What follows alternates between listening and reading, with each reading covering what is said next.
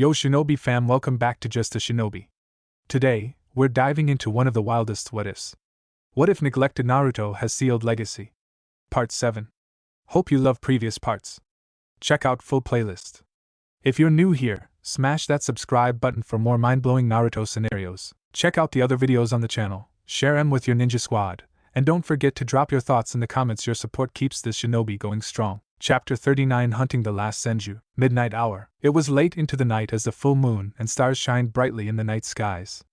Jiraiya was up in a hotel room working on one of his new books regardless of the mission. Much later in the morning, Jiraiya felt the need to unwind and get some of his new ideas down in writing, though he also thought about how Tsunade was going to react when she learns that she was ordered to return back to Konoha. He was sure it would be interesting to see how things play out between them, seeing each other again after all these years and seeing Naruto, whom she never met yet. And speaking of Naruto, Jiraiya wondered briefly what his sage trainee was up to.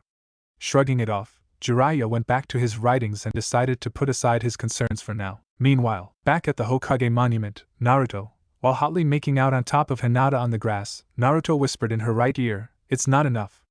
I want so much more of you." Unwilling to deny Naruto from consummating his love for her, Hinata relented to him and replied lowly, "Take me. Make me yours." Holding on to her, he shunshined the both of them back to his room in his house. Fortunate for them, neither Karen nor Anoka were home, as Karen went partying at a club while Anoka remained at the hospital for another day to recuperate, as she would be allowed to go home the next day. They had the house to themselves for the next few hours, and both Naruto and Hinata were going to make the most of it. A brief lemon scene. But nothing graphic, you've been warned. Skip to the next scene if you're not comfortable reading this brief lemon. Naruto slowly removed Hinata's clothes an article at a time.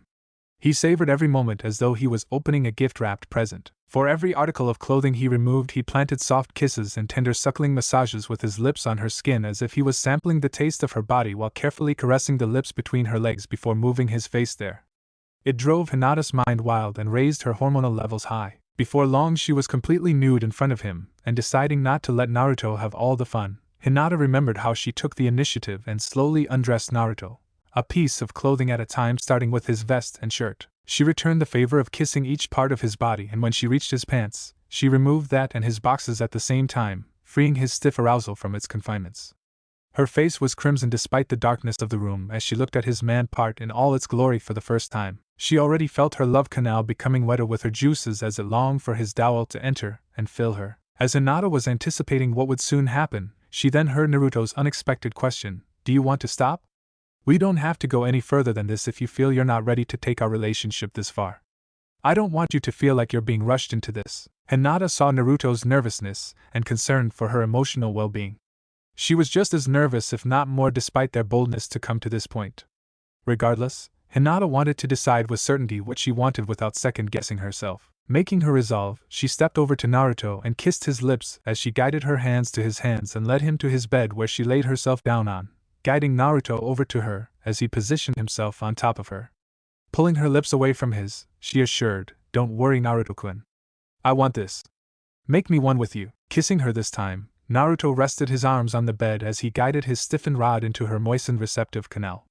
Hinata held onto Naruto as she braced herself, feeling every part of his man part sliding inside and opening her passage for the first time until he reached her sensitive barrier. Naruto's mind was doing somersaults as he savored the sensuous feeling of being joined with his girlfriend.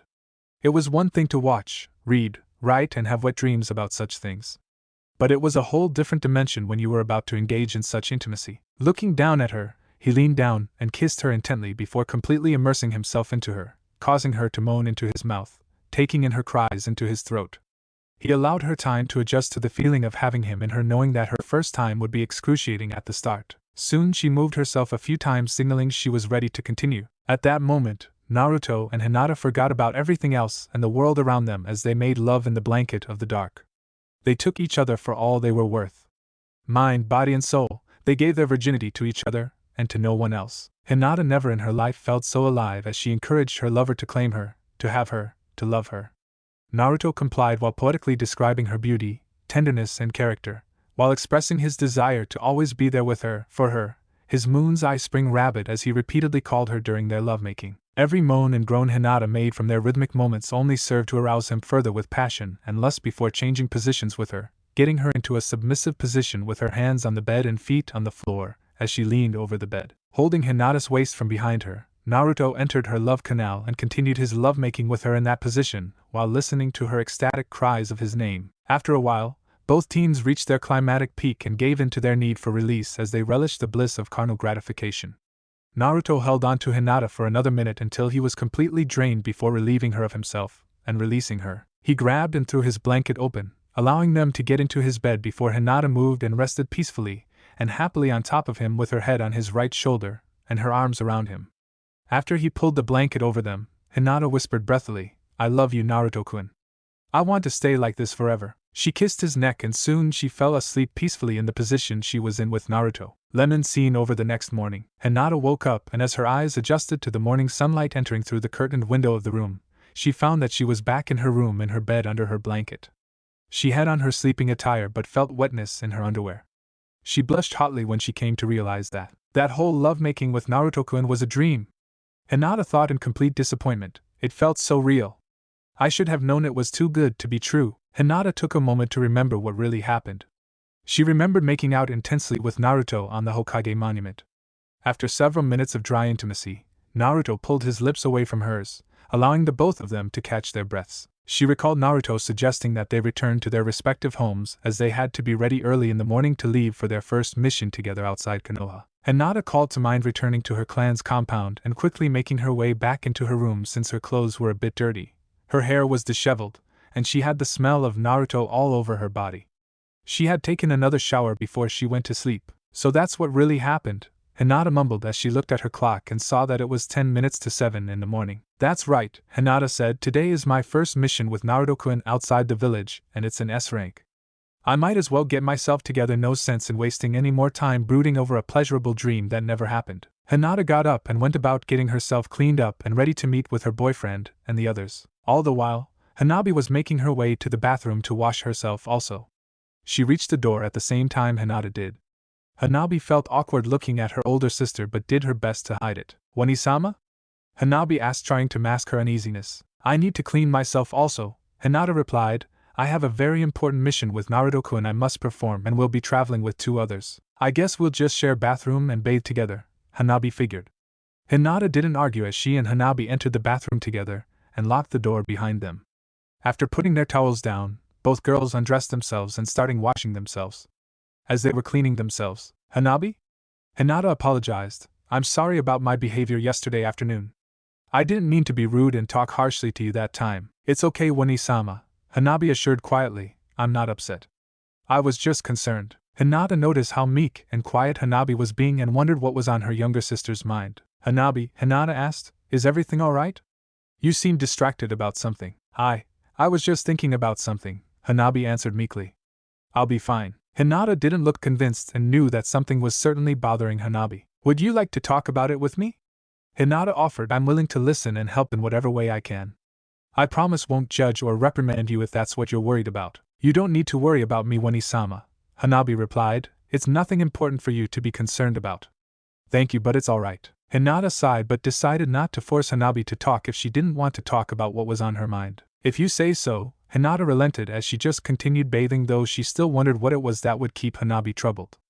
Hanabi continued doing likewise and bathing herself, though her mind was distracted by everything she saw and heard last night. "I knew that foreign priestess was up to something and she's using diplomacy to try and get Naruto-kun to sleep with her and get her pregnant 2 times, Hanabi thought with resentment and jealousy. Naruto-kun didn't come right out and say he agreed to Shion-sama's proposal, and Wani-sama obviously wasn't all that happy to hear that the priestess was offering Naruto-kun's clan a line of priestesses in exchange for sleeping with her. I don't know what Naruto-kun will do, but he did look clearly bothered by Shion-sama's tempting proposal, and I have to admit that she even looks a lot like my Wani-sama. Naruto-kun loves Wani-sama, and the way he expressed it last night." Hanabi blushed darkly when the image of her Hinata on her back with Naruto on top of her making out passionately with her came back to Hanabi's head, and she wondered if Hinata and Naruto actually went all the way while on top of the Hokage monument. She remembered that she didn't stick around to find out, as it was more than what she could take. Hanabi wasn't ignorant about sex and reproduction, as she had at one time asked one of the young adult female cadet branch members about the topic of sexual intercourse after sneaking a peek and reading a small section in one of Naruto's orange books. Hanabi was aware that Naruto and Hinata would kiss and make out in private here and there, but she never saw anything like what she saw between Naruto and Hinata on the Hokage monument, and the fact that it was her older sister who initiated it made Hanabi look Hinata differently. One-sama isn't so shy when it comes to Naruto-kun, Hanabi thought before her gaze shifted towards Hinata. I wish I was in her place and that Naruto-kun was in love with me.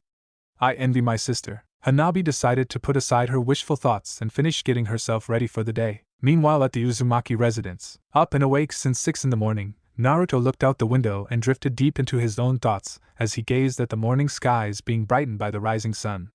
He had long since cleaned and dressed himself up before returning to his room to think. Currently he was thinking back to the meeting with Cheyenne at the Hokage Tower that took place yesterday and meditated on the events that happened there, and the proposals Cheyenne offered to him. Naruto knew he was in love with Hinata and he wanted her to be the matriarch of his clan. He wanted to be with her. Why would he compromise his love? I would always have a drop of guilt for betraying Hinata, Naruto thought. Even if for clan matters, a drop of guilt and pain would always sit between us, tarnishing our love.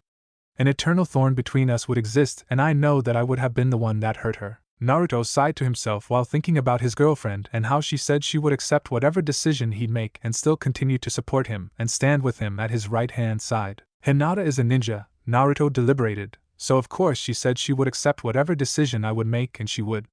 However, acceptance with understanding and being happy are two different things. I know that Hinata would be hurt, and as a human be a little jealous. She would love me, but a poisonous drop would always be there if I go through with accepting Cheyenne's proposal, causing pain and hurt. And even if I went with the option of artificial insemination, how would we arrange for them to be girls? How many tries would we have to go through with it? As Naruto continued thinking, he knew that his first future son would be his heir and with Hinata, his future wife, otherwise clan issues would arise. Naruto couldn't see himself treating his future children like commodities, like instruments to be used by the clan or the village. He knew what that was like and he would never be able to do that to his children. He thought about how it would that affect the kids he would have in the future. The main family and clan heir with Hinata and shrine daughters was Cheyenne, who would know they were conceived to serve as Uzumaki priestesses of the Uzumaki clan and Oni no Kuni. I'm sure that bad blood and jealousy between the two different set of offspring in the future would eventually arise. It's just human nature. Naruto contemplated. Having daughters with Cheyenne, even just one, would tie me to the priestess, no matter what I, Cheyenne or anyone else say. One daughter would be living with Cheyenne and the other one would be living with me. Would I abandon the other child completely? No, I would visit, but things would be awkward when we all would meet. How could it not be? The daughter living with Cheyenne would know that her sister gets to live with me, their father, while the other daughter while living with me would know that their mother Cheyenne wasn't the one I deeply loved and married. Again, familial and clan issues, jealousy and envy would grow and fester, poisoning any alleged benefits. Naruto-kun! Karen called from behind his bedroom door, derailing Naruto's train of thoughts. Are you ready? Karen asked. We have to meet up with your woman and Jiraiya soon. So let's get in gear. I already had my clones take care of my necessities and equipment needed for this mission, and they were all sealed into my scroll which is already in my pocket. In that case, Karen remarked, get that sweet ass of yours in gear and let's get moving already. Fine. Naruto replied as he started heading to his door and walked out through it, finding Karen standing in front of his door waiting for him. Come on, Karen said, let's get Hinata and hurry to meet with Jiraiya. What's your hurry?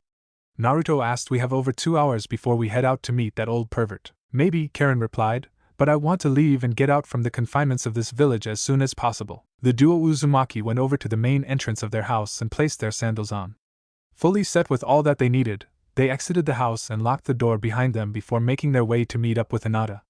It was only 10 minutes when they ran into Hinata, who was seen making her way to meeting up with Naruto and Karen. Hinata-chan! Naruto called out as he and Karen hurried over to her. Naruto-kun! Hinata greeted as she also moved faster to get to them. The trio finally grouped together and exchanged greetings. We were just coming at get you, Hinata-chan. Naruto said. I guess you couldn't wait and decided to come for me yourself. It's our first real journey together, Naruto-kun, Hinata said. I just can't wait to get it started as soon as possible. It's a mission, not a romantic getaway, guys, Karen reminded, and they added slyly. However, I can help change that up for you too if you like. Add me to the mix and I'll make things fun and interesting during this mission. Thanks, Naruto replied, but I have my own ideas on how to make this mission fun and interesting in more ways than one. Please share. You know I'm always open to new creative ideas, Naruto-kun, Karen invited with a mischievous tone. Hinata cleared her throat to get the two perverted Uzumaki's attention back on track. I'm getting an idea of how you two interact with each other on a daily basis, but we still have to meet up with Jiraiya-sama, Hinata commented. We have 2 hours before that time, Hinata-chan, Naruto said, so how about we go get something to eat first? I'll treat. Ramen don't count as breakfast, just so you know, Karen stated. As much as I wish it did, Naruto said, Ichiraku isn't open this early in the morning, so we'll settle for something else. The trio then went to find a diner that was open and ready to serve breakfast for their early rising customers. Meanwhile, miles outside of Konoha, somewhere in Hai no Kuni, a dark cloaked hooded figure walked through the hallways of a particular building on the 5th floor. Reaching his destination, he came to see 2 armed men standing at the left and right side of the door he came looking for. The 2 men looked at the newcomer, who had most of his face hidden under the shadow of his hood with part of his mouth visible. State your business here, instructed the bodyguard to the left. I'm the bounty hunter your boss sent for, the hooded cloaked figure answered. I'm the one known as Bloodhound. Yes, the bodyguard to the right acknowledged, seeing that the newcomer wasn't a threat. Our boss has been expecting your arrival. Bloodhound simply nodded his head before the man to the right knocked on the door and announced, Boss, the man you sent for is here. Good. The boss replied, Send him in. The bodyguard opened the door and said to the bounty hunter, You may proceed. Bloodhound walked through the door and entered the elaborately established office of what was clearly a financial loan organization of some kind. There were a couple of men and women working around the office doing document and filing work. At the end of the office was a nicely suited man who was sitting behind an expensive desk with 2 armed men standing at his sides. Bloodhound walked further into the office as the door to the office closed behind him. The workers in the office felt intimidated by his appearance, but he didn't let that bother him, as went and stood in front of the desk of the workers' boss. Bloodhound, suited man greeted, I've been expecting your arrival. It's nice to finally meet you. So you're the loan shark who summoned me for a job, the cloaked figure stated. I heard that you're good at what you do as a bounty hunter, and I'd like to hire you to track down and find a particular ninja for me, the loan shark said. A ninja? Bloodhound inquired. Mind you, the loan shark said, this ninja is no ordinary ninja. Many have died by her hands alone, but her reputation as a feared ninja is only exceeded by her infamous debt. With me in particular, she owes a massive debt, and frankly I'm tired of her dodging payments to me. Some whom I sent after her were never able to track her down successfully, and the very few who didn't return in one piece but hospitalized. You must be referring to the legendary sucker, Senju Tsunade. Bloodhound realized, I heard of her from others who failed to capture and bring her in to her debtors. How much does she owe you that would move you to seek me out for employment? The loan shark showed him written financial document with Tsunade's name on it. Upon seeing the amount owed, Bloodhound looked back at the loan shark and remarked, My rival Kakuzu would battle an army of ninja if he were to be promised this amount of money owed. Be that as it may, the loan shark remarked, but I want my money and with interest. I'll pay you half now and the rest when you bring me Tsunade and the money she owes me. Do you accept the job? How much am I being paid for my services? Bloodhound inquired. Tsunade is a Sannin, and even I know taking her on in a fight would be considered suicide by most. If I like what I hear, I'll consider accepting the mission. The loan shark passed him another document and allowed him to read it. The hunter carefully read the contents in it and saw how serious the loan shark was. Looking back at the man, the cloaked bounty hunter replied, Consider it done. Later, back in Konoha an hour later, Naruto was by himself, leaving Hinata and Karen back at the diner they were eating breakfast at. He informed the girls that before they leave to meet with Jiraiya that there was something very important he had to take care of in private, and that it was something he had to see to as soon as possible before they leave. The girls accepted and decided that they would wait for his return until his errand was over. And with that understanding put in place, Naruto found himself on the rooftop of one of the Hyuga houses in that clan's estate. He scanned the area and found Hanabi walking alone towards the dojo used for training. Before she entered the dojo, Naruto shunshined via smokeless wind gust and stood in front of her. Good morning, my little nighttime firecracker, Naruto greeted with a bright smile. Hanabi, remembering what she saw last night, lowered her head and gazed from Naruto, unable to look at him directly as she tried to fight back the dark blush on her face and the awkwardness she was feeling being so close to him. Good morning, and Naruto-kun, Hanabi stuttered much to her own embarrassment. Are you okay? Naruto probed. You're all red in the face and stuttering, something Hinata-chan does from time to time. You two are related. Very funny, Hanabi commented before forcing herself to look at him. So what brings you here to see me? I came to check on your progress and inform you about a couple of very important things before I leave with Hinata-chan and Karen for our mission, Naruto answered. Do you have time to spare? I'm free for today, though I have to return back to the oh-so-boring Ninja Academy tomorrow, much to my displeasure, Hanabi replied. I know your pain, Naruto remarked before placing his right hand on her shoulder and teleporting them to a more secluded area in their Hyuga compound. Now Hanabi-chan, Naruto started off, you've been training under my guidance in Drunken Juken for some time now, and before I get into what I need to explain to you, I want you to first demonstrate for me your current prowess in that hybrid art. Naruto summoned 7 Kage Bunshin and sent them after Hanabi. Hanabi, while suppressing the awkward feelings she was having, engaged Naruto's clones through drunken juken. Naruto watched carefully as he evaluated her performance of feigning drunkenness while battling his clones and found that she made some praiseworthy progress, even in her intentionally slurred and sloppy speech. He even found the fact that Hanabi referred to him as Naruchan during her spar session endearing, even from someone of Hanabi's status and reputation. Hanabi also incorporated earth manipulation to help hold and steady her footing on the ground while seemingly stumbling and throwing herself out of balance and coordination. She even used earth manipulation to serve as a defense on a few occasions to block and shield herself from the clones' attacks. A full 10 minutes went by before she was done, and his clones dispelled after she puffed them out through hit certain chakra points on their bodies. Well done, Hanabi-chan!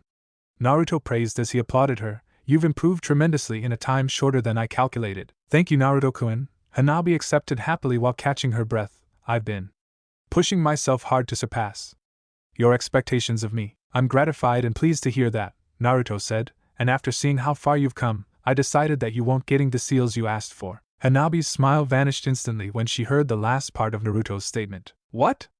Hanabi asked in shock. Did I hear right? You're not serious, are you? Please tell me you're not serious. I'm very serious, Naruto confirmed humorlessly. You're not getting the gravity and chakra restraint seals. Hanabi saw that Naruto wasn't joking at all. She felt deeply hurt and betrayed, especially after how Naruto was about to give her those seals just the other day had Anoka and later Itachi and Kisame not interrupted them. She lowered her head and balled her fists tightly as they started trembling. A moment later, Naruto started seeing and hearing Hanabi crying and sobbing in front of him. This isn't fair. Hanabi between her sobs as tears now ran down her face. You gave them to Weni-sama. So why can't I receive them? Is because she's your girlfriend and therefore gets special treatments? Hanabi placed her hands over her face as she continued to cry. I'm not playing favorites with either you or Hinata-chan, Naruto replied calmly. The fact of the matter is that I made a misjudgment when I was about to give you those seals. A misjudgment? So giving the seals you gave to Weni-sama was your better judgment, while almost giving them to me would have been a mistake? Hanabi remarked while crying as if the words tasted bitter in her mouth. I removed my shirt in front of you, Naruto-kun. Hanabi reminded in a low tone but loud enough for Naruto to hear. Something I wouldn't have done for any male even if it was a male doctor. It was a very sensitive and personal act I've done because you asked it of me after agreeing to give me those seals when you explained how the seals can only be applied to the recipient. I trusted you with my body to the point of going that far. Hanabi-chan, Naruto patiently beseeched while understanding why she was angry at him and disappointed. Please, let me explain my reasons more clearly, and then you can decide whether or not I'm being unfair to you. Hanabi sobbed a few more times before wiping her eyes. Naruto gave her a few moments to calm herself down so she could hear him out carefully. When she did calm herself down, she reluctantly looked up at him while trying to keep her emotions under control. During the Chunin exams and Chunin exam finals, Naruto explained, I found several factors you have in common with Gaara, the Suna Genin and Jinchuriki who fought and lost to Hinata-chan. That Genin was a Jinchuriki like you? Hanabi asked in surprise, and yet lost to Weni-sama. That's right, Naruto said, that Jinchuriki, Gaara, like you, has an affinity for earth, but unrivaled mastery over sand. During his match with Lee in the preliminaries and his later match with Hinata-chan, I carefully observed and studied his fighting techniques and defenses. What I also found noteworthy was that he has a complete suit of sand armor all around his body from the top of his head to the bottom of his feet. That armor not only protects him from most attacks but it adds considerable weight to his body, and because of how naturally gifted and talented you are with your natural affinity in earth manipulation, especially after watching your demonstration just moments ago, I saw the potential for you to use your earth manipulation as a substitute for the gravity and chakra restraint seals. How so? Hanabi asked with her interest and fascination now sparked. Earth, gravity and magnetism all work together harmoniously, my little nighttime firecracker, Naruto enlightened. With earth manipulation, you can influence and manipulate the weight of any earthen object and the effect gravity has on it regardless of its size. This rule also applies to metal, steel, alloy, crystals and gemstones of all sorts since those objects are derived from the earth as well. Glass falls under this category also since that too is made out of sand. This will require much time and practice, but through given time, you'll be able to develop a body suit of sand or any other earth-type material through earth manipulation and use it to exert self-imposed gravity on your body. The amount of gravity placed on your body will depend on the level of earth manipulation you choose to use. This will also serve to build up your chakra reserves and stamina, as your body and chakra coils will be forced to adapt and adjust to the additional exertion placed on you, though I might have to come up with a seal to help serve as a support for your earth manipulation type gravity. Mind you now, it took Hinata-chan years to get where she is today, even with the seals I gave to her. Your training is unique from hers because you'll be getting as far as you can without them and with satisfying results once you've mastered this, and my next new training my clones will show you later today. So tell me please, am I being unfair in giving Hinata-chan special treatments just because she's my girlfriend, Hanabi-chan? Hanabi ran and hugged Naruto tightly as she apologized with her face buried in his chest. Naruto-kun, I'm so sorry.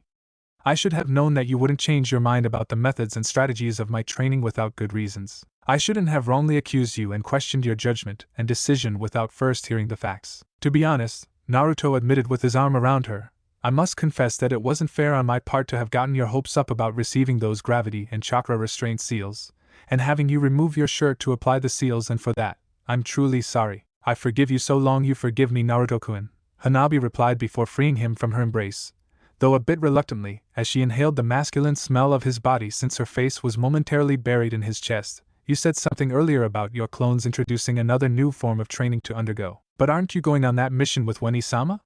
You won't be around to make more clones for me to train with. I already have that base covered and plans have been made, Naruto assured. While away, my clones on standby will teach and keep you on your feet.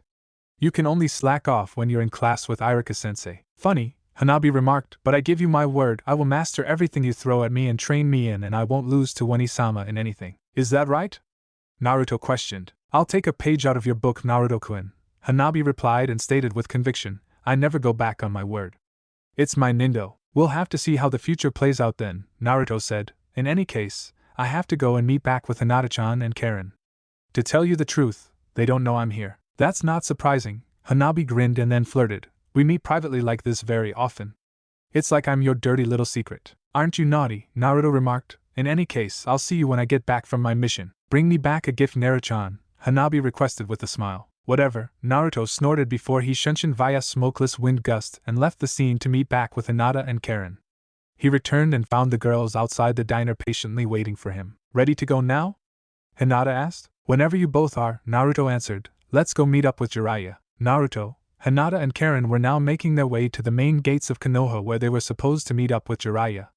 They got there and found Jiraiya waiting patiently for them. So you three finally showed up, Jiraiya greeted. I almost thought I had to go and get you three myself. Well, we're here now and ready to head out to find your wandering teammate, Naruto responded. The group, now fully assembled, turned to the gates and started their journey to find and retrieve Tsunade. Later on, Hanabi was making her way to an isolated training field after being given a note from one of Naruto's clones to report there. She arrived on time to find another one of Naruto's clones waiting for her. Hello, Hanabi-chan. The Naruto clone greeted, punctual as usual. Don't expect less from me, Hanabi said. You and the rest of Naruto-kun's clones are to oversee my progress in drunken juken and earth manipulation, while Naruto-kun himself is away on a mission with Weni-sama. That's right, Naruto said. We still have many grounds to cover and new materials to start you on. What do you have in mind for me? Hanabi asked. How valuable are your eyes, Hanabi-chan? Naruto asked. Hanabi looked at Naruto oddly and stated, I can't use my bloodline limit or juken properly without them, and I need my eyes to see everyone and everything around me. I see, Naruto remarked intentionally with his pun, but unfortunately for you, you're going to be disabled. Excuse me? Hanabi asked before Naruto removed his head protector from his head and walked over to Hanabi. You're going to be blind, Naruto said before placing and tying his head protector over her eyes. Are you serious? Hanabi asked. What's this supposed to accomplish? A whole lot, Naruto replied. I'm starting you on an advanced new form of training, and you'll be implementing your earth manipulation with this training throughout this training. You're going to learn to see without sight but through hearing and seismic vibrations. We'll add your drunken juken and your other combat training into the mix later as time progresses. You want me to learn to see through sounds and seismic vibrations? Hanabi asked. I recall telling you some time ago that I would be giving you this type of training depending on how far you've come in your training, Naruto said. But if you feel this form of training is far too advanced and beyond your league, I can always find something simpler. No! Hanabi retorted sharply. I didn't come this far to cower now and let Weni-sama continue to surpass me. I've seen for myself how far Weni-sama has come because of you. I'm well aware of that, Naruto commented, knowing that he was hitting the right buttons to appeal to her Hyuga pride to coax her into going through with the difficult training. You know, training to see without sight is very hard, and even some advanced jounin have a hard time dealing with blindness. All the more why I'll take this new and difficult training. Mastering and perfecting this would mark me as a more exceptional ninja than them, especially as a Hyuga. I already gave my word that I won't lose to Wanisama in anything, and I never go back on my word. Hanabi answered with a determined tone. Isn't that what you always say, Naruto-kun? You're quite the firecracker, Naruto remarked, so let's see how strong your resolve is. Outside of Konoha 3 hours later, Jiraiya and his team were making a steady pace in their journey and covered much ground in their walk. During their walk, Naruto was in deep thought about what his clones studied and learned from Itachi's black book on each member of the Akatsuki. He made sure to remember every member of that organization and their abilities, but what troubled Naruto was the female member known as Konan, and her partner who went by the name Pain when clearly he was Yahiko. They were Jiraiya's students a long time ago, and the third member was Nagato, and he was the one with the Rinnegan. Naruto was trying to make sense out of how Yahiko got the Rinnegan, not to mention why he had all of those body and facial piercings all over him. He was forced to wonder what happened to Yahiko, and what became of Nagato. His other concern was Madara, who was posing as a comical goofball sidekick of the Akatsuki known as Tobi. What was clear was that Pain was taking on the role as a proxy leader of the organization, with Tobi secretly operating things from the shadows. Naruto's top concern was unmasking the phony Madara and finding out which Uchiha was behind the mask. He was seriously contemplating about talking to Jiraiya in private about what he learned and knows. But then that would force him to reveal Itachi as a double agent. Naruto then considered sending disguised spy clones to Amigakure and seeing what he could find out through them. Putting those thoughts aside for now, Naruto's thoughts shifted to his conversation with Sasuke and Taiya yesterday evening. He deeply considered everything they explained to him, and how they eventually became an intimate couple living together in secret. I still can't believe Sasuke got laid before me, considering his past with girls, Naruto thought. Regardless, it's clear that Sasuke cares for Taiya and wants to protect her. So far Taiya did quite a job keeping herself from being discovered while hiding underneath everyone's nose. But she's going to be discovered sooner or later, and things could get ugly if it's discovered that Taiya has ties with Orochimaru, and that Sasuke has been secretly housing and sleeping with her for some time. They both could be sent to Ibiki and the interrogation unit for questioning, and if it's discovered that I knew about this and said nothing, then I'll have my own set of unwanted headaches to deal with. Wait a minute! Enko, that hot psycho snake lady, had ties with Orochimaru also. I wonder what it was. She also has the curse mark seal like both Sasuke and Taiya. Yet despite that and her past with Orochimaru, Enko was still allowed to serve as a special jounin. Perhaps I can get that psycho snake lady to help vouch for Taiya to have amnesty in Konoha. Orochimaru might retaliate against Taiya for betraying him though. But he didn't do so against Enko for some reason or other. I'll make a note to question Enko about her past with Orochimaru when I get back to Konoha and see what I can learn from her about how she got free from Orochimaru's control over her. That snake Sannin has an interest in Sasuke for some reason or other. Perhaps I could find a way to use that to my advantage. While Naruto was quiet and deep in his own thoughts, Karen in the meantime was reading one of Naruto's Ika Paradise books. Jiraiya saw this but stayed quiet about what he saw her doing, as Karen would blush and let out a couple of perverted giggles here and there. I can't believe that girl is actually enjoying my book, Jiraiya thought. Every other female who read my book only looked upon it with disgust and hate. It's refreshing to know that there are exceptions to such needless hatred for my skillful writings. Hinata for her part saw how Naruto said nothing to her for 3 whole hours since the time they departed from Konoha. She wondered if he was still thinking about what Cheyenne proposed to him. Deep down Hinata hoped he won't accept Cheyenne's offer when the time comes for him to make his decision, even though she, Hinata, assured Naruto that she would support him no matter what he decides to do. Just as Hinata was about to break her silence and get Naruto to talk to her about whatever it was that was on his mind. I love your stories, Jiraiya-sama. Karen praised. I understand why Naruto-kun loves them so much, and your attention to details are always on the mark. Really now? Jiraiya smiled with appreciation. Most females hate my stories and always burn my books whenever they catch their boyfriends, fiancés, or husbands with them. Those self-righteous, narrow-minded women don't know what they're missing, Karen remarked with disapproval and continued with a more appreciative tone. Believe me, what I've read gave me so many hot ideas of what I can do in bed with a guy. Karen then asked teasingly, ain't that right, Naruto-kun? Naruto snapped out of his thoughts and turned to Karen. Huh? Did you say something, Karen? Naruto asked. Karen said, I was asking you if you agree that I have hot ideas of what I can do in bed with a guy. Naruto blushed hotly, seeing the position Karen intentionally put him in, seeing that Hinata was right there hearing everything she was saying. Karen, seriously? Naruto replied. Yes, seriously, Karen teased. I'm sure Hinata would be interested in some pointers I can give her to try out on you. I know you'll thank me later, Naruto-kun. Hinata covered her mouth and blushed darkly after she remembered the wet dream she had with Naruto last night, and Karen's mannerism of talking wasn't helping. What ideas did you have in mind, may I ask? Jiraiya inquired with an interested tone. I'd like to hear from a female's point of view what they would enjoy doing with their lovers or what they would enjoy their lovers doing to them. Do we really have to talk about this so openly? Hinata asked, trying to change the subject. Hinata, quit your pretense of shyness, please. Karen replied, if you can make out in public with Naruto-kun in front of everyone, then you're not so damn shy as you like everyone to believe. That may be true, Naruto admitted, and he added, but I like when Hinata-chan acts a little shy. It makes her all the more cute and irresistible despite her being a strong kunoichi. Naruto-kun, Hinata asked with her face turning redder, you never hated when I was shy. It's part of who you are, though you've gotten better control over it through the course of time, Naruto said. Plus your shyness has always been a turn-on for me, as it makes me want to break you free out of your shell and eat you like a slice of gingerbread. By eat you, Karen asked mischievously, are referring to tasting her juices and having your tongue snake its way through in her hidden garden? Now it was Naruto's turn to blush deeply upon realizing what he said and the implications of Karen's question. Jiraiya in the meantime was quietly writing down everything he was seeing and hearing. I ought to have these three travel together with me more often, Jiraiya giggled as he continued writing. They're so rich in dynamic and realistic resources and metaphoric expressions. Hinata was struggling to herself together as Karen's words gave her plenty to visualize, and the fact that Naruto didn't deny what Karen said only made keeping her hormones in check harder. Karen's an even bigger pervert than Naruto-kun, Hinata thought, and Naruto-kun told me how Jiraiya-sama refers to himself as a super pervert. Getting through this mission with the combination of these three will be harder than I thought. Seeing that she teased them enough, Karen went over to Jiraiya and said, are you still interested in some of my ideas? I'm all ears, Jiraiya answered. Karen and Jiraiya walked ahead of Naruto and Hinata, giving the couple their space. Karen went on to tell Jiraiya about a few of her fantasies which topped anything Jiraiya ever thought about with Swanda. Some of Karen's ideas for better books Jiraiya himself surprisingly found to be too much, and that was saying something.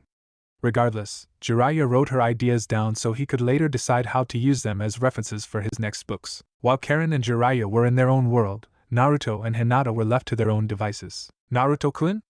Hinata started off, I'm sorry for bringing this up and I hope this doesn't make you upset, but have you given additional thought to Shion-sama's proposal to you? Why would you asking me such a question upset me? Naruto replied, you have as much right to know as I do. And to answer your question, I did give a lot of thought and deep contemplation about it early this morning. And what have you considered? Hinata asked. What came to mind was trouble should I accept her proposal regardless of all the benefits that would come out of having daughters with her, Naruto said before explaining what he meditated on earlier on in the morning. Hinata listened to Naruto as he related to her the difficulties and concerns that would result from Shion's proposal. Soon Naruto was done with his explanation, which gave Hinata much to think about. After a couple of minutes, Hinata said, you gave this a great deal of careful thought, and truly took into consideration my feelings about it, and how it would affect our relationship. It involves not only my clan's future but also our future, so I had to always add you into the mix of things, Naruto remarked. There is no future if you're not there with me, my moon's eye spring rabbit. You've always valued and treasured me, Naruto-kun, Hinata said happily before she blurted, I just wish that beautiful dream I had about you last night was real. What beautiful dream did you have me about? Naruto asked curiously with a mischievous grin on his face. Hinata's face burned crimson when she realized her slip of the tongue. Nothing, Hinata said quickly. I was just talking gibberish. Just ignore what I said. Ignore what you said? Naruto replied teasingly, woman, I shared with you my deepest thoughts that involve our future, and you can't even share one of your dreams with me? Oh, how could you, Hinata-chan? Hinata saw how Naruto was teasing her, but when she thought back to how they essentially made out twice yesterday, and so openly, Hinata confessed slowly, I dreamed about making love with you. You did? Naruto asked with a surprised tone. It was hard not to after how we made out last night, Hinata replied. It felt so real to the point that I thought it was the real thing. Wanna share the hot details with me? Naruto asked with a pervy smile on his face. Think of it as one of your girl talks, only it's with your future lover. Hinata's face turned redder before she consented. I'll tell you. But don't use this as reference for any of your future books. After promising her to respect her request, Hinata went on to relate to Naruto her dream of him, not sparing the details. Hinata's vividly explained story had Naruto giggling and blushing like the pervert he was. I never knew you had such hidden fantasies about me, my naughty moon's eye spring rabbit, Naruto teased as he held Hinata closer to him. It's what I get for having you as an influence in my life, Hinata remarked. Oh, you love every moment of it, Naruto replied and then whispered in her right ear. But if you honestly want to, we can make your dreams come true. I can show you some moves with my fingers and tongue you've never seen before while doing all the things you want me to do to you. The next thing Jiraiya and Karen heard was a squeal followed by a thud coming from behind them. They turned to see an unconscious Hinata on the ground with her face the darkest red they ever saw with a trickle of blood seeping down her nose. What did you do or tell her, Naruto-kun? Karen asked with a curious smile. Sorry, Naruto said, I promise Hinata-chan not to share what she told me as it's just between us. Well, whatever it was you said to her in return must have been juicy and downright dirty, Jiraiya remarked. Are you sure about not sharing with us what you two talked about, especially with me as your godfather? Go find your references and resource material for your new books elsewhere, Naruto retorted. Jiraiya pouted. You're so stingy. Whatever, Naruto remarked before wiping the blood off Hinata's nose with a handkerchief. He put the handkerchief away in his pocket to clean later and then lifted Hinata up and scooted her over his back in a piggyback style. Come on, Naruto suggested, let's continue on our way. And with that the group continued with their travel. Back in Konoha at the Hokage Tower, Hiruzen was in his office finishing up some documents before he would go on his break. After he was done, he sighed in relief and leaned back in his chair to take a breather. When he looked up to the ceiling, however, a most familiar blue scarf was the first thing he was greeted with. Konohamaru! Hiruzen called out in surprise after seeing his grandson standing upside on the ceiling in his office. Hey Gigi! Konohamaru smiled. I wanted to surprise you in some advanced training Naruto Niken has been giving me. So he taught you how to focus your chakra and stick to walls and ceilings? Hiruzen acknowledged. That, and how to walk on water, and many other things he's teaching and training me in, Konohamaru added before he performed a smoke shunshin and reappeared in front of Hiruzen's desk. I learned a lot more from Naruto Niken than I do sitting in boredom at the Ninja Academy all day, Konohamaru remarked. But I'm not here to rant on that, Gigi.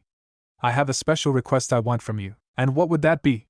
Hiruzen asked. You're skilled in the Iron Monkey Fist style and Bojutsu, and alongside this, you have the monkey summoning contract with Enma the Monkey King, Konohamaru said. I want to be trained in the Iron Monkey Fist and Bojutsu, and I want permission to sign the monkey summoning contract and be one of their summoners. That's a very tall request, Konohamaru, and asking to sign a summoning contract of any sort is never taken lightly, Hiruzen stated. Besides Naruto taking time out of his schedule training you, Ebisu has been devoting a good portion of his time training you. While that's true, Konohamaru admitted but countered, but he's not capable of teaching me the things I'm asking of you, Gigi. I tried asking Asumiji-san, but he said he already has his hands full with his genin team, and he himself told me that he doesn't know Iron Monkey Fist or Bojutsu, nor does he have a summoning contract with Enma or any summoning contract for that matter. That's why I'm asking you. I have my duties and responsibilities as the Hokage, and I have yet to find a qualified successor to become Godame since the death of the Yondaime, Hiruzen stated. It will be difficult giving you the amount of time needed in personally training you as a result. Is there nothing you can do about that? Konohamaru asked. I said it would be difficult, Hiruzen remarked, and then inquired, and why are you so intent in learning what you're asking of me and having a summoning contract? Because I want to become known as something more than honorable grandson of Sandaime Hokage, Konohamaru stated. Before I met Naruto Niken, that was all I was acknowledged as, and I downright hated it because no one acknowledged me for just being me or someone aspiring to become a strong Konoha ninja and someday future Hokage. Hiruzen gave no reply as he silently listened to Konohamaru's speech. Naruto Niken said that there are no shortcuts to success in life or in becoming Hokage. Konohamaru replied, Naruto Niken is helping me a great deal in changing my image and improving in my combat skills and teaching me new jutsu. He's even giving me elemental training in fire. However, he told me that he's not skilled in Iron Monkey Fist and that you're the best person to ask for that training. But most importantly, I want to become strong enough to protect those precious to me like how you and Naruto Niken do all the time. Please, Gigi, train me in Iron Monkey Fist and Bojutsu, and allow me to sign the monkey summoning contract. Hiruzen looked at Konohamaru seriously and saw the fire in his eyes. The aged man saw how determined Konohamaru was in reaching his goals. The Hokage didn't need to analyze how influential Naruto had been in Konohamaru's life. Very well, Hiruzen agreed, I will train you. You really will? Konohamaru asked excitedly. Your reasons are noble and sincere, and you're not seeking to use your training or familial ties with me for selfish endeavors or fame, Hiruzen said. However, I won't be an easy teacher as I'll be as hard on you as I was with my 3 students back then. I'll take what you hit me with, Konohamaru said. Even if your training proves to be unbearably hard, I'll just keep getting back up and continuing improving myself. That's good to know, Hiruzen said. However, you won't be allowed to sign the monkey summoning contract until you've officially become a genin and prove yourself in your training with me. I'll do whatever it takes to make you and Naruto Niken proud of me. I swear it. Konohamaru promised. Good, Hiruzen said. Now Konohamaru, please be on your way as I have to start planning your new training sessions with me. Konohamaru nodded his head and excitedly exited the office. Hiruzen leaned back in his chair and sighed again. I'm too old to continue being Hokage, Hiruzen remarked to himself, and frankly, I wish I could go back to my retirement and enjoy more time with my grandson. I hope I live long enough to find a qualified successor. Hours later, back on the training field, Hanabi was sitting on the ground up against one of the trees. She was both worn out and dirted out, and busy catching her breath while feeling unwanted spasms and sores around different parts of her body. That will be enough for today. It'll be best for you to go home and rest for the rest of the day, Naruto advised. You do have the Ninja Academy to attend tomorrow. I need more than rest, I need healing, Hanabi groaned. Every part of my body hurts. I'll put it this way for you, my little nighttime firecracker, Naruto remarked. You won't fail this training, you'll live through it. Wanisama said the same time about her time learning and training under you, Hanabi remembered. Then you know what to expect, Naruto commented. I didn't go easy on Hinata-chan one bit, and some of my training tested her strength and resolve not only physically, but also mentally and emotionally. One of my tests was even traumatic. Do your worst, Hanabi challenged as she gradually stood back up in her feet and faced Naruto. I'll show you what my resolve and strengths can take, even if it's through hell and beyond. So bring it on. Right after that proclamation was made, exhaustion overwhelmed Hanabi as she fell forward and passed out face down on the ground. Naruto went over to her and checked on her, finding that she was completely knocked out. I obviously overworked her, though she asked for it. She won't be waking up till tomorrow, Naruto remarked. I suppose it can't be helped. Naruto lifted and carried Hanabi's motionless form bridal style and adjusted her head to rest on his right shoulder. Let's get you back home, Naruto said aloud before making haste to the Hyuga compound. After arriving with Hanabi, he asked for one of the female cadet branch members to see to Hanabi's care after explaining how she passed out from training exhaustion. After leaving Hanabi in the female cadet member's care, Naruto dispelled himself into a cloud of smoke, give his memories, experience, and knowledge to the rest of his remaining clones on standby. Later that evening, miles away from Konoha, Jiraiya, Naruto, Hinata and Karen arrived in a lively town bustling with people, merchants and travelers from all around High no Kuni Fire Country. The town was called Ochakmaki Tea Cake Town. By this time, the skies were darkening, and they spent most of the day traveling and walking. It's getting late, Jiraiya said. Let's look for a hotel to spend the night in. We can continue our mission in the morning, Karen suggested. Both me and Naruto-kun can share a room, considering that we already live together in the same house anyway. Hinata, however, disagreed and said, Karen, you and I should share the same room. Fine, Karen replied, you and I will share the same room. With Naruto-kun. That's not what I was suggesting, Hinata rebuffed. I don't see what's the big deal with the idea of Naruto-kun and I sharing the same room, Karen grinned and went on. I mean, he's already used to living with me and Anoka. Not to mention he's used to us being in only our t-shirts and underwear. What? Hinata muttered. You guys will walk around the house with so little clothes on around Naruto-kun? Don't act so innocent and pure, Hinata, Karen replied. I'm well aware of how you acquired those gravity and chakra restraint seals Naruto-kun gave to you. Anoka told me how it's done, and don't act like you didn't enjoy it. Hinata's face was as red as ever. She wanted to say something to counter Karen, but she couldn't come up with a retort to reply back with. Naruto sighed lowly to himself as he started thinking that bringing Karen may not have been the best idea. Jiraiya, however, watched and giggled at the scene in amusement, while writing down everything that was happening, mentally thanking Naruto for suggesting that he bring Hinata and Karen with them for their trip to find Tsunade. Naruto began wondering what measures he'd have to take to calm Hinata down, as he would have to later explain Karen's perverted personality to Hinata. Listen, Karen, as much as you enjoy teasing us for your personal amusement, Naruto mediated, I think it would be best if. Naruto didn't get to finish when he suddenly sensed something close by. Naruto, what's the matter? Jiraiya asked. That feeling again, Naruto said with a measure of excitement. What feeling? Hinata asked. Kindred, Naruto said as he ran off in the direction he sensed the chakra signatures. Naruto, where are you going? Jiraiya asked loudly. I sensed and picked up on two Uzumaki brethren. Naruto explained while running off. They're very close by to us. On hearing that revelation, Jiraiya, Hinata and Karen followed Naruto in hot pursuit of the wandering Uzumaki he claimed to have detected. Karen, with her own feeling of excitement of finding there were more of her clansmen in town, ran as fast as she could to catch up with Naruto. After a few minutes, Naruto stopped running as he came across the two Uzumaki he was looking for, who turned out to be identical twin brothers. The older twin was an above-averagely tall 15-year-old boy, standing at 5'8" with dark red hair reaching down his neck and luminous silver-colored red eyes that were sharp and had an alert but carefree look to them. His skin was a nice tan shade of beige, showing he had bathed in the sun's rays very frequently, and was smooth with no blemishes or baby fat, which made his face look that much more attractive for girls to see. Both boys were wearing black ninja sandals and dark gray pants with white ankle bandages wrapped around their ankles. They were also wearing light gray mesh shirts with whitish gray vests, and large dull gray ponchos with white fringes and black spiral designs all around the ponchos. The ponchos covered most of their bodies and kept their weapons and scrolls from being seen, though it was hard to tell them apart with the younger twin having the same looks and height as his older twin. However, his eyes were less sharp-looking.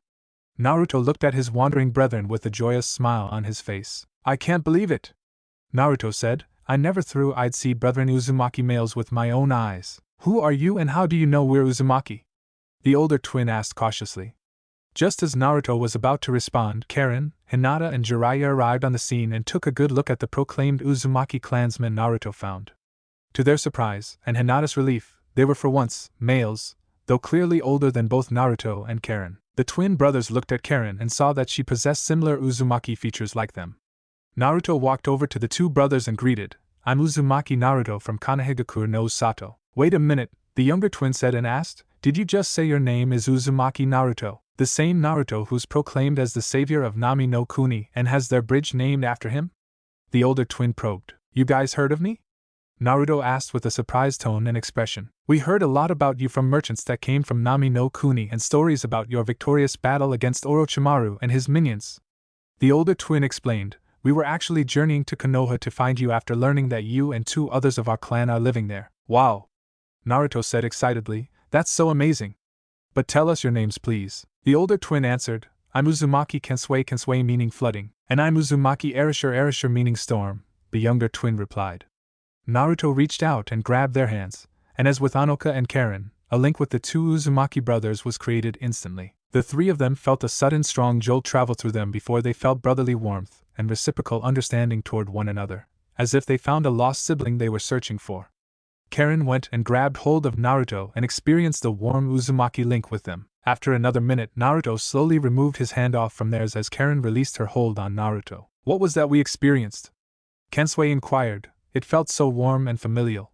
It was unlike anything I ever felt in my life." "I second that," Erashur agreed and looked at Naruto. "You truly are the Uzumaki we've been searching for and we're so happy we found you." Erashur then turned to Karen and said, "And you too Uzumaki Karen. You guys know my name?"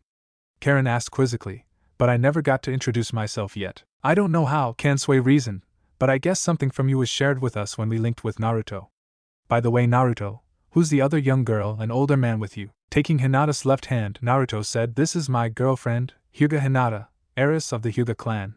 The older man with us is the Toad Sannin and sage known as Jiraiya. I'm very happy to meet you both, Kensui-san and Arashi-san," Hinata greeted respectfully with a formal bow. "I'm ecstatic that more Uzumaki were found," Jiraiya said. "It's going to make headlines when we return to Konoha after we find Tsunadeheim." "Yeah, but before we do," Naruto suggested, "let's look for a nice hotel to check into." "I second that idea," Karen agreed. "We've been on our feet all day and I need rest and recuperation." "Come on!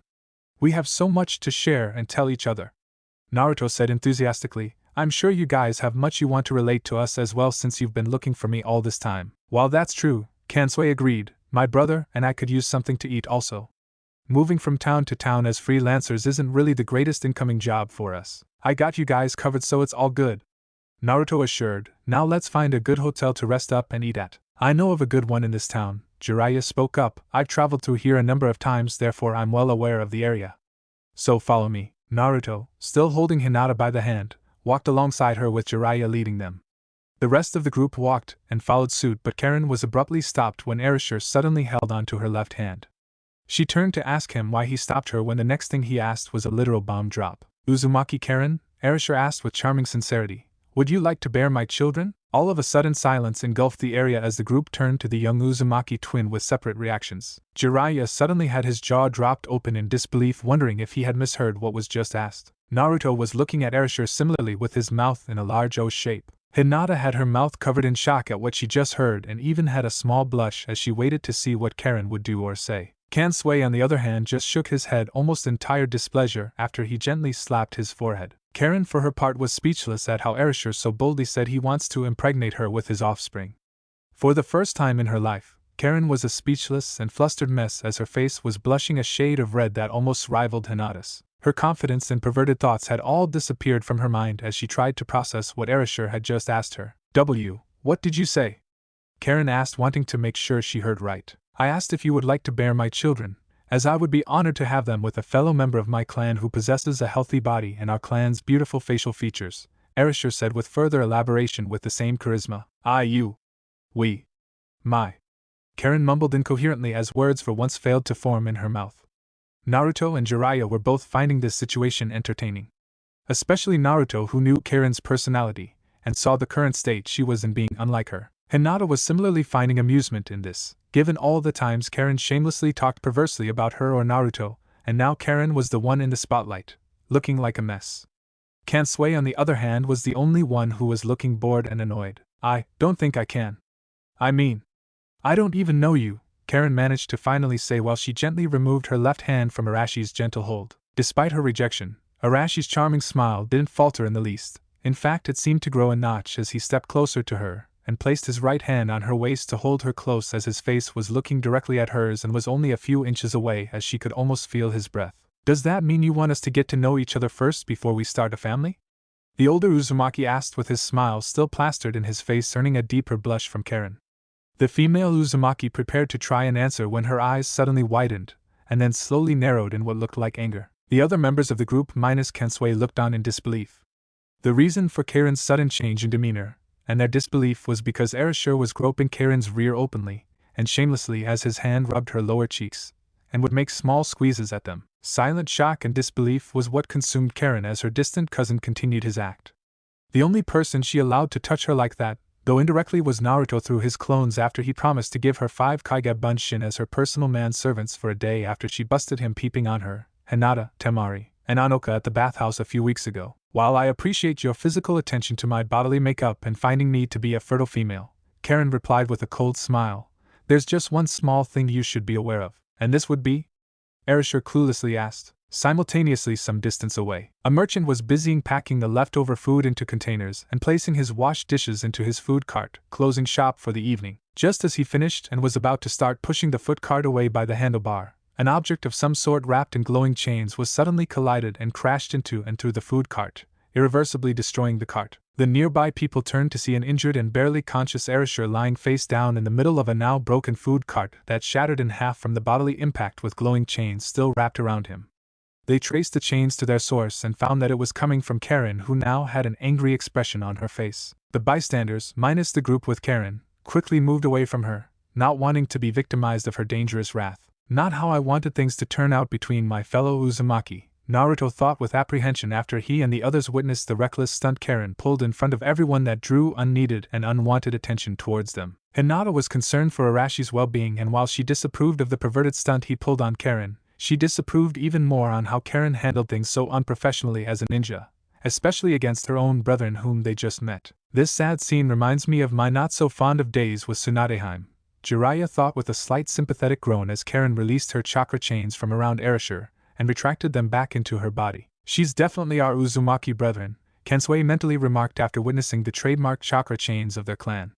Karen walked over to Erasure and knelt over him, with the owner of the destroyed food cart looking on in shock, horror and fear after seeing Erasure thrown and slammed brutally through the cart. Erasure was covered in debris, broken dishes and scattered food that ruptured from their containers due to the impact. You possess a hidden, deadly and most violent temper, Erasure groaned in pain. You truly are an Uzumaki by blood, Karen whispered into his left ear. Though I'm a pervert myself, I don't let guys just touch me like that without my permission. Remember that, Kansui sighed. Will you ever grow up and stop repeating these antics of yours, Erasure? Kansui questioned out loud, more to himself than to his younger brother. Repeating? You mean he's done this before? Karen asked as she stood back up and faced Kansui. I should have mentioned earlier that my younger twin here has girl problems, Kansui stated apologetically. When he sees an attractive female teenager or older woman, he tends to ask for that girl's hand in marriage or to bear his offspring after complimenting them. But he always ends up groping their behinds. I've lost count of how many fights and close calls we've gotten into with those girls' boyfriends, lovers, fiancés and husbands because of his perversion and sexual harassment of those women and his inability to land a decent girlfriend. Hinata sighed sympathetically and thought, my joy that Naruto-kun found male Uzumaki-kin is tarnished now that I know that one of them is worse than Karen. But on the plus side of things, those fights have helped sharpen our skills and strengths, as each battle moved us to practice and train harder to defend ourselves, considering that many of those guys and females were ninja, Erasure remarked as he gradually stood back up and cleaned himself off. Though injured, it was nothing he couldn't heal from. That's because I don't want us getting killed for your stupidity. Kansui retorted. Why do I feel like this kid is going to be a handful to people and to the rest of us? Jiraiya thought to himself after seeing this display of what would be a regular occurrence. Although he admired the boy's taste and boldness, however, he questioned the boy's sanity in asking for children at his current age and from multiple women. Naruto walked over and stood next to Karen. She turned to face him only to be greeted with discontentment and a stern frown. You were impetuous and entirely reckless, Karen, and your lack of control against our brethren caused a scene we didn't need. Naruto scolded. While I understand that you didn't like what Erasure did, however, you losing your temper made things worse. Now I have to pay for the property damages and loss of food items you caused in destroying this man's food cart. What do you have to say for yourself? Karen saw that Naruto was anything but happy with her at that moment.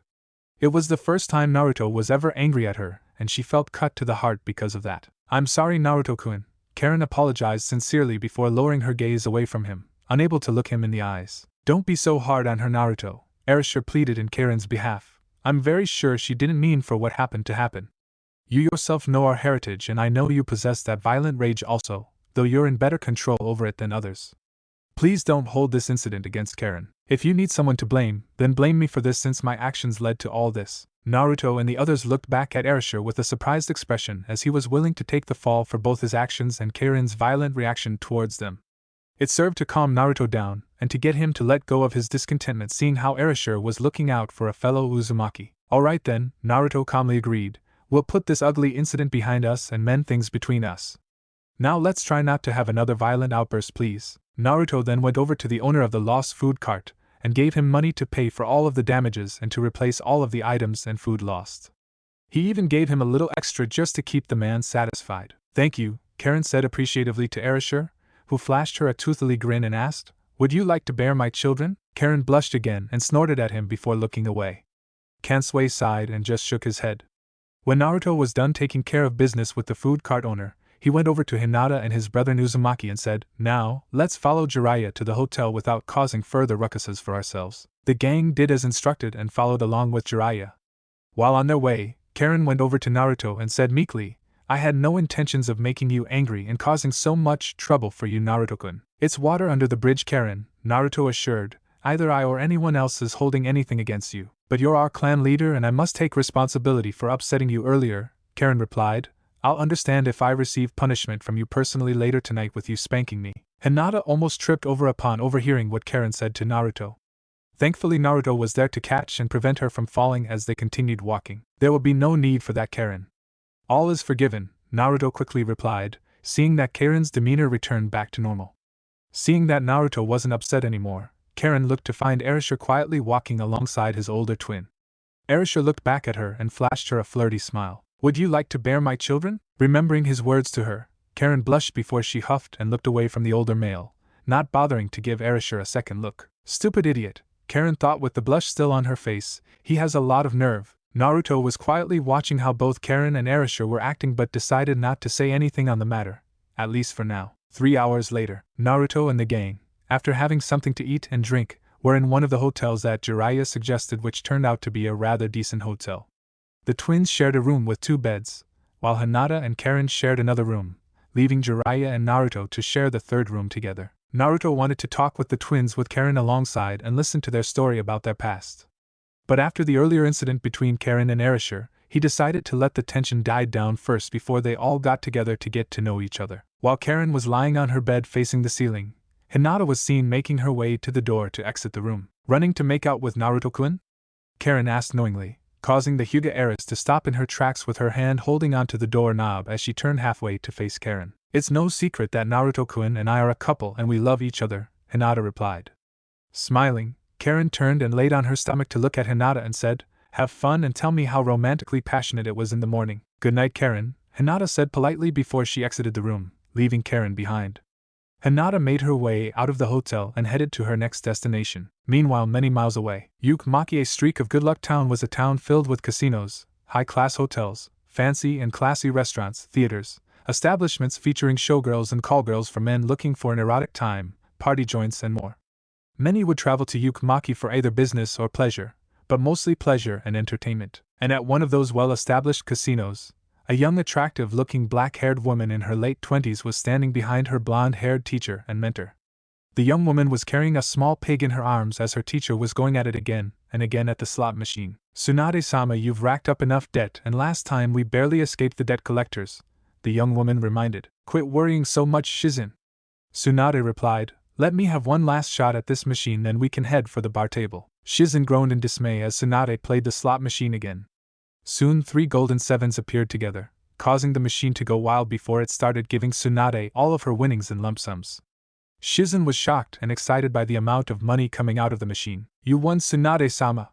Shizen praised excitedly. "Now we have money for us and Taunton to fall back on." An arctic chill ran down Tsunade's back after seeing how much she won, which was a surprisingly large sum of money.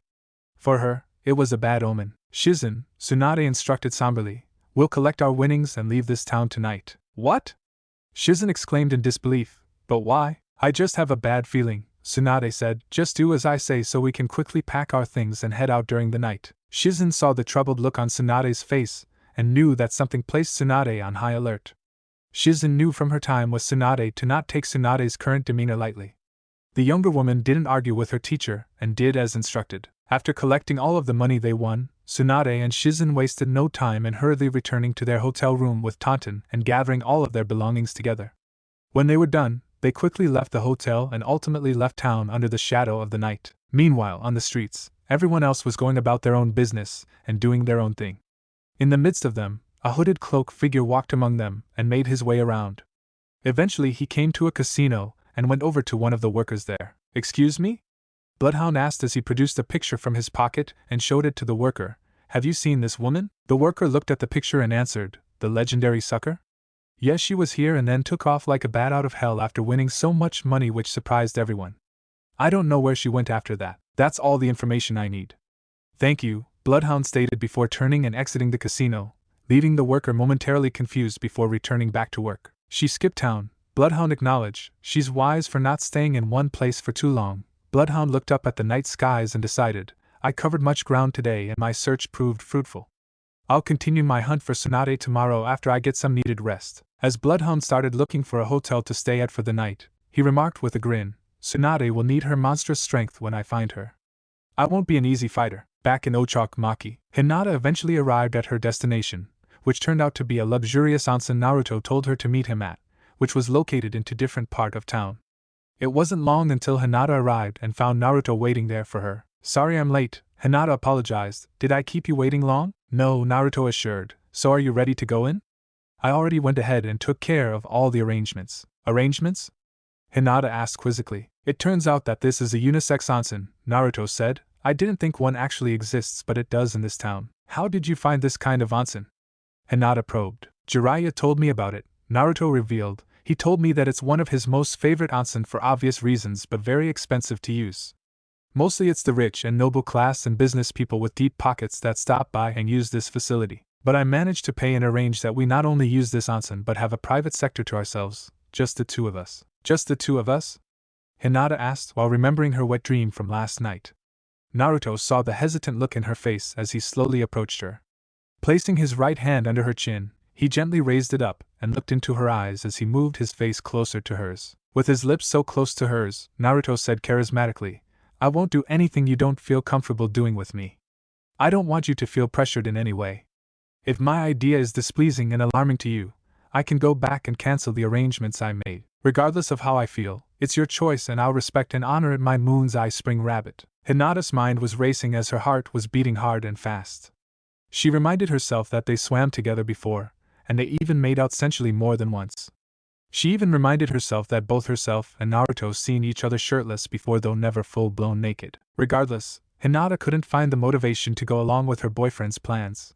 But just as she was about to decline and suggest to Naruto that they go someplace else, thoughts of Cheyenne appeared in her mind and her intentions of having Naruto for herself through diplomacy and international treaties. That was all it took to get Hinata to suddenly change gears in her decision. Seeing her dilemma, Naruto decided to make it easy for her and assured, "It's alright, Hinata-chan. We can find someplace else like a restaurant to go. I'll go back inside and cancel." "No!" Hinata interjected. "Let's go inside." Naruto stopped and looked at her. "Are you sure?" Naruto asked. "It's just the two of us like you said, Naruto-kun," Hinata reminded. I don't have to worry about anyone else being around since you made sure to rent out a secluded sector of this bathhouse, which was rather costly, no doubt. And plus, it gives us time alone to be together as a couple without outside distractions. Hinata's face became as red as humanly possible as she extended her right hand and took hold of Naruto's left hand. I'm willing to go in and enjoy that private sector of the onsen with you. Seeing that she was being sincere, Naruto decided not to question Hinata's decision a second time as he took her by the hand and escorted her into the unisex onsen.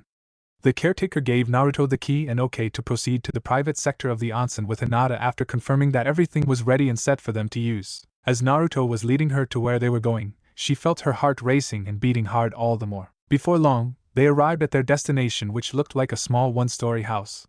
Taking out the key given to him earlier, Naruto unlocked and opened the door, allowing himself and Hinata to enter. To Hinata's surprise, the private onsen was more beautiful than she imagined it would be, as it was designed and built with imported marble, cypress, and granite. The flowery decorations along with the nicely placed artwork and tapestry helped enliven the atmosphere.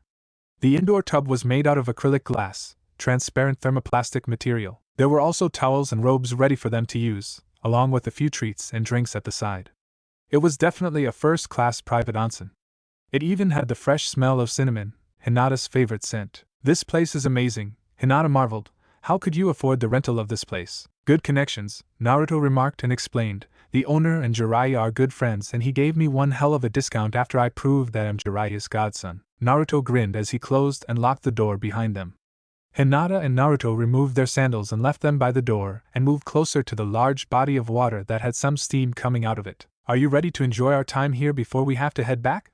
Naruto asked. This is my first time being alone with you in such a resort, Hinata said. Please forgive my nervousness about having this experience with you. You have nothing to be apologetic for, Naruto said. Your nervousness is nature and honestly, I'm nervous about this also, perhaps more than you even. Are you serious?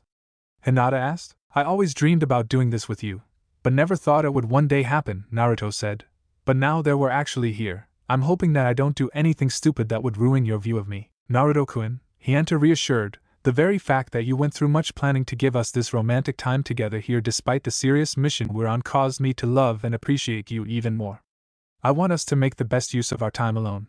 So please, let's enjoy this moment together. Hinata, pushing herself again to be the bold one, stepped over to Naruto and kissed his lips before removing his vest and shirt and the rest of his clothes piece by piece, admiring and kissing different parts of his body while doing so. Chapter 40 Trackers. Back at the hotel an hour and a half later, Jiraiya was in his room working on his latest book thanks to all of the real-time resources he managed to gather together from watching how Naruto, Hinata and Karen were interacting with each other. For the Toad Sage, they were a diamond mine for idea and inspirations, with him not needing to go peeping on women. Not that the Sannin would actually stop peeping on account of three said teenagers regardless of the amount of inspirations their interactions gave him. Just then the door to the room opened and entered a sulking Naruto who closed the door behind him. Jiraiya saw the unhappy look on Naruto's face. Didn't get any? Jiraiya asked with a sympathetic tone, which to Naruto's surprise wasn't mocking at the very least. No, Naruto replied, surprised at himself for choosing to confide in his once estranged godfather. Was it because she was afraid to consummate her love for you because of how her father might possibly react towards it if he found out? Jiraiya asked. No, Naruto admitted, it was for another reason. Let me guess, Jiraiya said as if he figured it out. Hinata's late mother had her promise to remain chaste and a virgin until she's older and married. If that was the case, Naruto remarked, then Hinata-chan coming along with me to the onsen after insisting she was willing to join me in the hot springs would have been a cruel tease, even by my standards, and that's saying something. Then what really happened? Jiraiya asked before he placed his pen down and turned to Naruto. The Jinchuriki looked to his sage sensei and inquired, You're not planning on using what happened between me and Hinata-chan as resource material, are you? Naruto, Jiraiya replied sincerely, I'm not so shallow as to use your current predicament as resource material for my books. Now tell me exactly what happened. I might be able to help you resolve your problem, especially if it'll affect your performance and concentration during this mission. We can't afford you to have this distraction clouding your judgment. I haven't been there in your early life to help you when I should have, so please give me the opportunity to start making amends. Naruto looked at the older man and saw the honesty in his tone and demeanor. Giving in, Naruto explained his story. Everything was going perfectly. I had everything set to my specifications and made sure the mood was set just right. I assured Hinata-chan that if she didn't feel comfortable in being alone with me at the private class court of the onsen that I would go and cancel everything. but she said she was willing to go along with it to the point that once inside the reserved quarters she took the initiative in undressing me. I knew Hinata-chan for her shy nature and hesitation, but her boldness at that moment was a complete turn-on for me, especially as she took her time removing my clothes a piece at a time. She even planted kisses on several parts of my body while undressing me. It took all my self-control not to just ravage her right there and then. I see, Jiraiya noted and insisted, go on. Long story short, Naruto explained, Hinata-chan and I were fully enjoying our time in the private court, but the amount of hot steam being produced became uncomfortable for Hinata-chan to handle as she started becoming lightheaded and disoriented. By the time I got the heat and amount of steam brought to a more bearable level, Hinata-chan's disorientation had her coming in and out of consciousness, which killed the mood. I had to dress and carry her back all the way here since she was too out of it to walk properly. I wanted a romantic and intimate time with Hinata-chan at the onsen, but I ruined that by not being aware of her intolerance to the amount of hot steam I can take. Don't be too hard on yourself, Naruto, Jiraiya counseled. What happened wasn't your fault or Hinata's. The situation that happened with you and Hinata was unforeseen, and neither you nor Hinata knew that was going to happen. What's important is her well-being and safety, which you saw to after helping and bringing her back here safely. I'm sure Hinata knew you wanted to romance her in the best way you could, but unexpected circumstances caused things to not go your way. It was beyond your control to foresee and prevent. Take it as a lesson learned for next time. A cruel lesson learned, Naruto remarked before heading over to his bed and dropping on top of it face down. Jiraiya shook his head and sighed. Naruto, don't worry so much about this.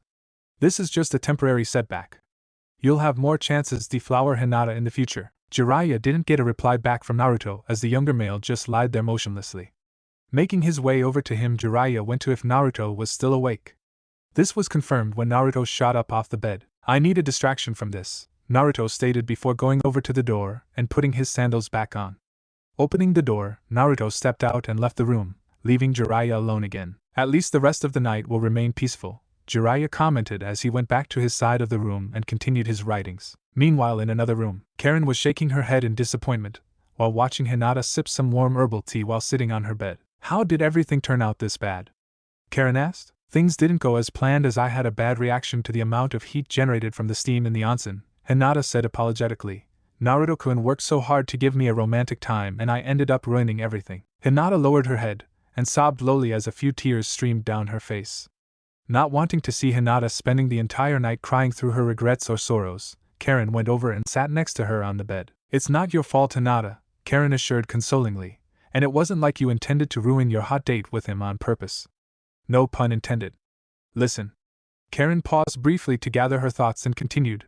What happened was unexpected, and I'm sure Naruto-kun isn't blaming you for this. There was no way of knowing beforehand that you would have a bad reaction from the amount of hot steam in the onsen. If anything, Naruto-kun will try to make up for this with another romantic date to get you to forget about what happened at the onsen. If anything, I'm certain he's blaming himself for what happened, not you. You really think he's blaming himself for this? Hinata asked with concern and wonder. Naruto-kun loves you too much to consider what happened to be your fault, Karen reassured. You yourself should know that about him. Hinata took a breath and exhaled as she took into consideration everything Karen was telling her. After calming her sadness and worries down, the Hyuga heiress wiped her tears away and gave a small smile. You're right, Karen. I should know that much about Naruto-kun and more. I know he loves me and wants to make me happy just as much as I love him, and want to make him happy. Thanks for helping me through this. Anytime, Karen said, and since we're still awake, how about we get to know each other better? We never actually have gotten the chance to have an actual girl talk with each other. So how about it? That would be really nice, Hinata agreed, wanting the distraction from what happened at the onsen. In another room, Kansui and Erasure were still awake when they heard a knock on their door. Kansui went over to the door and opened it to find Naruto standing outside in the hallway. Naruto-kun, Kansui greeted. What brings you here? Couldn't sleep, Naruto said, plus I wanted to take the time to get to know you guys better, that is if it's not too late in the evening. We weren't doing much anyway, Kansui replied. Wanna come in? Naruto stepped in and removed his sandals as Kansui closed the door behind them. Erasure sat up on the bed as Naruto went, and pulled up a chair and sat down on it. Kansui went and prepared some juice drinks and served it to Naruto and Erasure before making one for himself. When that was done, Kansui went and took a sat on the bed he was using. Well, since we're all here, Naruto spoke, breaking the long silence, how about we get to know each other better? Where would you like us to start? Erasure asked. I dunno, Naruto replied. Your age, background, abilities, things of that nature I suppose. You already know our names and that we're from the same clan, Kensui remarked and continued, we're also 15 years old. My brother and I have unique abilities that set us apart from our other Uzumaki brethren. I'm able to turn my chakra into living beasts or parts of them like tails, wings or claws. How big of beasts are we talking? Naruto inquired. As big as a summons, Kensui stated, depending on the amount of chakra I put out and how long I want to maintain the existence of that beast. I can also ride inside the beast I fabricate, and use it as a complete suit of armor. I never actually had to resort to using it. I tend to be a carefree kind of guy who likes to have fun and have a strong sense of protecting my younger twin brother since he's always getting himself into trouble. Not true, Erasure retorted, those fights against real ninja have helped strengthen our defense and combat abilities. We've improved after every fight we had. I also fear that his lack of knowing how to properly approach females will be the death of us, Kensui remarked. That's your opinion, Erasure replied, but I see us living far past that. Since you're displaying such confidence, Naruto remarked, why don't you tell me about yourself? I have the ability to turn my chakra into shields, a suit of armor and shapes of weapons which I use in battle. I can even control the direction my weapons fly at when I fire or throw them. You guys have cool abilities. Naruto praised. I feared that only the females in our clan were gifted with unique abilities with their chakra. I'm happy to see that my fears can now be put to rest. On a personal note, Erasure chimed in, my brother and I have a slight prankster side to ourselves in that we sometimes act like the other to confuse people and make them think they got our identities wrong when they address us by the wrong name. I'll keep that in mind, Naruto remarked. But I also have a prankster side to myself also, except I use my pranks to catch civilians and ninja of all ranks off guard before I ambush them. I even use sexual innuendos and incentives to entice both male and female ninja to drop their guards against me while giving the facade that I'm a shameless pervert. You actually flirt with people of both genders before ambushing them? Kensui asked as he found what he heard hard to swallow. Frowning, Naruto burst into a cloud of smoke, and when a majority of the smoke cleared, Oiroke no Jutsu, Naruto said seductively in his nude Naruto form. She was posing doggy style over the chair Naruto was previously sitting on with her but facing them, and her face turned to the twin males with some strands of hair over her face. Both Kensui and Erasure were completely caught off guard as blood burst from their nose at the sight in front of them. Oh yeah! Erasure exclaimed excitedly with a large smile on his face. Aren't you naughty? Naruto said teasingly before two Kage Bunshin suddenly appeared behind the twins and knocked them both unconscious. Naruto changed back to normal. That ought to show you both how I flirt with both genders, Naruto remarked before having his clones clean up the mess made. Soon both clones were done cleaning up, and several minutes later the twins regained consciousness. What the hell just happened? Kensui asked. Naruto-kun transformed into this hot-looking blonde chick that looked horny as hell before knocking us out, Erasure explained. I know what he did, Kensui replied while feeling embarrassed that he was taken out by a hentai jutsu created by one of his brethren. I just can't believe how effective it was. Be happy that's all I did, Naruto stated. Against others who were my enemies, I've done a lot worse. We'll take that under advisement, Erasure noted. Well, besides revealing examples of our skills, Naruto said, what more about yourselves can share with me? Erasure and I were sons of two shinobi, both of whom had died fighting off a squad of Kumo ninja, and defended us to their last breath. We tried to live up to their standards by being a skilled shinobi ourselves. Our parents left us with the best stuff, the best books, and the best of everything they could give us prior to their deaths. With our parents gone and no sensei to teach and train us, Erasure interjected, we did all of our practicing and training by ourselves. Trying to get by with what we could, using what money we saved up to get our own ninja equipment, moving from place to place and anything else our jobs as freelance ninja would earn us. We probably would have had more if not for the fact that our medical bills ate up some of our income from all of those fights my idiot brother gotten us into for sexually harassing other ninjas' girlfriends, and asking them to bear children for him, Kensui stated. Between Karen, Erasure and Jiraiya, Naruto thought, I can't tell which one is worse than the other. We'll have to work on your self-control, Erasure, Naruto said. You won't live long if you keep those antics up. What's wrong with feeling a female up and seeing if she's strong, healthy and fertile?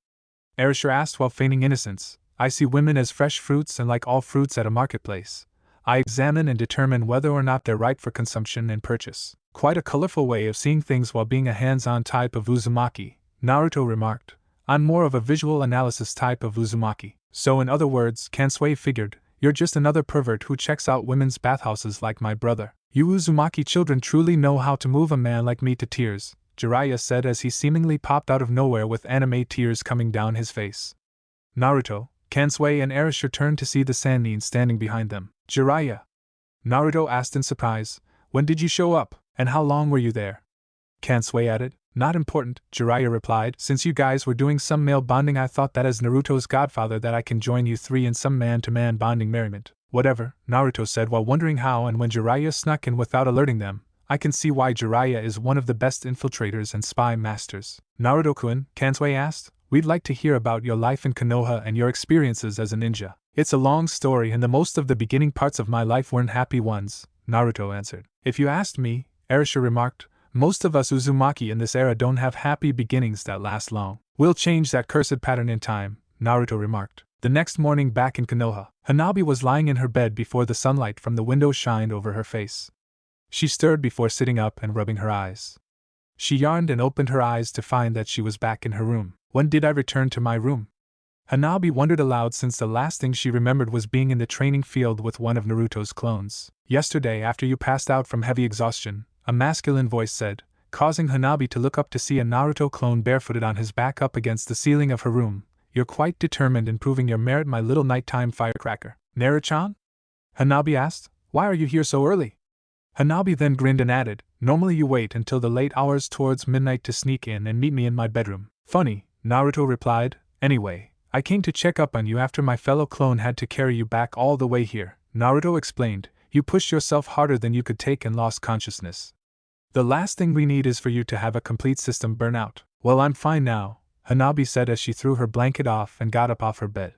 She found that she was dressed in her sleeping clothes and figured that one of the female cadet branch members cleaned, dressed, and placed her in bed. Putting that thought aside, Hanabi looked up towards the ceiling at Naruto, who was still on her ceiling. Are we going to continue where we left off at from yesterday? No, Naruto said. You'll resume your physical training tomorrow. Tomorrow?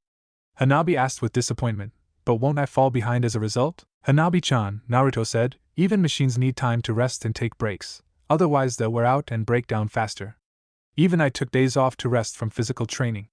But that doesn't mean you'll rest from elemental training today. What do you have in mind?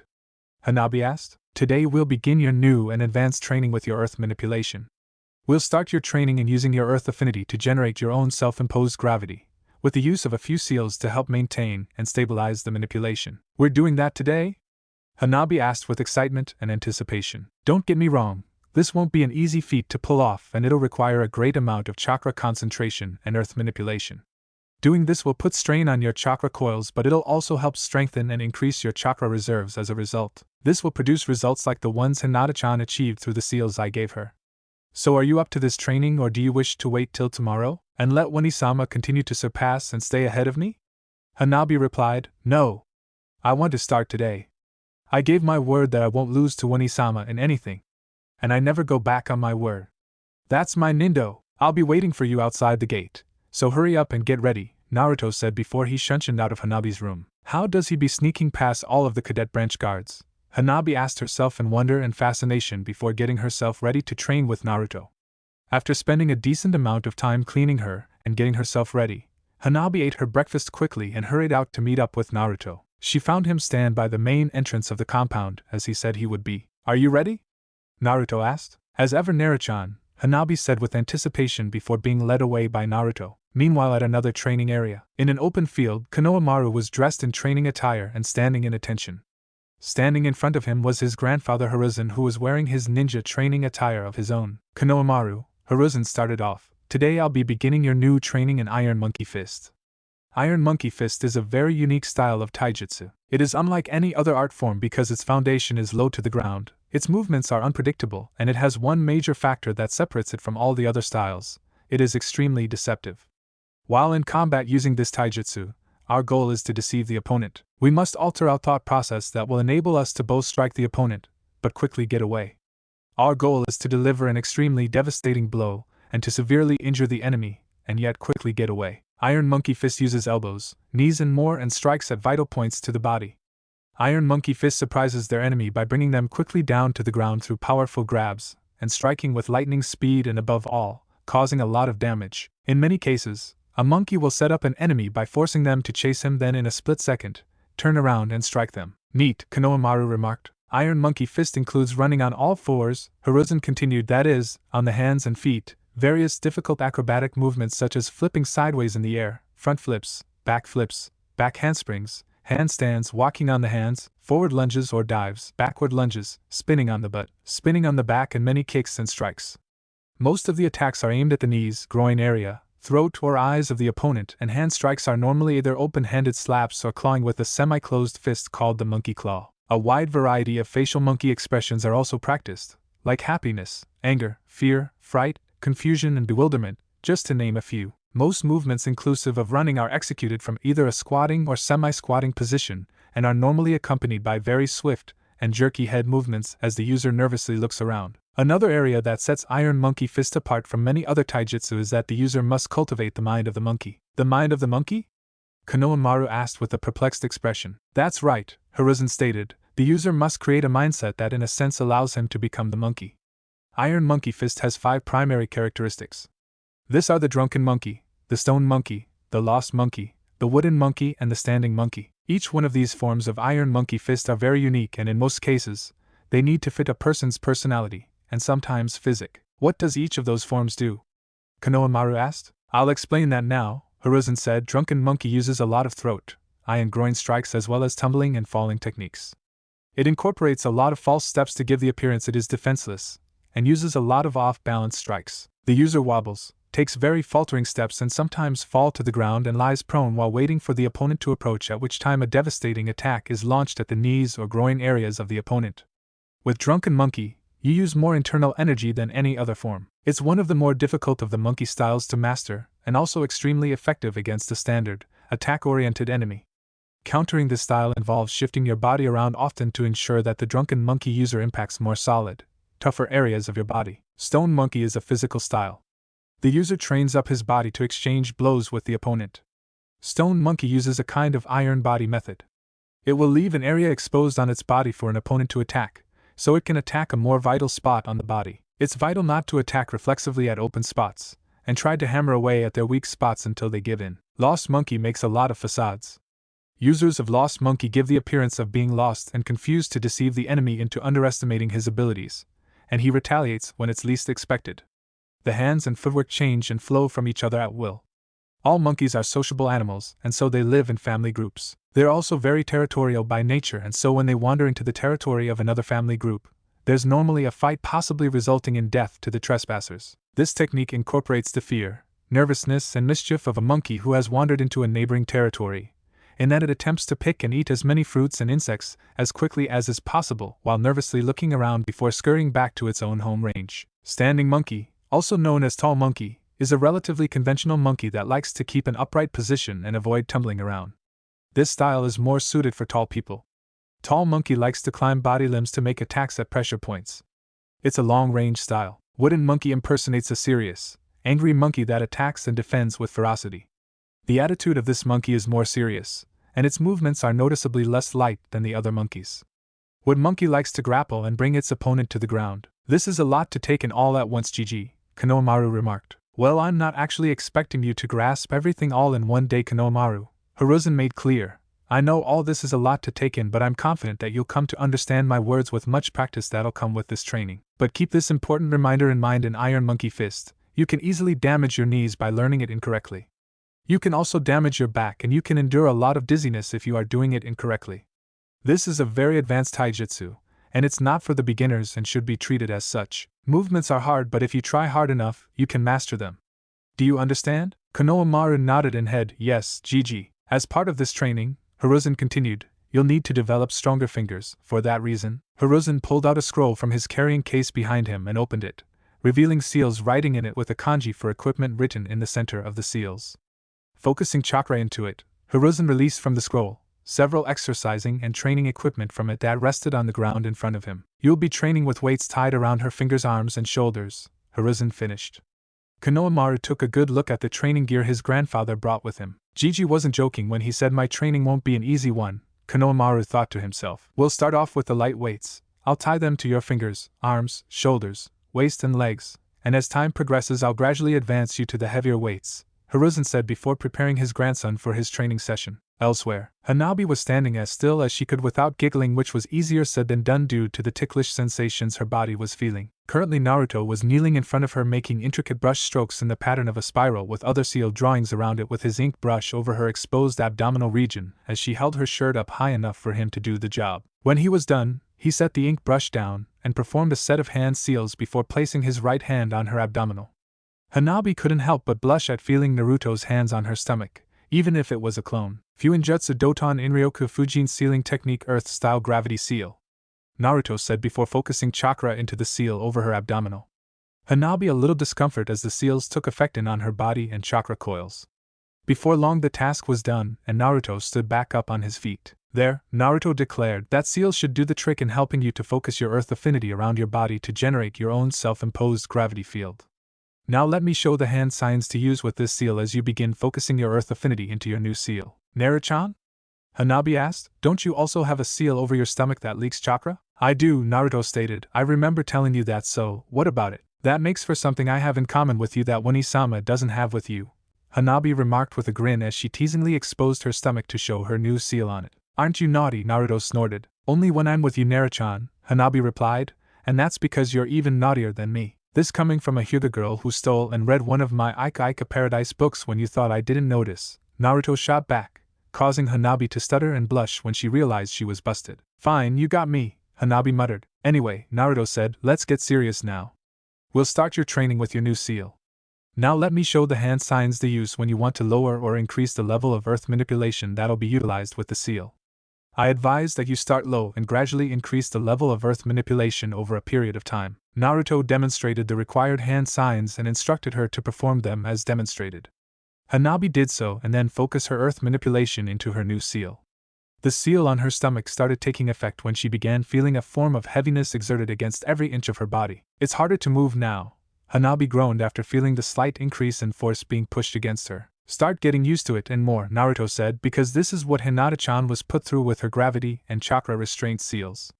You'll be training like this with your elemental and drunken Juken also. Now let's get you started in your adaptation of this heaviness you're expressing. It's like I'm being crushed by my own strength, Hanabi moaned. I told you before, my little nighttime firecracker, Naruto reminded. You won't fail my training, you'll live through it. And trust me, you're only getting started.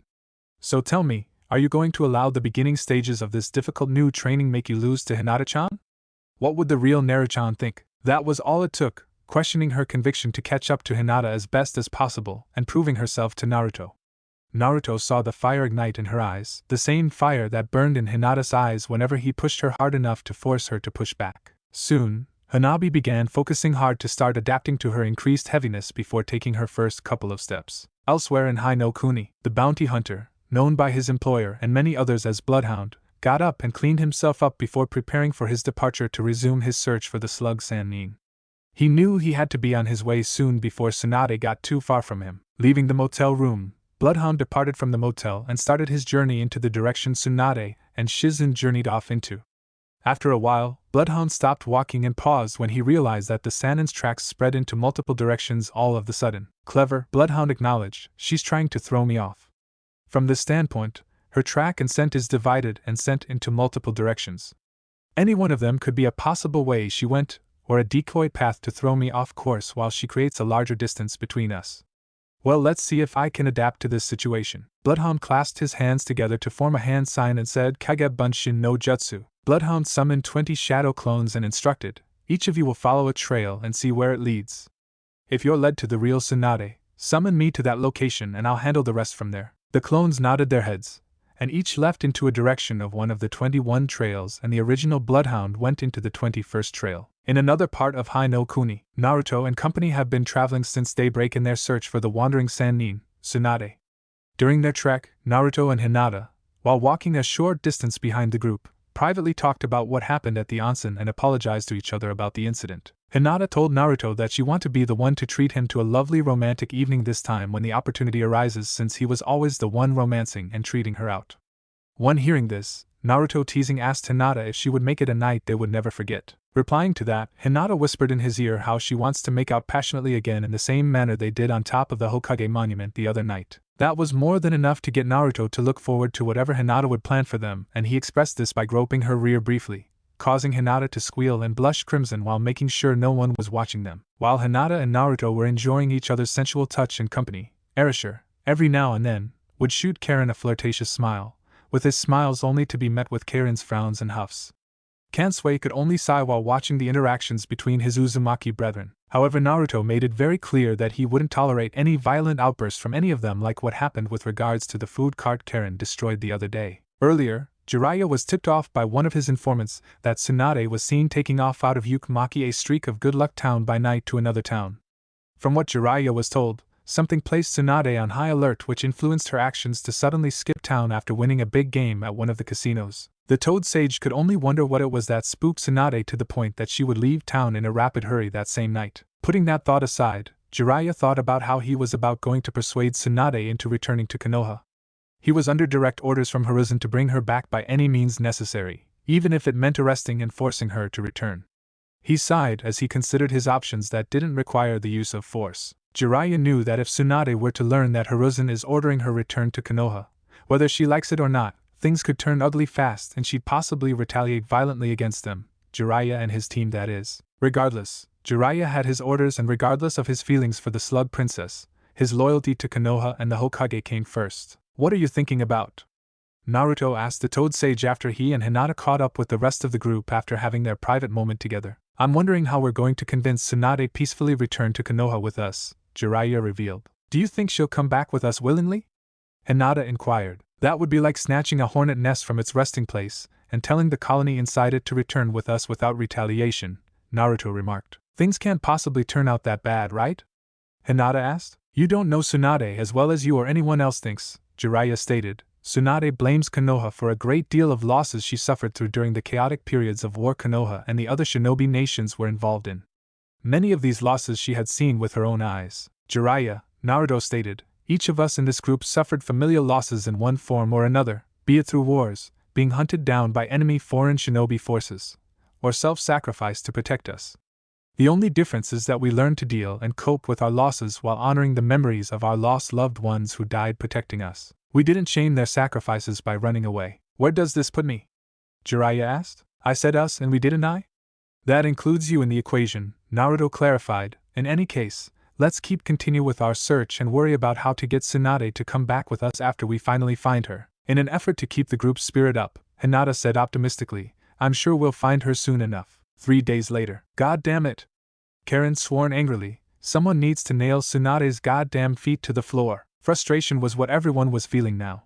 For the past 3 days, the group had been going from town to town tracking the elusive slug Sannin, who had been on the constant move. Several times they came close to finding her thanks to Karen's sensor abilities. The problem was that Tsunade never lingered too long in one town, long enough for Hinata to use her Byakugan to pinpoint her exact location. From what Jiraiya and the group learned, Tsunade had been winning big gambles and games at every location she went to, and whenever that happened, she and her female assistant, who they learned was called Shizen, would take off and skip town in a hurry. This pattern had proven to frustrate the team's endeavor in catching the slippery slug princess. But what added further to their frustration was that they learned that someone else was also tracking and hunting for Tsunade, and had been doing quite a job tracking her also. That double jeopardy had been fueling Tsunade's winning streak and causing her to continuously keep skipping town not too long after winning a game. "Relax, Karen," Naruto said. "None of us are any happier about this situation than you are. But we should have found that Sannin by now," Karen replied. "And no thanks to this unknown tracker who's also looking her, our efforts has been slowed considerably." "Whoever this person is," Jiraiya stated, "his skills in tracking Tsunade are truly remarkable. Very few has ever been able to find Tsunade, but I never met one who has been able to keep in pace with her movements from town to town like me. This is no ordinary tracker we're dealing with." "Well, as Karen put it, this tracker has given us a considerable amount of headache dash." Naruto stopped talking when he suddenly picked up on something. "Naruto, what is it?" Jiraiya asked. "It's happening again," Naruto said with excitement in his tone, a tone they came to identify. "You're sensing another one of our brethren?" Karen asked with excitement now in her tone. "Precisely," Naruto confirmed, "and he's traveling fast into our direction." "He is?" Kansui asked just before a hooded figure materialized behind them. "You're the one known as the gallant Jiraiya, the Toad Sannin," a figure said from behind. The group turned to see a hooded figure in dark robes standing tall behind them. Jiraiya found the man's robes and hood familiar. He was sure he saw them from somewhere before. "I am," Jiraiya said with a grin. "I take it you heard of me? I'm very familiar with your exploits as one of Konoha's strongest ninja, the figure said before taking notice of the spiral designs on the ponchos Kansui and Erasure were wearing, not to mention that the twins and Karen also had red hair. Could they be? The figure wondered. Is it possible that they could be? Before Jiraiya could say anything further, Naruto approached the hooded man and stood in front of him. He extended his right hand to the stranger and implored, "Please remove your glove and take my hand." The figure found the request odd but sensed something kindred about the teen in front of him. Very well, the figure complied before removing his glove off his right hand, taking Naruto's hand.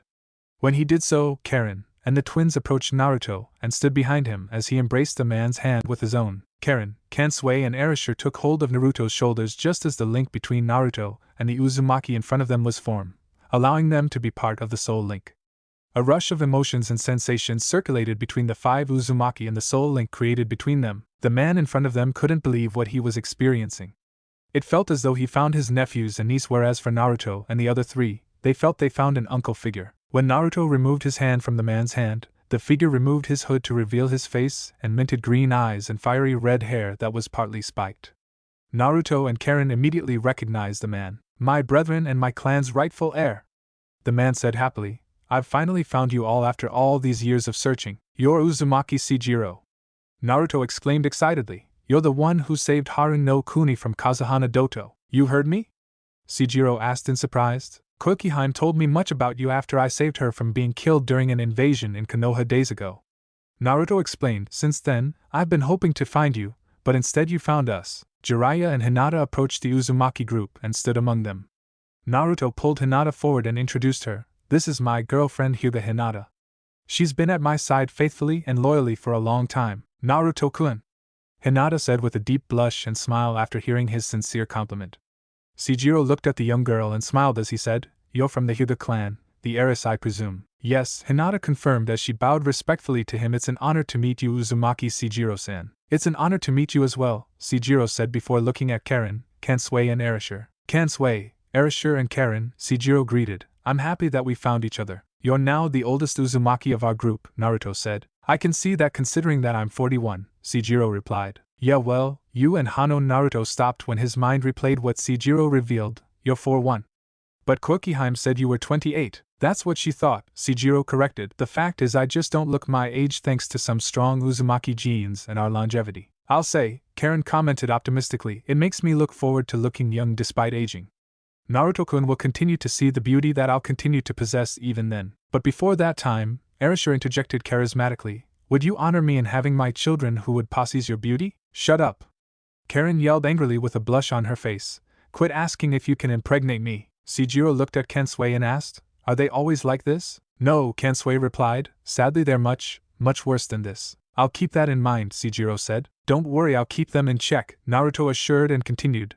"The now second oldest Uzumaki remains in Konoha and couldn't travel with us. But she'll be just as happy to meet and see you." "There's another Uzumaki I have yet to meet?"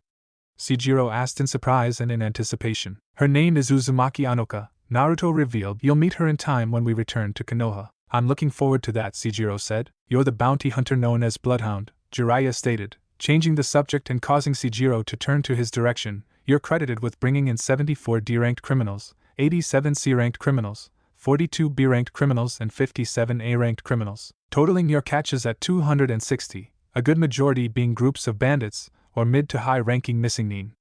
You're famous for defeating Doto and his army as mentioned earlier. At the same time, you're feared for your ability to kill quietly without alerting anyone that you were ever there, and going on a rampage and leveling an entire building in a matter of moments. You're also known to be a calculative person and never rush into anything without first researching the area, your target, and the desired result of the encounter, which often leans you towards one course of action over another. I'm amazed you know such things about my exploits, Jiraiya," Seijiro confirmed, "though I kept my identity as Uzumaki Seijiro a secret from others except from Kokiheim and her late father." "I see," Jiraiya added, "plus your skills as a bounty hunter is on par with Kakazu, who happens to be an S-class missing nin from Takigakure." "I'm also his most hated rival," Seijiro stated. "He has it in for me ever since I beat him to the punch several times in capturing several big bounties he really wanted to catch and cash in on. The last time I saw him, he was really pissed and wanted to kill me. Not like he didn't try to." "You fought him?" Naruto asked. "I did," Seijiro answered, "though I battled him to a stalemate, but even then it was a close fight." "I'd like to hear more about that encounter later," Naruto said. "Perhaps I can learn something from it." Seijiro agreed to Naruto's request. Learning that Seijiro and Kakaza have bad blood history with each other, Naruto knew that he would have to question Seijiro later about anything else he knows about that Akatsuki member. But there's more to you than that, Seijiro, Jiraiya stated. What else do you know about me? Seijiro asked curiously. You're in the bingo books in Kirigakure as one of their most wanted S-class criminals, Jiraiya revealed. He's what? Naruto and the others remarked in disbelief. There must be some mistake. Hinata argued, hoping what she and the others heard wasn't true. It's true, though I wish it wasn't, Jiraiya elaborated. After learning about his name and identity from Kokiheim after seeing her picture with him, I did some investigating since his name sounded familiar. I knew I heard it before in connection with another elemental shinobi nation. I just didn't remember which one. Jiraiya pulled out a small dark blue book from with his green jacket and opened it to a particular page. That was until I came across his name in Kirigakure's bingo books. Jiraiya showed the page featuring a picture of a younger Seijiro, and along with whatever details about him were present on the page. As you can see, Jiraiya pointed out, Uzumaki Seijiro is charged with impersonation of a Kirigakure ninja, and fraud and conspiracy against the government. He's also wanted for the killing of 4 Kiri hunter-nin sent after him. They have a kill-on-sight order issued against him. Is that all they said about me? Seijiro remarked without denying what was documented about him in Kirigakure's bingo books. Jiraiya and Naruto said, you found this out and didn't tell me and my other Uzumaki brethren anything about this? I only found this out last night after one of my informants gave me the information was looking for about Seijiro, Jiraiya replied.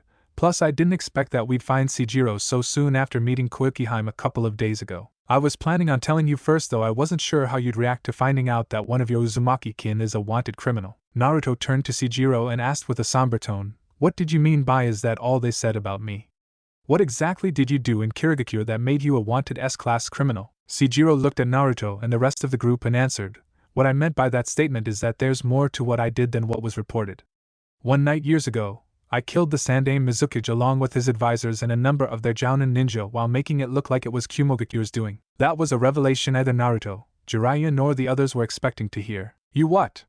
Karen asked as she, Hinata, Kensui and Erasure looked stupefied after hearing what Seijiro revealed he did. You committed those crimes while framing another shinobi nation? Are you serious? Erasure asked, wishing what he heard were lies. Were you trying to trigger a war to break out between those two nations? Kensui asked. Tell us you're not serious. Hinata implored. I'm as serious as a heart attack. Seijiro stated firmly. But those events took place years ago. Any of you were born, sometime before the Third Shinobi World War between Konoha and Iwa started. What happened not only led to many Kiri and Kumo ninja killing each other, but also the death of the Reikage when he ordered his remaining ninja to flee and retreat, while he stayed behind to fight and hold back the massive army of 10,000 ninja by himself that came after them. Hinata turned to see Naruto's expression on hearing Seijiro what Seijiro revealed. To Hinata's surprise, Naruto remained completely composed and calm after hearing what was said and confirmed. Despite everything, Naruto felt that there had to be more to the story that wasn't explained or documented. I remember reading about that incident, Jiraiya recalled. It was hard to believe when the reports came into Konoha about what going on during that Second Shinobi World War. Seijiro, you caused that war between Kiri and Kumo to happen. Yes, I did. Seijiro said, and I can tell you why. Your reasons for triggering that historic war must be one for the records, Jiraiya commented. If I had to take my biggest guess, your reasons involve Yuzuno Kuni. Completely, Seijiro confirmed. Those two nations were one of the main reasons why my homeland fell into ruins, and why many of my brethren lost their lives. I know this because I was there on that horrific day when Yuzuno Kuni was attacked by those allied shinobi nations that sought the Uzumaki clan's extinction. Iwa was among them, but Konoha's Yondaime years later took care of them for me. Seijiro-san, Naruto implored, tell us please exactly what happened in your past. It would help all of your Uzumaki brethren here to know what really happened if we hear it from someone who was actually there during our homeland's final hours. Seijiro looked at Naruto with a calm demeanor before looking at Karen, Kensui and Erasure. He looked at Hinata and acknowledged that she had a relationship and bond with Naruto, and the Toad Sannin was tied to Naruto in one way or another. Let's not talk here in the opening, Seijiro advised. Let's head to an inn, and there I'll tell all of you everything. Very well then, Jiraiya agreed with the others nodding their heads in agreement. The group followed Jiraiya to the next town and rented a few rooms at a decent 4-story motel. Once settled, the group got together in one of the rooms rented and sat on the twin beds in the room. Jiraiya and Seijiro were the only two standing. Alright Seijiro-san, Naruto invited, you have our full attention now. I'm just as interested in hearing your story, Jiraiya commented, start when you're ready. Seijiro looked at Jiraiya and the rest of the group for a moment. Taking a breath, Seijiro stated off, I was born in Yuzushiogakure to Uzumaki Takao and Uzumaki Asami. I developed quickly as a child and was admitted into the Yuzu no Kuni's Ninja Academy after turning 5. 3 years later, I graduated the academy as a genin at the top of my class with the dreams of becoming the right-hand man of the next Uzumaki clan leader. Incredibly patriotic to our people, clan, and country, I was quick to join Yuzushigakure's forces after the Second World War broke out and managed to survive several scrimmages with Kirin ninjas over the next 5 years. I fought to protect our homeland with all my might, and ultimately was given the rank of Chunin just before the fall of our country. When the day did come that Yuzushiogakure fell, our clan leader and his greatest army of ninjas and seal masters stayed and took on the majority of the attackers while giving our fleeing brethren time to escape and flee from Yuzu no Kuni. Everything was in total chaos. Our treasury and supplies were raided, homes were destroyed, buildings were set ablaze, and the streets of our homeland ran red with the blood of our fallen Uzumaki ninjas and civilians, from men, women and children, even babies. I had to be dragged away by my parents, as I wanted to stay and fight to my last breath and kill the attackers.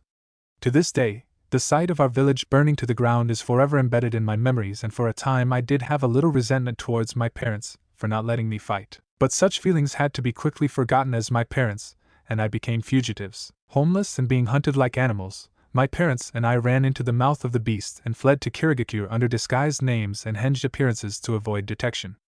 My parents took the names Daisuke and Hikari Hanta, while I took the name Ryu Hanta. Same names like the characters in Jiraiya Sachekia Paradise books, Naruto noted. Makes me wonder if there's a connection or if it was pure coincidence. Whatever the case, Seijiro remarked, those were the disguised names we took for ourselves, and we ultimately ended up running to a small isolated island just off Kirigakure's mainland.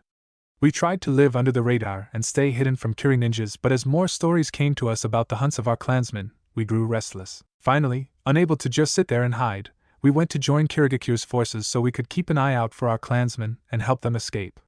Once we had proven ourselves to the authorities, we were brought on as a team of hunter-nin and spent the next 5 years working for the same man that had helped destroy our homeland. And in these 5 years, under my parents' training in Kirigakure, I mastered the Dao blades, which I use as my primary in all sorts of seals and favor the Uzumaki sealing technique, Ishiki Fujin, and a modified version of the generic sealing technique. My parents and I became Kirigakure's best hunter-nin team and were credited with disposing of around 100 wanted ninjas. So you and your family willingly worked for that bastard who helped spearhead our homeland's destruction? Karen asked. Like I said, Seijiro reminded, it was so that my parents and I could be on the lookout for any of our Uzumaki brethren that were either hiding or being hunted for. That was why we became hunter-nin, so could try to find and help our scattered brethren without suspicion from the Mizukage. And I will emphasize that my parents and I despised the Sandaime Mizukage and his people, and our hate for them only grew stronger when we found out that they killed 20 more of our brethren. They even brought their bodies as proof. What made it worse was that of the 20, 14 of them were children no older than 7, and they and their parents weren't even ninjas but civilians who escaped during the siege against Yuzu no Kuni. Seijiro took a moment to control his emotions after remembering that sight all those years ago. Naruto and the others saw that Seijiro understood more about what happened to the Uzumaki clan than any of them combined did, and the only other person who could relate to him on common grounds was Anoka. That's so horrible, Hinata said sympathetically, but then she remembered Naruto's words about being a ninja. Understand that when we become ninjas officially, we will be expected to carry out orders instantly, and without any hesitation. If our lead ninja in charge tells us to kill someone, we will be expected to complete the job with no shed tears. Didn't it ever occur to you once that the target you'd be assigned to kill one day wouldn't be a ninja, but perhaps an official, a businessman, a merchant, somebody's wife or son, or a civilian? We're being taught to kill both ninjas and people. Hearing Seijiro's story only served to prove Naruto's point, and reveal the grim reality about being a shinobi. After calming himself down enough, Seijiro continued, it took every bit of control we had not to allow our bloodlust and rage to get the better of us and blow our cover, which would have revealed ourselves as Uzumakis, and recklessly attack in retaliation. It was clear that they were bent on hunting us down and wiping us out. Kumo, we later learned, was also in on the hunt for any remaining Uzumakis. What did you and your folks do? Kansui asked. We can only imagine what you guys must have felt seeing such a sight, Arisha remarked. What else happened? Jiraiya inquired as he wished Seijiro to continue with his story. Though my parents and I had chakra chains like our other brethren, however, Seijiro said, we were specialists in creating the most potent of poisons, and only we could create the antidote for our poisons. Even Tsunade, with all of her expertise in medicine, wouldn't have the capacity to treat or cure our poisons. That's quite a bold statement, Jiraiya remarked skeptically, because so far there hasn't been a single medical case that Tsunade has never been able to solve. Jiraiya, Seijiro replied bluntly as he turned to the Toad Sage. Very few have underestimated me and lived. And as strong as she is, even Tsunade as a Sannin knows when to be cautious and run. That was no small talk, and Jiraiya knew when to read between the lines. Besides himself, Jiraiya knew that the only other person who could go toe-to-toe with a Sannin on equal grounds was Naruto. And knowing Seijiro's exploits, and what he did in the past only served to make Jiraiya and everyone else in the room take Seijiro serious. And under my parents' training in Kirigakure, I also built a tolerance to most deadly poisons, Seijiro continued. While working as Hunter Nin, my family and I were planning to kill the Mizukage and as much of his people as we could. Each day we studied his routines and the pattern of daily activities of his ninjas and people while still working as Hunter Nin. We also built our financial assets through our missions as we were planning to escape from Kirigakure after our objectives to kill the Sandaime Mizukage and his ninja forces were carried out. I take it that things didn't exactly go as planned, Jiraiya deduced. Unfortunately, you couldn't be more right, Seijiro confirmed. Our fame as disguised Hunter Nin led to our downfall, as one day a Kirichunin who was walking home saw my family, and I dispelled our henge and saw our true appearances. Connecting the dots, the man turned us into the Sandaime Mizukage. Outraged that he had been duped by us for years, the Mizukage ordered our immediate execution. Thus, we were a little surprised when we suddenly received orders to meet the Mizukage. However, the order was absolute, so we headed off. Once we were appeared in front of the Sandaime Mizukage, he told us that he knew who we were and ordered the ninjas in hiding to kill us. Forced to defend ourselves, we dropped our henge and fought back. My mother Asami was the first to die as she took a water bullet to protect my father Takao, while he drew a seal to teleport me back to the place we had been calling home for the past 5 years. Once the seal was complete, he teleported me back with a sad smile just before being beheaded. The image of my parents' demise is also permanently embedded into my memories. Finding myself suddenly back on the island I had been living at, I pushed my grief and despair back as I knew it wouldn't be long before the other Kiri ninjas arrived. Packing everything I would need on the road and sealing my family's scrolls, I burned down the house we had been living in before going on the run again. Forced out of Kirigakure, I fled as they sent Hunter Nin to track me down and kill me. None of them returned alive, and I spent the next 9 years training and refining my skills in seals, combat, and poisons. I also used my family's scrolls in my training, which can only be opened by an Uzumaki after giving a small blood offering. And should anyone outside of the Uzumaki clan try to open one of the scrolls? Hinata asked. The ink will bleed and turn the page black, making the scroll worthless, Seijiro revealed.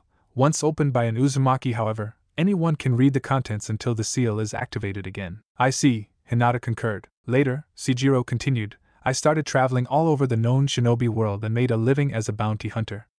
I worked non-stop and became known as the Bloodhound not only because I never let a target escape me but in reference to my bright red hair, since I would release my henge when hunting down a target. I even set up my own informant and spy network using disguised Kage Bunshin to keep me up to date and informed about what was happening or to keep track of bounties that I decide to hunt for. During my missions I wasn't able to find any of my other Uzumaki brethren as they went into deeper hiding around the shinobi world. But during those years, I patiently and carefully planned how I would take out the Sandaime Mizukage and his army while making it look like it was the work of Kumo. How did you pull off that feat? Naruto asked. Aren't you eager to learn my secrets? Seijiro remarked. I recently dealt Tsunagakure and their former ally Otogakure a severe blow after they tried to invade Konoha, Naruto said. While I didn't kill the Kazekage, I resurrected the Yellow Flash, my late father, and had him wipe out the invading Suna and Oto forces without a survivor. Now that's a feat I respect, Seijiro praised. I gotta hear more about that later. But I'll tell you all what I did. I learned from one of my informants of business food trades taking place frequently between Kumo and Kiri. Kumo was selling goods that were favored by both the Mizukage and his people, and among those goods were large supplies of milk, pork, and beef imports. Those were the top 3 favorites of Kirigakure. I had my clones study and learn the routes the Kumo caravans would normally use during their travels, but they had to be cautious not to be noticed or detected since the caravans would always go with heavily armed escorts consisting of Kumo jounin. My clones even learned where they would lodge and eat at during their frequent travels to Kirigakure. For how long did you and your spy network study them? Jiraiya asked. 2 months, Seijiro revealed, and during the 2 months I patiently studied them. I bought a large number of cattle and pigs and began feeding them large quantities of plants known as Ageratina altissima, which is also known as white snake root. What's so significant about white snake root? Kansui asked. It contains the toxin called trematol, Seijiro answered and elaborated. When those plants are consumed by cattle or by any other animal, their flesh and milk turn into poison. When milk or meat containing that toxin is consumed, the poison is passed on to the consumer. If consumed in large enough quantities, it can cause trematol poisoning. The poisoning is also called milk sickness, as humans often ingested the toxin by drinking the milk of cows that had eaten white snake root. What are the symptoms of that poison? Hinata asked. Depression, exhaustion, arched body posture, nasal discharge, rapid or difficult breathing, excessive vomiting and diarrhea which leads to severe dehydration, gradual organ failures and ultimately, death, Seijiro answered candidly, causing Naruto and the others to pale and shudder at that idea of suffering such symptoms. What slow and horrible way to die, Erasure commented. The victims of this poison have died within 4 to 5 days, Seijiro informed. But poisoning by white snake root can be treated by Tsunade or any other good doctor, no doubt, Karen added. You think I didn't know or prepare for that either?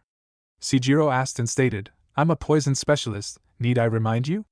With the white snake root I was using, I added my own unique upgrades to the poison that made reversing the damaging effects impossible unless I myself provided the antidote, which I had no intentions of doing during that time. After the cattle had consumed enough of my enhanced white snake root, I milked them for many gallons of their milk until it matched the same quantity of milk barrels Kiri was known for purchasing from Kumo.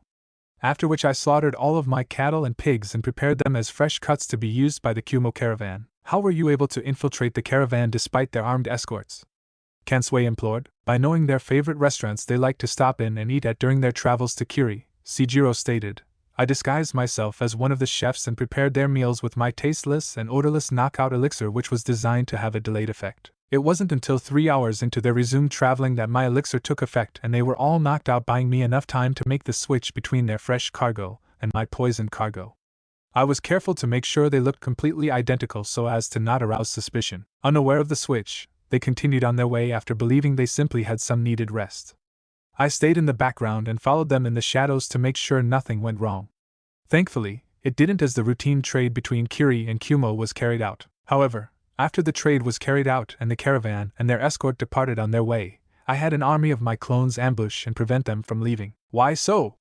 Erasure asked. I needed them for the other part of my plan, Seijiro said and elaborated. During the next few days, symptoms of the poison began taking their effects and many, including the Sandaime Mizuki's, were all rushed to the hospital. Kiri was in a state of panic and the intensive care unit and emergency wards of their hospitals were overwhelmed as their kage, members of his village hierarchy and council and many others were infected and dying from my poison. They didn't know about white snake root since it isn't common in Kiri, and even if it was, the way I designed it made it incurable, at least for them. Were civilians also infected with the same poison? Hinata asked. I'll make myself very clear, young Hyuga, Seijiro stated. My primary targets were the Sandaime Mizuki, the village hierarchy and his ninja force. Civilian men, women and children who were victimized of my poison were collateral damage. In other words, they weren't your intended targets, Jiraiya simplified. No, Seijiro confirmed. However, their deaths only ensured that those who didn't eat my poison would look at Kumo as the culprit nation that betrayed them. What followed next made that assumption certain. And that was? Naruto asked. The Mizuki suffered a stroke after being poisoned, and it rendered him paralyzed and unable to speak or yell in any way, Seijiro went on. While he was at the hospital, I paid him and his hierarchy a final visit while dressed in full Kumo Jounin gear and uniform. Seeing them in the deplorable condition they were in made me see just how far they fell from grace. With the exception of the Mizuki, everyone else in the room who were given sedatives were unconscious. Seijiro paused for a moment as he remembered that particular event in his life and then continued. I can still remember the look of shock and anger on the Mizuki's face when he saw me again while being unable to doing anything against me. However, I felt more gratified when the look of fear, hopelessness and despair filled his eyes as I explained to him in details how and why he and many of his people were dying from my poison and how I was going to trick his village into going to war against Kumo in order to keep both nations from hunting down and wiping out the surviving, scattered remnant of my clan. And to ensure my plan worked, I planted bomb notes around his room and my last 2 over his eyes. I wanted my face to be the last thing he ever saw as he took with him to the grave the wrath of the Uzumaki that he and his village have incurred while knowing there was nothing he could do to stop me. I'm starting to see why many are afraid of this guy, Karen privately thought. With my bombs in place, Seijiro went on, I left the room through the window and detonated my bombs soon after, killing the Sandaime Mizuki and all of the hierarchy in that medical room. The hospital was in total panic and chaos as they had no idea what happened and why. No doubt there were others at the hospital that were wounded from the explosion, killed if unfortunately caught within the blast radius. Available Mizuchunin and Jounin scrambled after seeing the surprise attack, but I made sure that they saw the same team of Kumo ninjas that escorted the caravan running from the vicinity of the attack. How did you get the Kumo ninjas and caravan to cooperate? Jiraiya asked with heightened curiosity. I placed them under a puppetry genjutsu that my father was working on for 2 years before his death, Seijiro said. That genjutsu was written in one of the scrolls that I had taken with me before my first departure from Kirigakure. While they were under my genjutsu, I ordered them to battle and kill the Kirigakure forces following me and to fight to their deaths.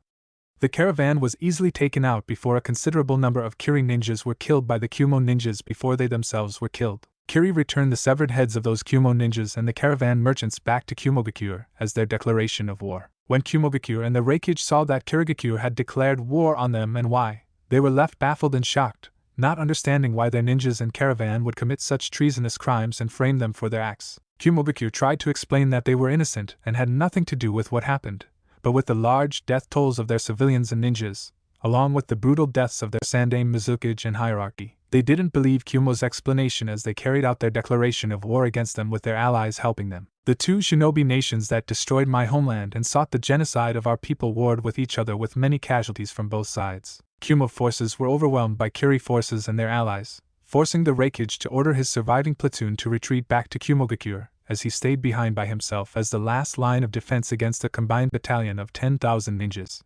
He fought for 3 days without rest and finally died of extreme chakra exhaustion. The Reikage held back a whole battalion of 10,000 ninjas for 3 days without rest or eating? Karen asked in disbelief. The Reikage himself was a powerful man, Jiraiya stated. It was even said that he fought the Hachibi to a draw. He battled and fight the second strongest Bijou one-on-one to a stalemate. Hinata asked in surprise. How else would you explain how he battled and held back such a massive battalion on his own for 3 days straight?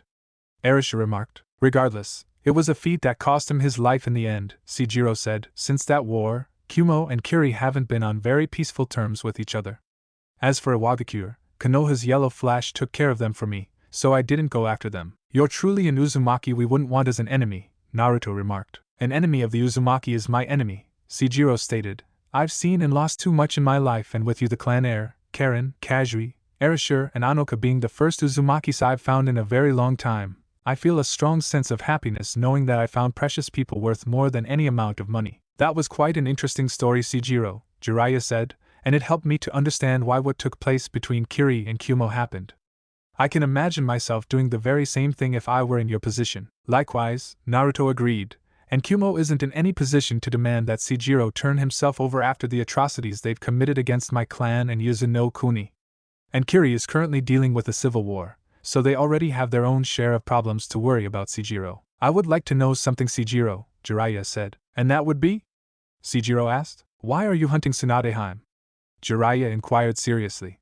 That inquiry got the group's attention as they looked from Jiraiya to Seijiro. You figured it out too, Jiraiya, Naruto acknowledged. I read between lines when he stated how Tsunade knows when to be afraid and run, Jiraiya pointed out, something she's been doing for days since we started this mission to find and retrieve her. Seijiro is the reason why we've been having such a hard time getting to Tsunade, and why she wouldn't stay put in one place long enough for us to find and meet her. My apologies for the troubles and difficulties you and your team has been experiencing in finding this elusive slug Sannin, Jiraiya, Seijiro apologized, but then clarified. But I was hired by a loan shark who sought my expertise in finding and bringing the legendary sucker to him for the money she owes him. The legendary sucker? Hinata asked quizzically. Typical of Tsunadeheim, Jiraiya sighed exasperation as he shook his head, always amassing debts and running away when debt collectors are sent to hunt her down to pay back the money she owes. Seijiro-san? Hinata implored, why did you refer to Tsunade-sama as the legendary sucker? She loses at practically every gamble and bet she plays, and she's a major sore loser, Jiraiya explained. Everyone she ever played against always had joyous smiles on their faces because they know they're going to win against her. Even when we were kids growing up, Tsunadeheim had an addiction to gambling and later drinking, and it almost plunged her into financial ruin. How much does Tsunade owe this loan shark? Naruto asked. Seijiro saw a pen and notepad on the desk. He went over to it and wrote a numerical figure on it. When he showed it to Jiraiya and the rest of the team, their eyes widened. How could Tsunade have ended up owing that much money? Karen asked. I'm tempted to turn her in for whatever price the loan shark is paying out for her capture, Arisha remarked. Boy, you wouldn't live to see a cent of that money if you tried to engage Tsunade in combat, Jiraiya replied. In any case, after we find and locate Tsunade, we'll deal with the debt she owes so that it doesn't obstruct with our mission to bring her back to Konoha. I'm not against any partnership if Naruto is willing to accept it, Seijiro said as he turned his attention to Naruto. Why would I be against it in the first place? Naruto replied, This team started off with 2 Uzumakis, and in less than a week, this team has 5 Uzumakis. We're all looking forward to working with you, Shijiroji-san. Shijiroji-san?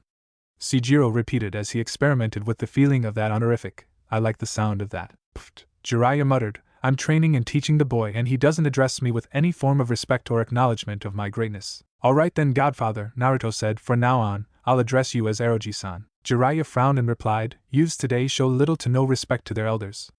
Whatever. In any case, I'm sure Shijiro's story gave us a lot to soak in and think about, and I'm sure you and your fellow Uzumaki would like to talk and bond with him more. So we'll resume our search for Tsunadeheim tomorrow. That's good because I could use a break from 3 days of non-stop chasing of that slug Sannin, Karen commented. We all could use a day's rest from it, Naruto agreed. But like Eroji-san said, we'll have to continue where we left off tomorrow before Tsunade make an even bigger gap between us. You don't have to worry about whatever distance Tsunade makes between us, Shijiro assured. It wasn't difficult for me to track and keep up with Tsunade's movements. We'll find her, I promise you. I'm called the Bloodhound for a reason. Well, your reputation and exploits so far backs up your words, Erasure commented. Agreed, Kansui said as he nodded his head. Meanwhile in Konoha, again Konohamaru.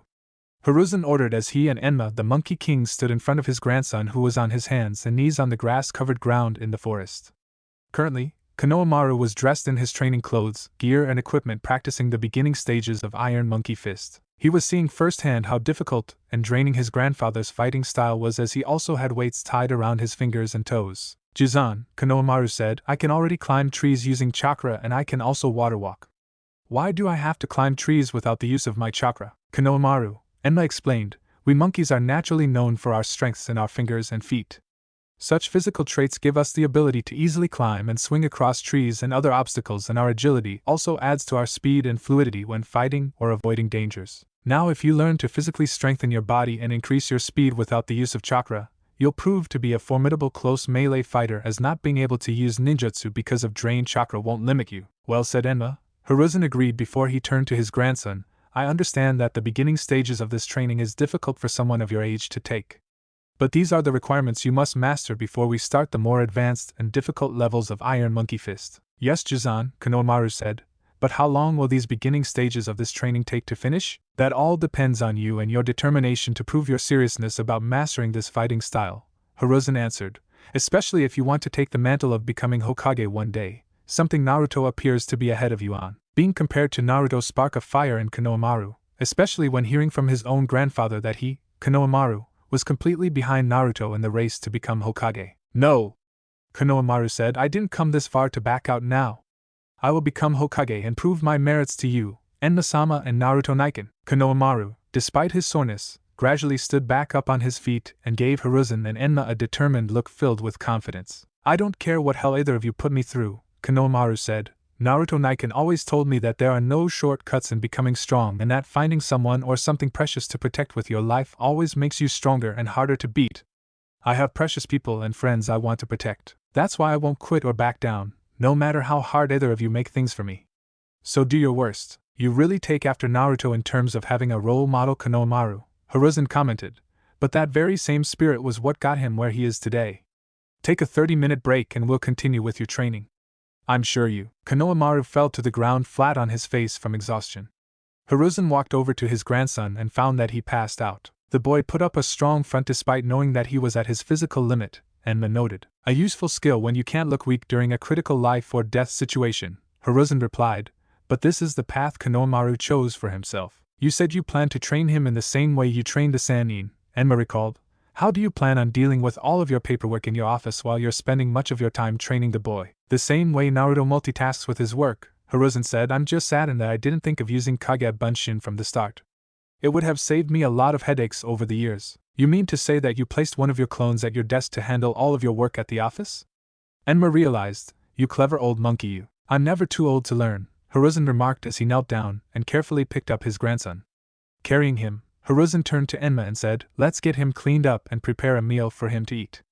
We'll resume his training after he's had some time to eat and rest. Enma nodded his head and followed Hiruzen out of the training field.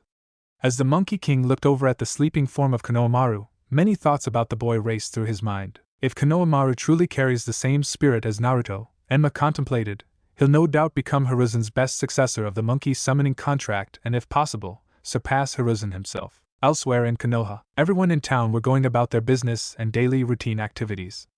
Tenten in the meantime was leaving the weapons shop with her newly repaired sword that Naruto shattered during the preliminaries. It was expensive having her original sword repaired, but it carried a lot of sentimental value to the weapon mistress in training, and her memory of how Naruto destroyed her sword the first time added to her drive to become stronger and battle Naruto every chance she got. Many would have never thought that Tenten would proclaim herself as Naruto's eternal rival despite the massive power gap between them. Some thought her to be presumptuous, while a few others thought Tenten was being truth to her burning youth in finding a worthy opponent to serve as her drive and passion to always push her to improve and become stronger and smarter than before after every match and battle. For that reason, Tenten was out walking around town looking for Naruto with her sword hanging around her waist. She wanted to challenge him to another sword battle and only stop when her body could no longer continue to fight. On the way, she caught sight of Anoka, who was carrying a most unusual sword on her back, a sword she immediately recognized as belonging to one of the legendary 7 swordsmen of Kirigakure. No way! Tenten marveled at the sight in front of her. She also acquired one of the 7 legendary swords of Kirigakure like Naruto. But how was that possible? Tenten rushed over to Anoka, who was in a cheerful mood. Currently she was mentally planning her next class session on the history of Yuzuno Kuni and the Uzumaki clan's origins. She was thankful that Naruto gave her a detailed account about the long-forgotten history of the Uzumaki clan's origins, and how their clan and homeland got their names. It was beyond Anoka how Naruto was able to attain such precious information, but all he told her was that he was given a detailed vision from their long-deceased ancestor who wanted the Uzumaki clan's history and legacy made known to all. Anoka-san! Tenten called out, grabbing the woman's attention. Anoka stopped and turned to see Tenten hurrying over to her. Tenten, Anoka greeted politely. How are things with you? Naruto-kun is out on a mission and hasn't returned yet if you're looking for him, again. As disappointing as that is, Tenten replied, I came to see you actually. Oh? Anoka replied, that's a surprise. You're looking to challenge me to a sword fight in Naruto-kun's place? Against the legendary Samahada? Tenten asked skeptically, that sword will tear me to shreds if you don't do it first. You know about Samahada? Anoka asked with a surprised expression on her face. I'm a weapons mistress. Tenten said proudly, it's my duty to know about as many different types of weapons and arsenals as possible. I'm just amazed that you managed to acquire such an extraordinary sword like Naruto. Well, Anoka said as she retrieved her living sword for Tenten to see, she did take a major liking to me in exchange for her previous partner who almost killed me. She? Tenten asked quizzically as she stared at Samahada. You mean that sentient sword is a female? She's a special type of female who likes to behave like a pampered pet from time to time, Anoka remarked as she petted her sword like a house cat. The sword itself purred as its scales vibrated happily in response to some of the chakra that Anoka was giving her as she petted her. Tenten watched the unique yet awkward scene playing out in front of her. It's cute and weird at the same time, Tenten remarked mentally as she watched Samahada feed off Anoka's chakra.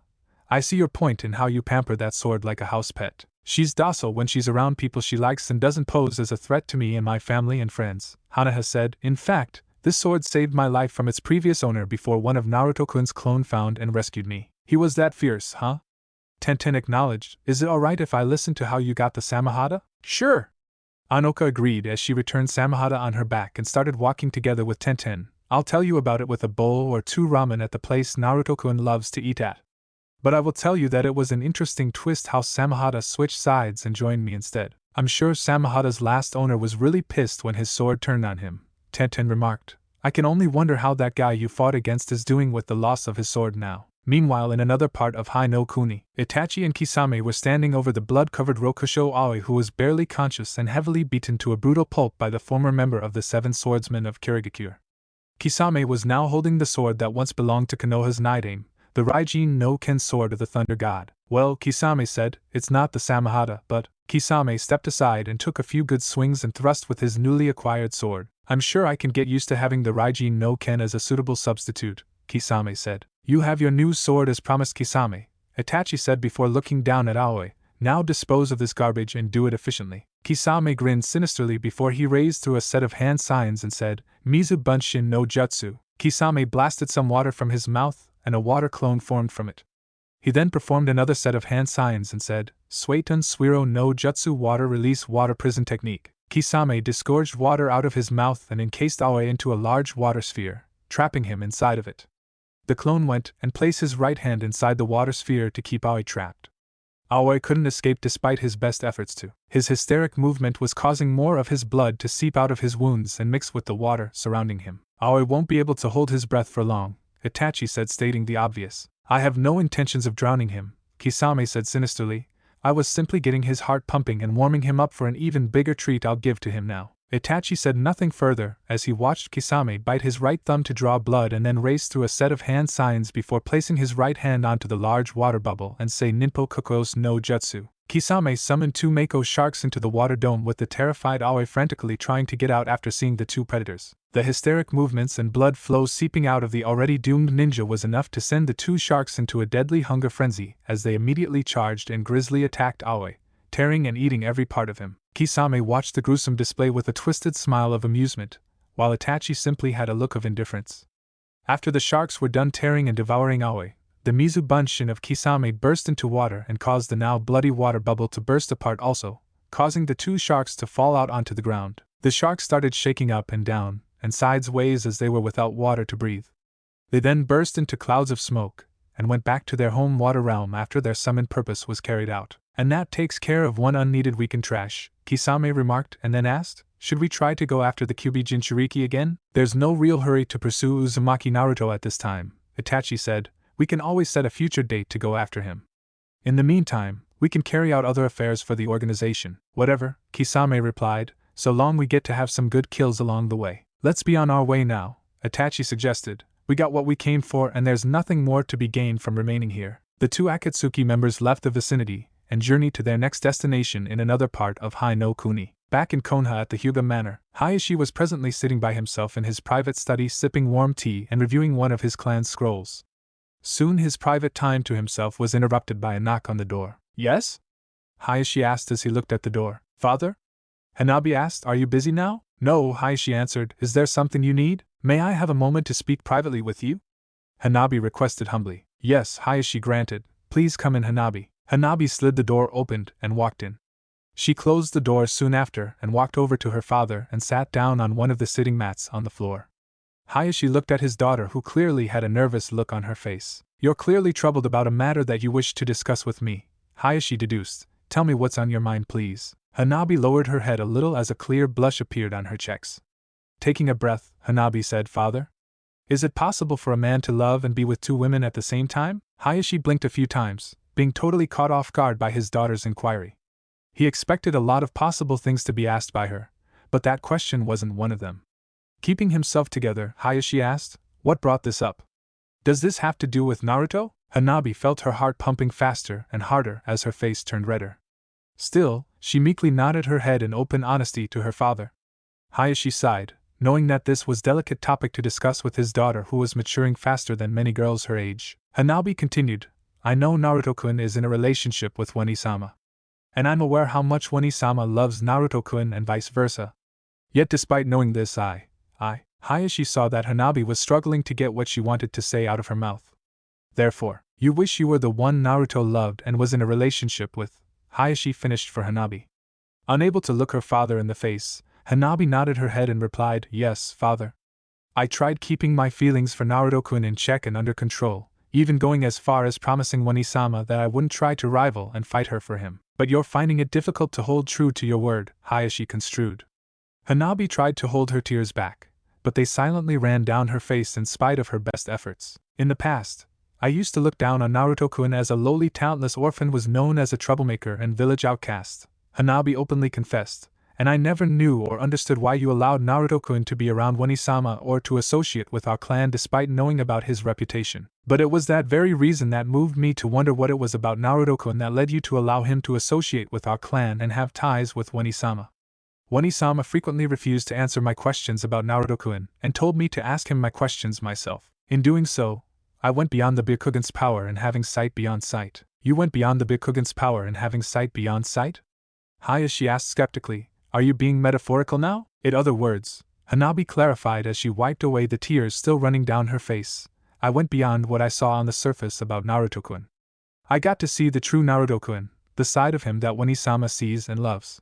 The inner person of his heart that I came to cherish and love as well. My time with Naruto-kun started out as friendship, but the more I got to know Naruto-kun, the more time I spent with him, the more I desired to be with him, to stay with him. And whenever I see another female around him, I have this uncomfortable feeling: spite, anger, and jealousy. I know Naruto-kun is older than me by a few years, but I found that to be of no importance so long I can be near and with him. I wonder if this was how Hinata felt towards Naruto when she was Hanabi's age, Hayashi considered. I know it's foolish of me, but… Hanabi sobbed as she placed her hands over her face.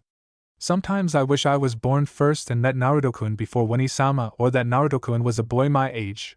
Hanabi sobbed a little louder. Why does my heart hurt so much, father? As Hanabi's emotions overwhelmed her, Hayashi felt rather uncomfortable having to talk to Hanabi about this. He knew that talking with a cold and ironclad demeanor would backfire and make matters worse, and considering that this was a delicate matter that would deeply impact on his youngest daughter's future, he knew he had to choose his words carefully. It's times like this I wish my wife was still alive to give me insight on how to handle our daughter's emotions and love attachments, Hayashi privately groaned. Having her input on this sensitive matter would have helped me a great deal. And the fact that Hanabi asked me if a man can love and be with two women simultaneously means that she's been secretly contemplating on the idea of Naruto having both her and her sister. I never knew Hanabi was fostering such thoughts and feelings at her age now. She growing up much faster than I honestly expected her to. Hayashi sighed and rubbed the top bridge of his nose as he felt a headache building up. He felt more at ease having a heated argument with his father and the clan elders than having to handle this topic. Hanabi? Hayashi asked as he waited patiently for his daughter to calm her sobbing down. It took a minute for her to get herself to calm down enough to talk coherently and hear her father out. Hayashi asked, "What exactly is it that you feel towards Naruto when you spend time with him?" Hanabi took a moment to think about her father's question and wondered how she could properly explain it. After a few minutes, Hanabi said, "Naruto-kun has been like an older brother and very dear friend to me who ultimately became my teacher. I don't know how to exactly explain it, since I feel a student falling for my teacher, a friend falling for my friend, and a sister falling for my brother, though we not related." In other words, Hayashi reasoned in his mind while seeing his daughter's confusion. While you're in love with Naruto, you don't know in what sense, considering that you aren't familiar with romantic love exactly. Hayashi took several minutes to meditate on his daughter's situation. Hanabi fidgeted a little under her father's glances here and there as he wondered what he could be thinking about. "Are you disappointed and ashamed of me and the fact that I have feelings and attraction for Wani-sama's boyfriend?" Hanabi asked meekly with her head lowered, fearing her father's possible disappointment in her. "I'm not angry, disappointed, or ashamed of you, Hanabi," Hayashi reassured. "Your feelings and attractions are natural considering the amount of time you spend with Naruto and the experiences you had with him. Expectedly, when two people of opposite genders spend a lot of time with each other and develop a bond with each other, romantic attraction will eventually develop between both persons. But in some cases, such attractions are one-sided, and in other cases, depending on circumstances and the individuals involved, one of the persons, be it male or female, may just have fantasy love." "Fantasy love?" Hanabi asked quizzically. "An infatuation, in other words," Hayashi simplified. "It's when someone is filled with foolish, shallow, or excessive passion towards someone or something. Usually their feelings are superficial and not based on the right reasons for being attracted to someone. Like fangirls and fanboys," Hanabi remarked. "Very much so," Hayashi concurred.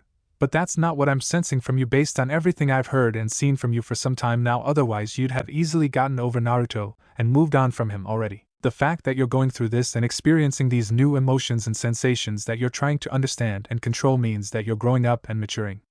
Notably faster than I counted on. But in spite of this, as your father, I'm happy you didn't feel too embarrassed or ashamed to confide in me about this. I know that it must have been hard for you to be this open with me about your feelings, though I'm sure if your mother was still alive it would have been easier for you to talk with her about this and get better advice from her in how to cope with and control your attraction to Naruto. This shows me that despite your feelings and desires, you took into consideration your sister's feelings instead of selfishly doing something behind her back that you'd have later regretted." Hanabi looked up at her father and asked, "What can I do to prevent that from happening?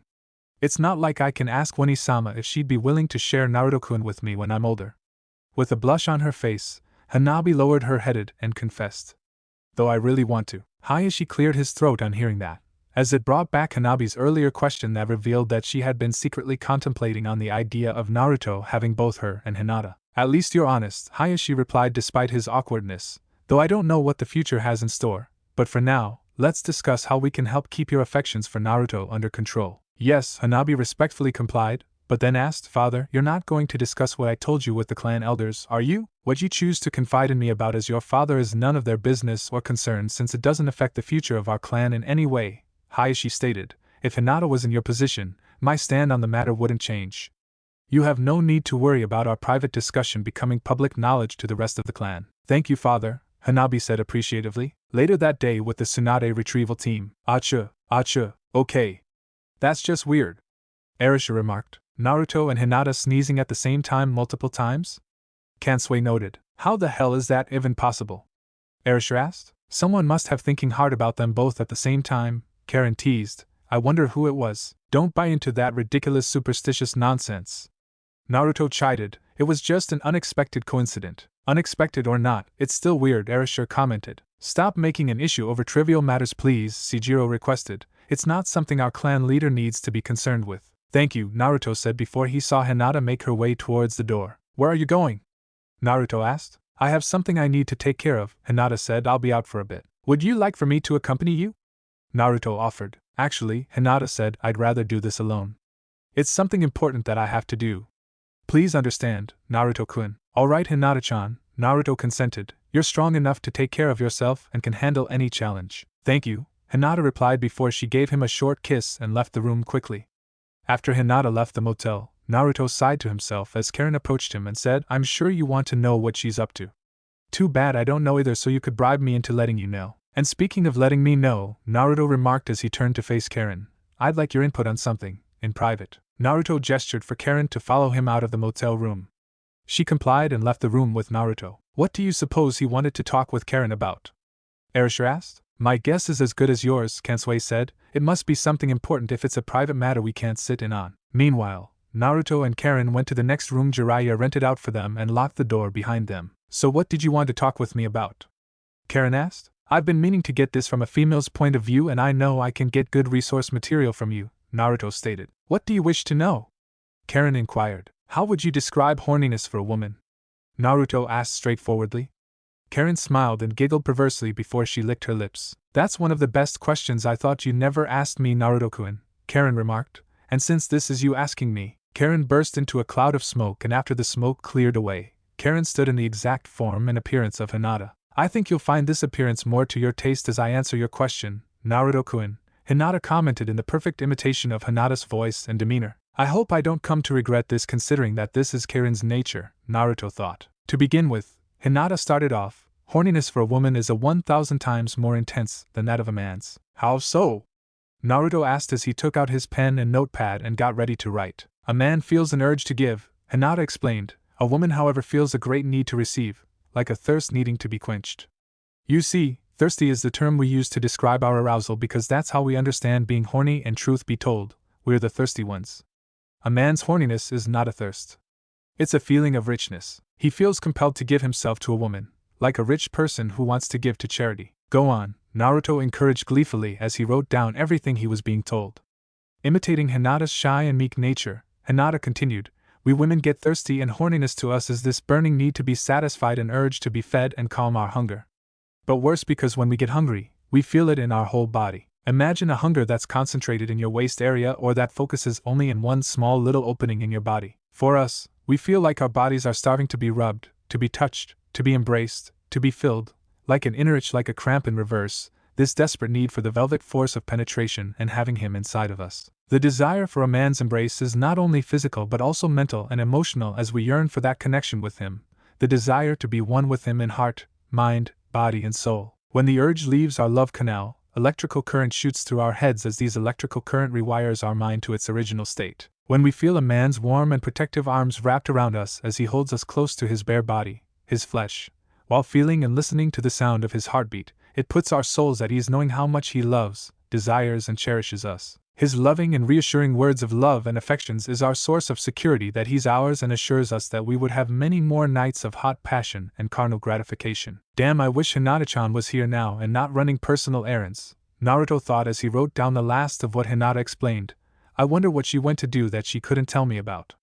Oh well. While I'm here, I might as well begin writing the first chapters of my novel series, The Moon's Eye Above the Fireworks. Naruto summoned 12 Kage Bunshins before Karen dispelled her henge, changing back to normal. What's with the clones? Karen asked mischievously. Do you need me to choreograph certain positions with them on the bed? No, Naruto answered, they're here to start writing the first 12 to 13 chapters of my new book series. I've gathered enough ideas to start writing my novel series, and that hot snake charmer Enko that said I can use her as the main female character since Anata-chan turned it down when I offered it to her first. Can I be a character in your story too, and not some side character? Karen asked. You owe it to me after the number of times I've helped you, not to mention how I helped you save Lee's and Hyate's lives. Plus, it would help your story if it includes a female perspective of things. I already gave Jiraiya some pointers, but you and I are Uzumakis by blood. It's only right that I give you deeper input on how women think. Karen, Naruto replied, you had me at can I be a character? Sweet. Karen cheered, do I get royalties out of this deal? Of course, but we'll discuss that later, Naruto said. An hour later, Jiraiya was in another by himself working on his next book for his series. His concentration was interrupted by a knock on his door. Yes? Jiraiya asked from his desk. It's me and Shijiroji-san, Eroji-san, Naruto replied from behind the door. Jiraiya groaned at the annoying nickname Naruto decided to address him by, but chose to drop it and replied, What do you want? There's a most important matter I must discuss with both you and Shijiro privately, Naruto said seriously, and I think now would be a good time to talk about what I've found out that your spy network has been spending years trying to find out. Hearing Naruto's words sparked a flame of interest in Jiraiya as he set his pen down and got up to open the door. Opening it, he found Naruto standing by the door with Shijiro at Naruto's right-hand side. Hurry and come inside now, Jiraiya invited as he stepped aside and allowed the two Uzumakis to enter the room. Closing the door, the three ninjas went further into the room with Jiraiya sitting back down by his desk. Shijiro sat down on the nearby seat while Naruto sat on the closest bed to Jiraiya's desk. So what was it you wanted to discuss with us? Jiraiya asked. Eroji-san, Naruto started off, you've been hunting the Akatsuki for quite a number of years, yes? That's right, Jiraiya said, ever since Orochimaru defected from Konoha and became a missing nin. My pursuing Orochimaru was what led me to discover the existence of the Akatsuki. How many members do you know of? Naruto asked. Didn't we have this discussion before weeks ago, Naruto? Jiraiya reminded. We did, Naruto said. I never forgot about that. But there's something you must know now. And that is? Jiraiya asked. I'm going to share with you an S-class secret that stays only with the three of us, Naruto said seriously. It's not to be disclosed with anyone outside this circle. Do you both understand this? Yes, Naruto, Shijiro agreed. I may have my doubts, Jiraiya said and then agreed. But I'll go along and see where you go with this. Good, Naruto replied and stated, I have an insider within the Akatsuki. That was a bomb that neither Jiraiya nor Shijiro was expecting to hear. A series of questions raced through Jiraiya's mind as he tried to fathom how Naruto could have pulled off what he and many others would have considered an impossible feat. Impossible! Jiraiya retorted in disbelief. How could you manage to get insider to infiltrate that organization without being discovered? I spent years trying to find out as much as I could about them, and you're telling me that you managed to plant a spy within the Akatsuki after recently learning about that organization. That's right, Naruto answered straightforwardly. And as for the identity of my spy, it'll remain anonymous. But what my spy uncovered will prove useful to both you and Shijiroji-san, considering that you two respectively have spy networks of your own. For starters, I now know the identities and names of all the members of the Akatsuki thanks to my spy. What Jiraiya heard was like gold to him regardless of how skeptic part of him felt about what Naruto was saying. Eroji-san, Shijiroji-san, Naruto said, there are members within that organization that you both know personally. We're listening, Shijiro said as he gestured for Naruto to continue. Shijiroji-san, Naruto started off, your rival Kakuzu, in his earlier life under the servitude of Takigakure as an elite ninja, took on a mission to assassinate Hashirama Senju, the Shodaime Hokage. That mission, however, ended in failure against the Hashirama who was revered as the god of shinobi. Despite the insurmountable danger faced on the mission, what awaited Kakuzu's return to his village was the stigma and harsh punishment associated with the failure of his objective. In response to that treatment, a wrong levied against the shinobi who had put life and limb on the line for his village, Kakuzu came to hold a violent hatred for Takigakure as he escaped from imprisonment. In his flight from the village, Kakuzu killed the village elders, took their hearts, and fled with knowledge of the village's most prized kenjutsus. Like you see Jiroji-san, he made a living off bounty hunting on the black market. However, he tears out the still beating hearts of powerful shinobi to extend his own lifespan and arsenal. Sometime after his defection, he became affiliated with, and joined, the criminal organization Akatsuki. During his early years in Akatsuki, Kakuzu had 4 partners that he eventually ended up killing due to his short temper, and would come to use their hearts for his earth grudge fear. Eventually, he found a new partner, Haiden, who was convinced to join, taking an interest in Kakuzu, thinking of him as a pioneer of immortality.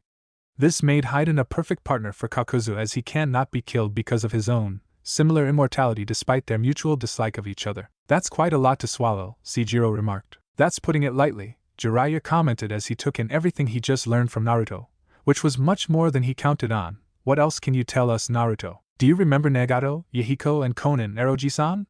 Naruto asked as he looked directly at Jiraiya. They're part of that organization, I presume, Jiraiya said gravely. Naruto nodded his head and said, there's a lot more to the story about the three of them since your time with them. You have my attention, Jiraiya said, knowing he wasn't going to like what he was going to hear. Later that evening, the Naruto clones were together in the room with Karen discussing and editing the first 12 written chapters of Naruto's manuscript, a task they spent hours doing. They were even debating on concepts about how the book cover and artwork would look like. They also were examining pictures of ninja and non-ninja young women Naruto peeped at in the past and deciding which type would depict which female characters, either as protagonists or antagonists. Enko's image was already decided to be used as the main female protagonist after Naruto made a deal with Enko about using her in his story in return for royalties made off the story. A knock soon come from the door. Karen went over and opened the door to find Hinata standing at the door. Is Naruto-kun by any chance inside? Hinata asked. I'm with 12 of his clones as we're working on his new book series, Karen said. You're welcome to join and put your input into the story. That's okay, Hinata respectfully declined. I'm looking for Naruto-kun as there's something I want to show him. Is it something special you have in mind for him? Karen asked. You've been out all day and only now you're returning. I've been busy, Hinata said. If you're looking for Naruto-kun, he's in a meeting with Jiraiya and Shijiroji-san, Karen said. They've been talking about who knows what for hours in the other room. Perhaps they're done now, who knows. Thank you, Hinata said appreciatively and bowed. I'll be on my way then and see if I can get Naruto-kun. With that, Hinata went on her way to Jiraiya's room as Karen went back inside and closed the door. Reaching Jiraiya's room, Hinata knocked on the door and waited for a reply. A moment later, Naruto appeared out from the door. Hinata-chan. Naruto greeted happily. Where have you been all day? It's late, I'm sorry. Hinata apologized and explained. I was out taking care of something very important that I want to show you now. Now? Naruto asked quizzically. Hinata nodded her head, yes. Are you too busy to come with me now? No, not at all, Naruto said before he turned to Jiraiya and Shijiro back inside the room. I'm stepping out with Hinata-chan. We'll return and see you guys later. Be safe now, Shijiro advised as Jiraiya simply nodded his head to Naruto. Naruto placed his sandals on and left the room with Hinata before leaving the motel with her. Once outside, Hinata took Naruto by the hand and guided him to their next destination. So where are you taking me? Naruto asked curiously. It's a surprise, Naruto-kun. Hinata stuttered as her nervousness was starting to manifest despite her boldness to carry out what she had been planning to do all day. A surprise? Naruto asked. Why yes, Hinata said. It's something that I wanted to treat. You too. The couple spent a good amount of time walking out of the town and into the darkened woods as the shadow of night blanketed the surrounding region. Hinata continued holding Naruto's hand as she continued guiding him to her intended destination. She pushed herself not to cower and back out now after coming this far and putting so much effort to make everything she planned perfect. We're quite a distance from town, Hinata-chan, Naruto noted. Are you sure about this? Hinata giggled and said, like I said, Naruto-kun, it's a surprise. This aroused Naruto's curiosity further, as he wondered what Hinata was up to. But he chose to follow along and see where Hinata's surprise would take him. After another 10 minutes of walking, Naruto found himself standing in front of what was a beautiful scenery of a majestic waterfall and a running crystal-clear river. The night skies were also littered with sparkling stars with the full moon at its brightest over the running waters. The surrounding region was smooth and grassy, giving off a serene atmosphere. This place is beautiful, Hinata-chan, Naruto praised. Hinata guided him to the next spot by the falling waters, which turned out to be a picnic site that was nicely set up with a large blanket, food, drinks and towels. A late-night picnic and swim? Naruto asked with his intrigue heightened. Now that sounds like fun. Hinata then pointed to the waterfall for Naruto to see. Naruto looked to find a silhouette of a female dancing on top of the water by falls in a very poetic and graceful display. The moonlight reflecting off her added to her elegant movements, as he took notice of the waters dancing around her like a charmed serpent following the charmer. Naruto's left eye then caught sight of Hinata's clothes neatly folded with her sandals sitting next to her clothes and towels. Wait a minute, Naruto realized. Is that Hinata-chan? Hinata stated. I was simply sent to retrieve you. With that, Hinata dispelled into a cloud of smoke, revealing herself to be a Kage Bunshin the entire time. A moment later, Hinata stopped dancing on top of the water and walked over to Naruto, revealing herself to be completely nude, barefooted and completely wet. Hinata-chan? Naruto greeted, feeling his arousal and lust growing while looking at the sight of her. Naruto-kun, Hinata said as she reached and stood in front of him before she kissed his lips briefly and pulled away and continued, I want to continue where we left off at in the bathhouse the other night. Hinata reached for his vest and removed it along with his shirt, with no interruptions, no holding back. Warning: this scene will have a mild lemon, though nothing graphic. You've been warned, so if you don't want to read it, please skip to the next scene. Naruto, standing in front of Hinata, removed his sandals with his pants still on. Hinata stepped forward and planted kisses under his chin and neck as she reached for his belt and pants, and undid them. Gently, she tugged his pants and boxers down to his ankles, freeing his erection from its confinement as she allowed him to step out of his boxers and pants, thus being completely barefooted and nude with her. So what do you want to do now, Hinata-chan? Naruto asked. With a shy and submissive overtone, Hinata replied, since you're always the one to teach and instruct me, I feel I should follow your lead in doing to me as you wish. Do you remember what I told you on that day when I gave you those gravity and chakra restraint seals? Naruto asked as he took Hinata's right hand and placed it over his chest, allowing her to feel his heartbeat as he placed his right hand over where her heart was beating. I remember, Hinata said with a smile. You said that our hearts beat as one? I never forgot how poetic you were and still are. But now, she moved closer and wrapped her arms around his shoulders in a tight embrace, and kissed him passionately as she felt his arousal at her crotch. Hinata led him to the spread-open blanket lying on the grass and lied down on it on her back with Naruto hovering over her. I want us to join as one. The desire for a man's embrace is not only physical but also mental and emotional as we yearn for that connection with him, the desire to be one with him in heart, mind, body and soul. It was funny how Karen's earlier words came racing back into his mind as he gazed down into Hinata's eyes that were filled with affections, desire and want for him. A moment later Naruto leaned in and kissed Hinata, and rather than just taking Hinata right there and then, Naruto slowed himself down and decided to caress, kiss, suckle and explore every part of her body, making her feel beautiful, cherished and desired. Naruto's actions and attention to her body drove Hinata wild and heightened her anticipation as she already felt her love canal becoming wetter with her juices as it longed for Naruto's dowel to enter and fill her to the brink. Her moaning served to encourage Naruto to continue his foreplay on her body, stimulating Hinata's lust and craving for Naruto to satisfy her. Is this really happening? Hinata wondered, is this another dream I'm going to wake up from like before? Before Hinata could answer her own unspoken question, Naruto's face reached her lips and he kissed her hotly as he rested his arms on the blanket before guiding his stiffened rod to her moistened receptive canal. Naruto-kun? Hinata asked, immediately gaining his attention. Yes, Hinata-chan? Naruto asked. Is this a dream?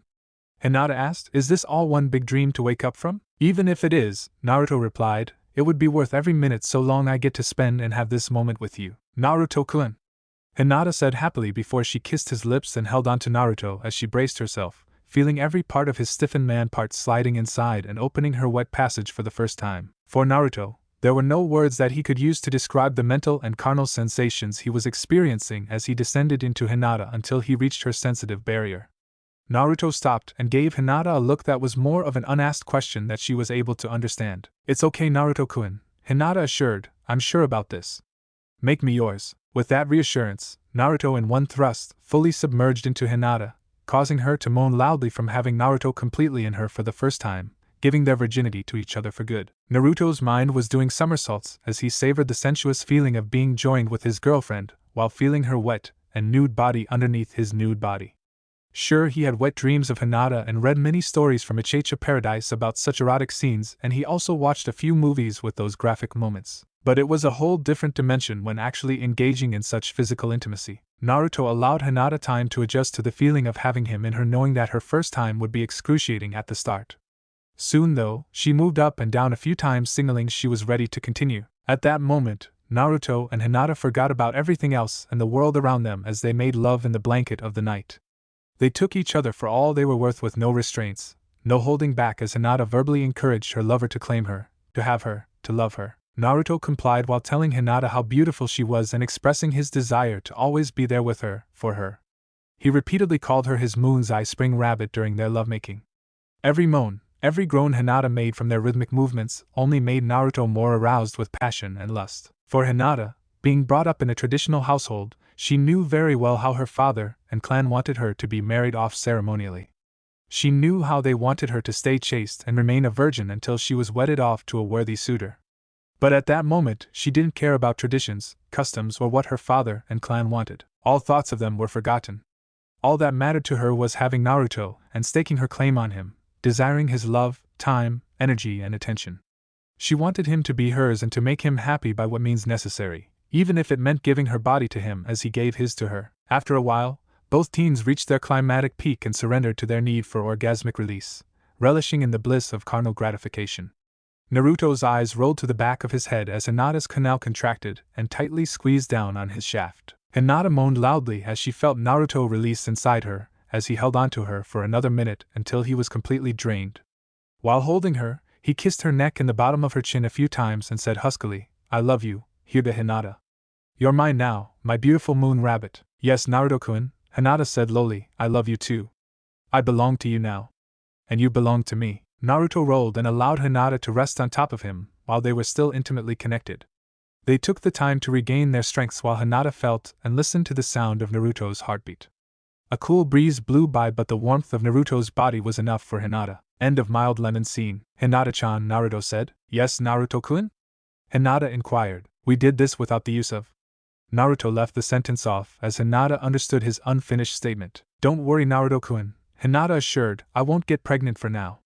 I had one of the female members of my clan secretly teach me a special medic jutsu that acts as birth control." "Really?"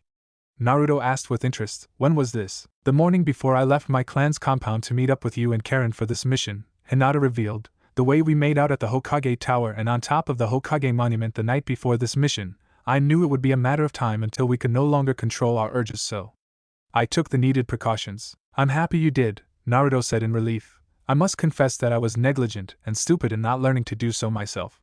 I'm happy you proved to be smarter than me in that regard." "Don't be so hard on yourself, Naruto-kun," Hinata consoled. "Even if I did get pregnant for you after this night, I would be honored in having your child regardless of what anyone else said about it. With you at my side, I'm strong enough to take on any challenge." "You are aware that this changes everything between us," Naruto said. "I'm sure it won't be long until your father and others find out about us consummating our love for each other intimately." "I know," Hinata admitted. "No doubt I'm sure to face disappointment from both my father and the clan. Pfft, not that disappointment from them would be a new experience for me anyway. I did this because I wanted to." "Aren't you a rebellious clan heiress all of a sudden?" Naruto teased, causing Hinata to giggle and snuggle closer to him as she rested on top of him. "I have you to blame for that, Naruto-kun," Hinata playfully replied, "becoming more like you every day and copying your mischievous habits." "Oh, you loved it," Naruto snickered before he kissed her forehead and said, "Regardless what happens, through thick and thin, we'll have each other." "Yes, we will," Hinata agreed. "No matter what, you're all I need, Naruto-kun." "So, Hinata-chan," Naruto asked, "do you want to go for a swim or return back to the motel where the others are waiting?" "Let's stay like this for a while longer," Hinata suggested, "and then let's go for a swim together. I'll even show you some new tricks I learned with water manipulations." "You had me at let's stay," Naruto teased before Hinata smiled and moved to lean down to kiss his lips. 3 hours later, Naruto and Hinata, fully dressed and washed up, made return back to the motel. Naruto was carrying Hinata bridal style as she snuggled closer to him, smiling contentedly while enjoying the feeling of being treated as his princess. All of things Hinata used for their picnic were sealed away in Hinata's small scroll, which was in a pocket inside her jacket. Much earlier, Naruto had summoned a platoon of clones and had them scatter about to be his eyes and security in the event of bandits or thieves appearing and attacking them. So far, everything was peaceful and serene, just the way he wanted it for both himself and Hinata. By the time they reached the town, Hinata had already fallen asleep peacefully in his arms with her head on his right shoulder. Naruto, having no other choice, carried Hinata's sleeping form all the way back to the motel where the others were waiting. Upon their arrival, he knocked on the door of the room Hinata and Karen were sharing. When the door opened, it revealed Karen barefooted without her glasses on and only her panties and t-shirt, which did little to cover her navel. Naruto was used to seeing Karen and Anoka in little clothes on, but that didn't stop him from getting aroused by the sight of them. "So you finally returned with Hinata," Karen said, stating the obvious. "I hope you both enjoyed your time together without her getting sick again this time." "I think the look on her face says it all," Naruto remarked, causing Karen to take a good look at Hinata's peaceful yet happy sleeping form. Looking back at Naruto, Karen asked lecherously, "How was she for your first time with her?" "Karen?" Naruto growled with a deep blush on his face. "Come on, Naruto-kun," Karen replied. "As a woman, I can see the afterglow on her face, a look I've never seen from her up till now." "You're not going to go blurt this out to everyone, are you?" Naruto asked. "Why would I?" Karen replied with a lecherous smile. "I'm more interested in hearing how thirsty she was and how you quenched her thirst until she was completely satisfied. I'm sure I can use your explanation and attention to details to get me off before I head to bed." "Karen, really?" Naruto retorted with blood threatening to burst out of his nose. Look.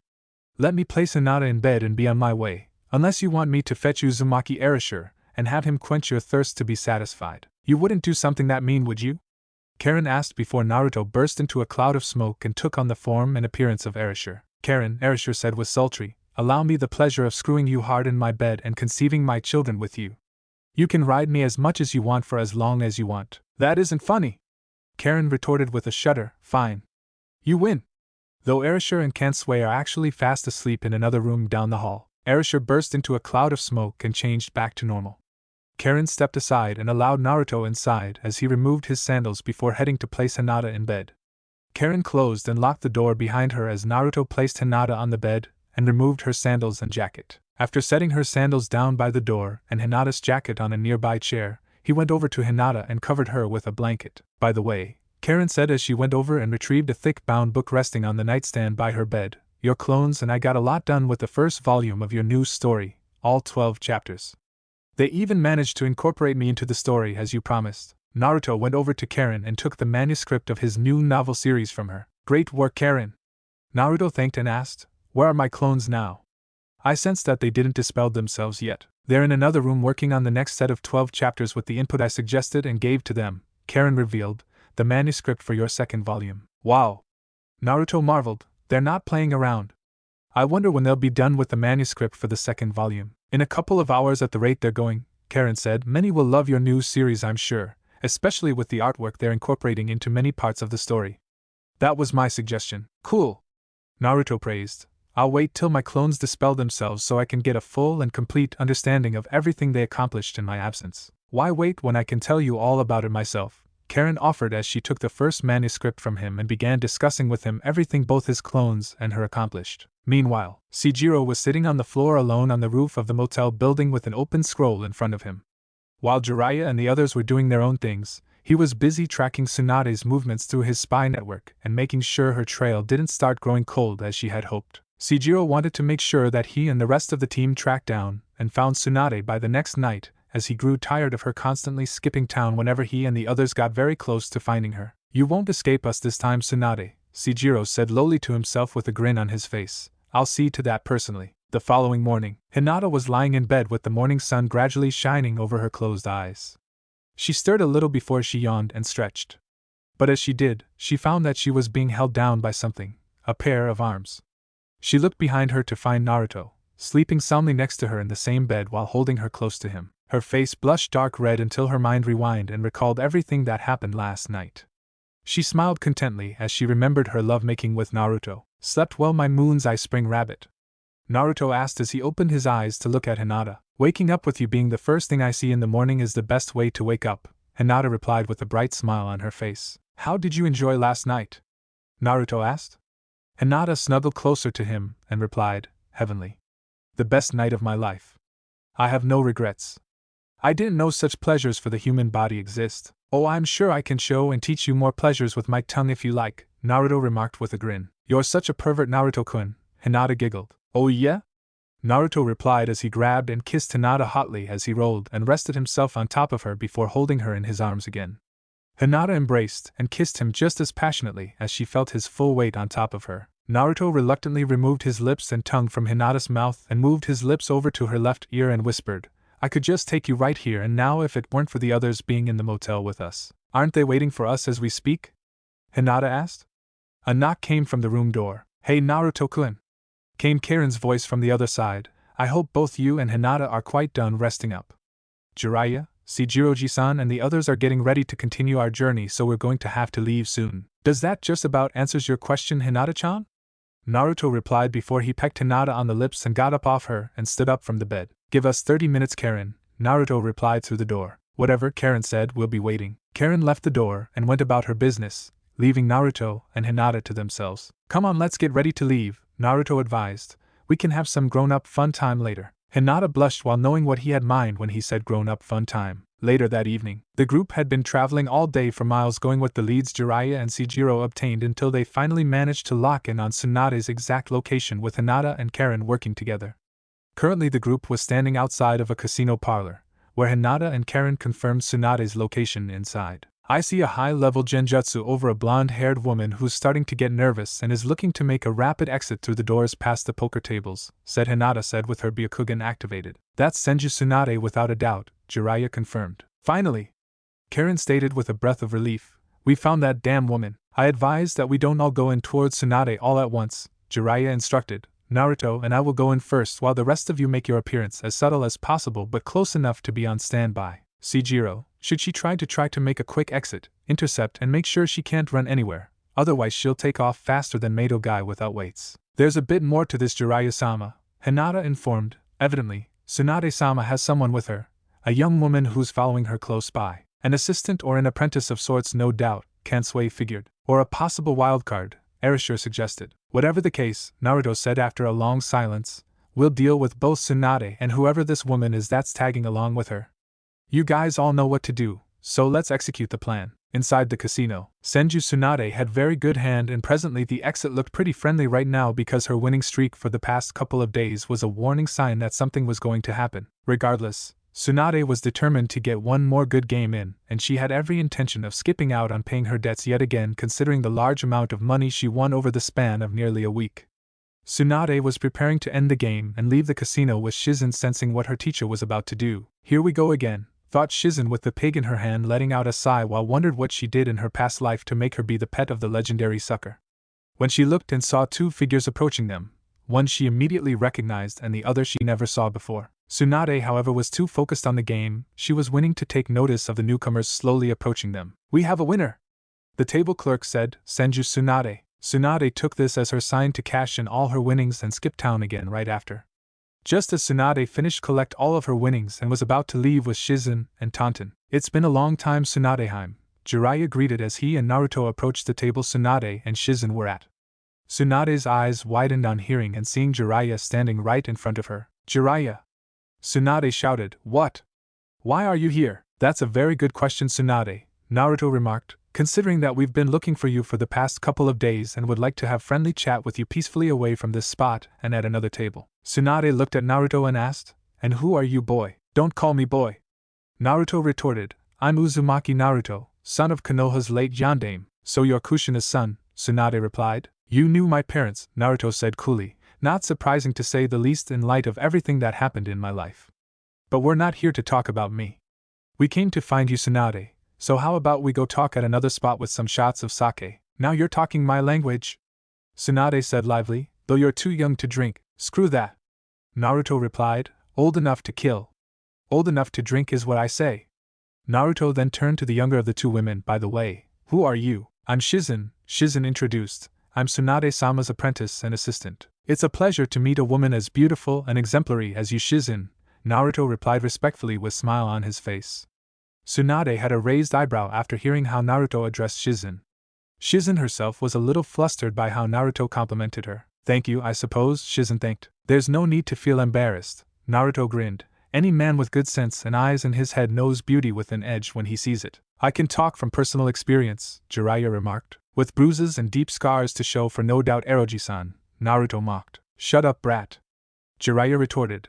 And don't try to play all innocent when you yourself are one of my most avid readers of my book series. Tsunade frowned at both of them, already drawing conclusions about what she thinks Naruto's character and abilities are. Anyway, Jiraiya suggested, let's head to another table and talk there like the brat suggested. The group went and did just that after Tsunade went and cashed in all the money she won from her last game. Tsunade and Shizen sat at one side of the table as Naruto and Jiraiya sat at the side facing them. Tsunade ordered a large bottle of sake with 2 cups since Shizen wasn't up for drinking and Naruto wasn't serious about wanting to drink despite having a moderate drinking habit with Hanabi. After getting her ordered sake and cups, Tsunade proceeded drinking her sake like water from a fountain. It's been a long time, Jiraiya, Tsunade said. Are we to expect Orochimaru to show up and join us? No, Jiraiya said, plus, Orochimaru has recently caused Konoha a great deal of trouble. Not mention that he carries a strong hatred for the Chunin next to me. Chunin? Tsunade asked as he turned to Naruto. Why does Orochimaru hates the boy so much? Tsunade poured herself another shot of sake and started drinking it. Just as Jiraiya was about to answer. That's not important, Naruto said, and I told you not to call me boy. What's important is why we were sent out by the Sandaime-jizan to look for you. Tsunade stopped drinking her sake when she heard that and looked at Jiraiya, who sighed, knowing that there was no point dancing around the truth. For what purpose did Sarutobi-sensei send both you guys out to find me? Tsunade asked suspiciously, considering that it was a fellow Sannin that was tasked to find her. I'll be straight with you, Tsunade, Jiraiya said humorlessly. By order of the Hokage, you are to return back to Konoha immediately. It's not an option or a request. Tsunade's eyes narrowed dangerously when she heard what she heard from Jiraiya as she leaked bloodlust. Though she had sake in her system, but she was still sober and a dangerous opponent to take on in a one-on-one fight. Shizen and the pig with her name Tonton got nervous when they felt the level of bloodlust pouring from the slug Sannin. I told Sarutobi-sensei that I would never step foot back in Konoha again. Tsunade snarled, and he dares order me back to that accursed village. Tsunade, Jiraiya said patiently, we don't have to make this difficult. I know you carry a grudge against Konoha for your bad experiences, but… Bad experiences? Tsunade retorted, that damn abominable village robbed me of everything and everyone I loved. I don't care that Sarutobi-sensei is ordering me to return. I won't go back, even if he was offering me the position of becoming Hokage. That's an interesting thought, Jiraiya remarked. Why not return and take Sarutobi-sensei's position as Hokage? He'd be more than happy to return to his retirement. You'd be a most suitable choice. You take it.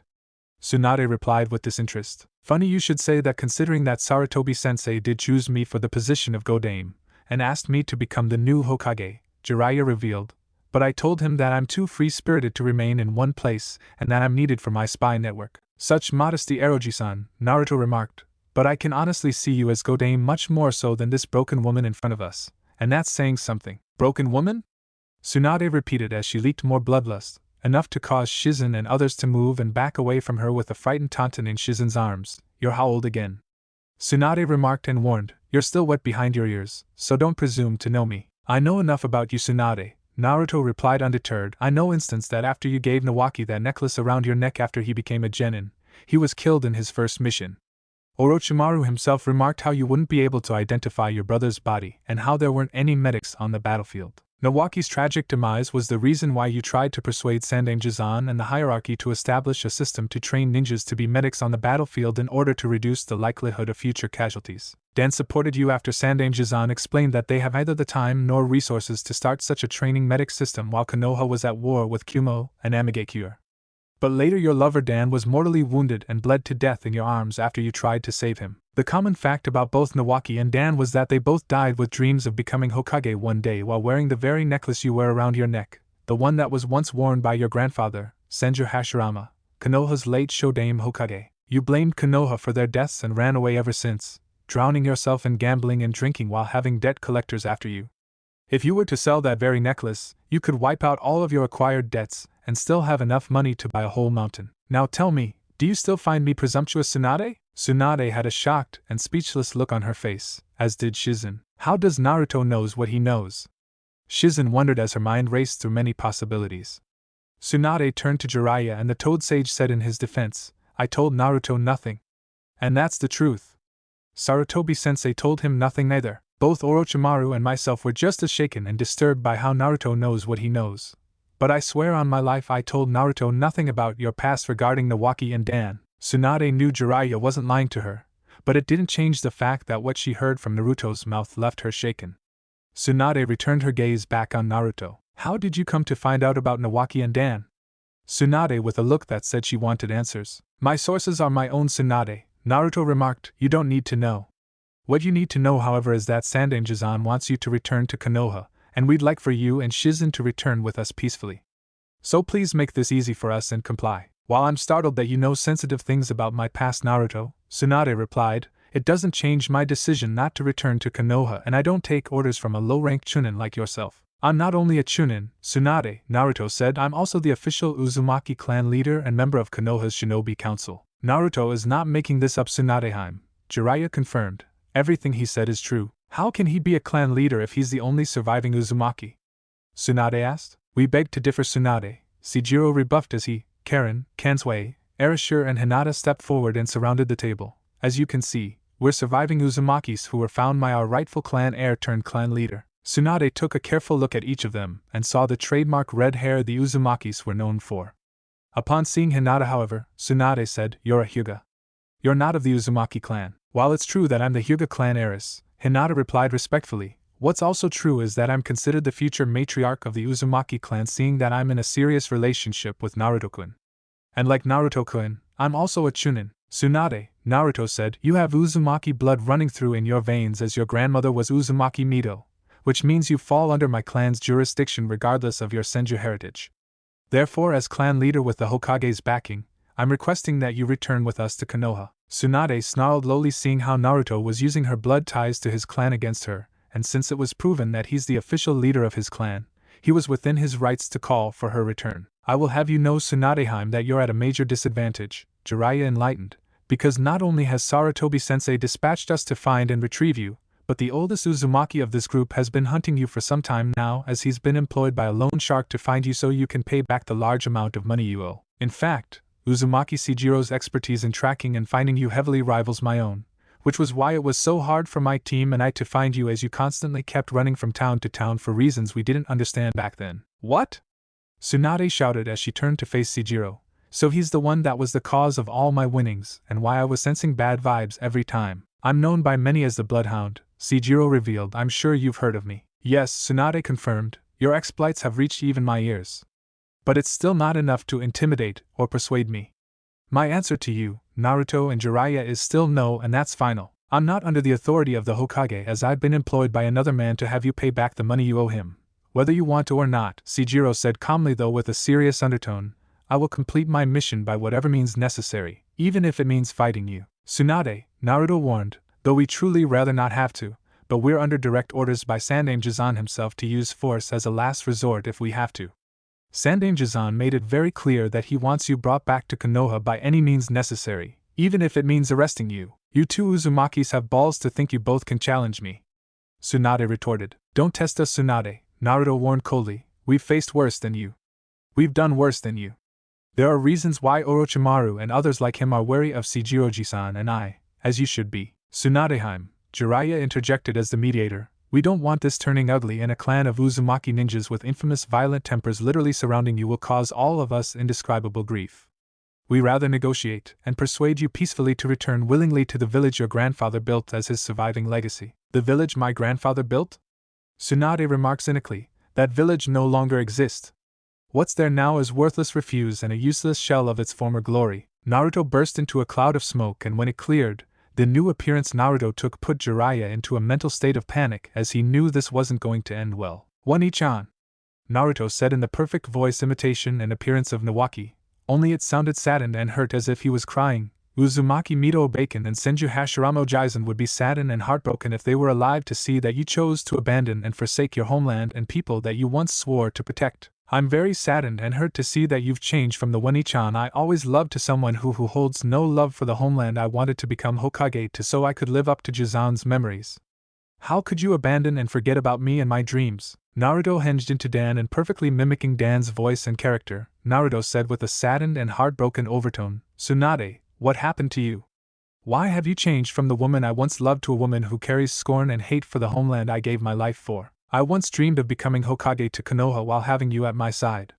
Why did you choose to forget my dreams and love for Konoha? Tsunade's head and gaze lowered to face the table as she was experiencing multiple waves of emotions, with many memories of Nawaki and Dan rushing through her mind. The fact that Naruto mimicked Nawaki and Dan so perfectly startled and frightened Tsunade and Shizen, since Dan was Shizen's late uncle. So many questions about Naruto rushed through Tsunade's and Shizen's minds as they again wondered how Naruto knew what he knew. Naruto soon changed back to normal. I'm sure that display you saw gave you a good idea how Nawaki and Dan would feel if they saw you as you are today, Naruto remarked. There was a brief moment of silence around the table. But shortly thereafter, that calm was replaced with a burning bloodlust radiating off Tsunade. Shit! Jiraiya cursed, seeing the danger. This is bad. I'll kill you! Tsunade threatened as her rage exploded, causing her smack the table away in pieces and lunge at Naruto, and grabbing him by the throat. Naruto, however, burst into a cloud of smoke, revealing himself to be a Kage Bunshin. What? Tsunade shouted, seeing that she was tricked as other bystanders cleared and got out of Tsunade's way, knowing about her feared strength. That was a sloppy Tsunade, Naruto said from the ceiling he was standing upside down on. Karen summoned her chakra chains as her fellow Uzumaki brethren got ready to fight. Hinata activated her Byakugan and readied herself for a serious battle. Shizen didn't like how things turned out, and she wasn't willing to fight her fellow Konoha ninjas as that would be considered treason to the Hokage who was ordering their immediate return to Konoha. She held on to Taunton and decided to stay neutral to the upcoming fight to happen. Naruto dropped and flipped down to the floor next to Hinata as Tsunade confidently stood her grounds. Jiraiya went and stood between Tsunade and Naruto while facing his fellow Sannin. "Tsunadeheim," Jiraiya pleaded, though his voice carried a serious overtone, "please. It doesn't have to come to this. I'll deal with you later, Jiraiya, right after I'm done educating the boy about the consequences of using my loved ones as tools against me." Tsunade retorted sharply. "Nawaki and Dan would be far from happy to see how you've changed so drastically from who you used to be, Tsunade," Naruto remarked. "Shut up!" Tsunade yelled as she suddenly dashed and delivered a solid punch to Naruto, sending him flying through the casino and ultimately through the wall of the establishment. "Naruto Kyuen!" Hinata yelled with a shocked and frightened tone after seeing what happened to her lover. Not wasting time, Tsunade raced through the casino and pursued Naruto through the newly made hole in the wall with the others chasing after her. She hurried over to the Jinchuriki lying motionlessly on the ground, only to find that what laid in the rubble was a Naruto clone that puffed out. "Looking for me?" Naruto asked loudly from the roof of the establishment they were previously inside of. Tsunade looked up to see Naruto standing on the roof as Shizun, Jiraiya and the others came rushing through the hole in the wall. They stopped and stood their distance from Tsunade as she was looking up at Naruto. "Years ago at the Ninja Academy," Naruto said, "I first took out Sandanger-san and showed that I could have killed him if I wanted to.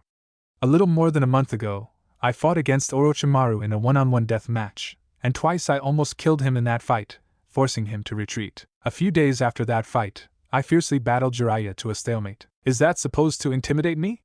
Tsunade asked coldly. "No," Naruto replied, "I'm just pointing out that fighting you will just complete the circle. I'll give you one last offer to comply in returning back with us peacefully. After that stunt you pulled using my memories of Nawaki and Dan against me just moments ago, I'm in no mood to negotiate with you."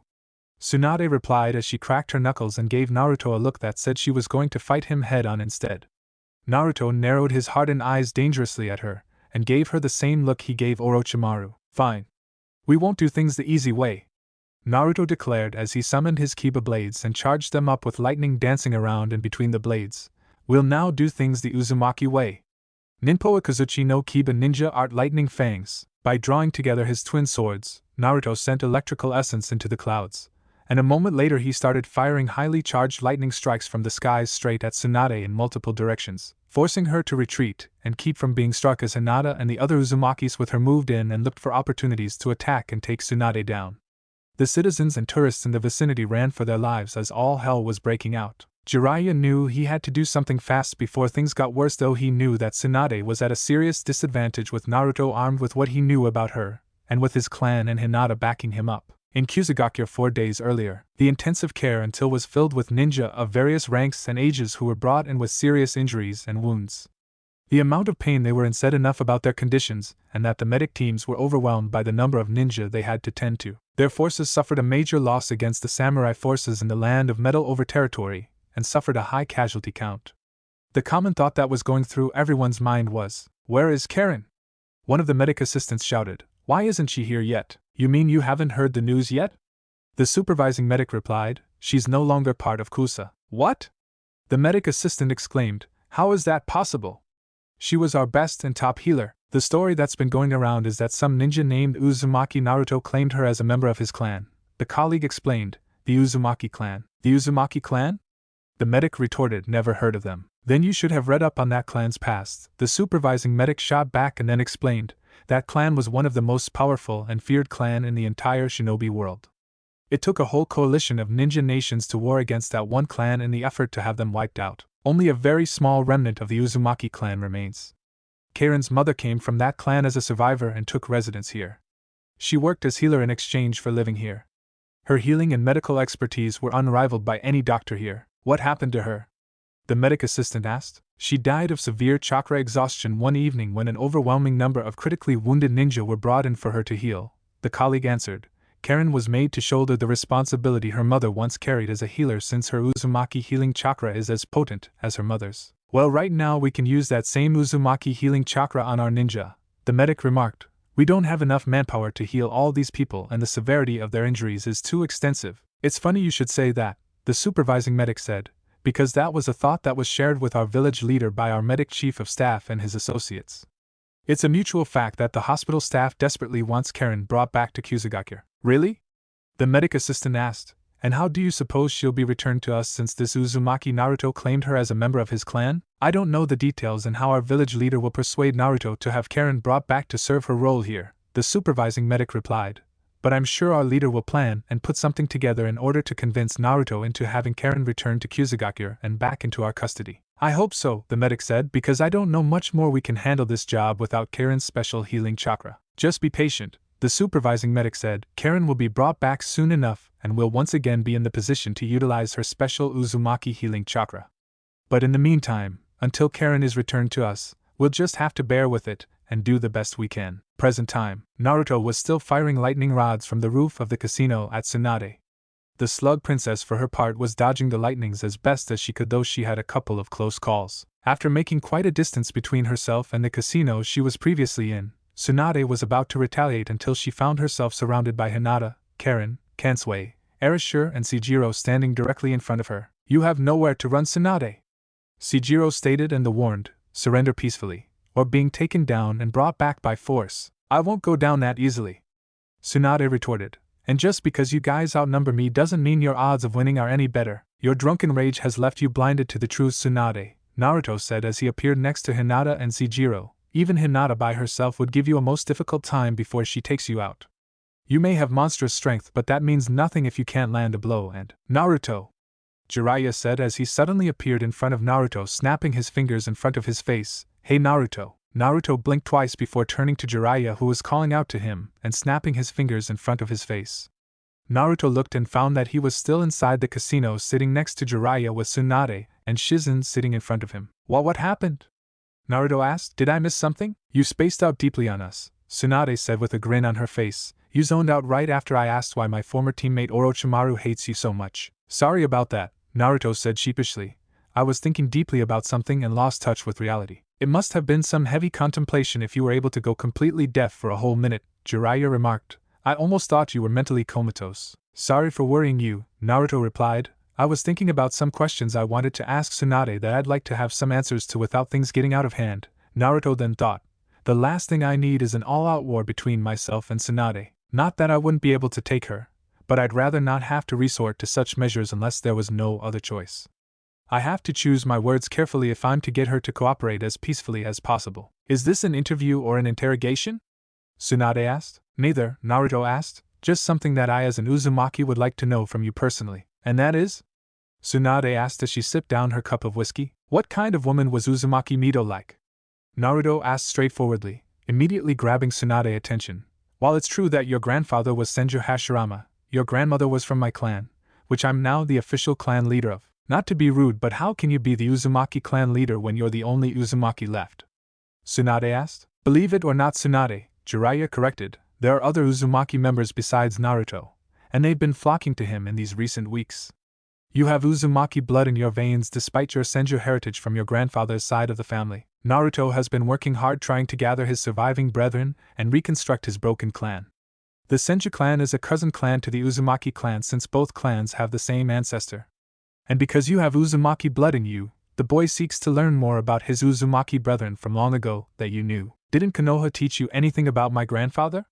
Tsunade asked. They did, while erasing whatever ties and history they had with the Uzumaki clan and Yuzuno Kuni in its entirety. Naruto remarked disapprovingly and added, my Uzumaki brethren and I have been working very hard to correct the offending sins committed by the village's hierarchy that tried to cover up their failure to help our Uzumaki ancestors when they were under attack by a coalition of shinobi nations that tried to wipe them out through mass ethnic genocide. I truly wasn't aware of that, Tsunade admitted. You, being a Sannin and famed slug princess, would be a great asset in correcting the sins committed against the very clan your grandmother and ancestors descended from, Naruto reasoned. Though much has been accomplished, however, you being from the bloodline of Uzumaki Mido would give powerful testimony to the important role the Uzumaki clan played in establishing Konoha as one of the great shinobi nations.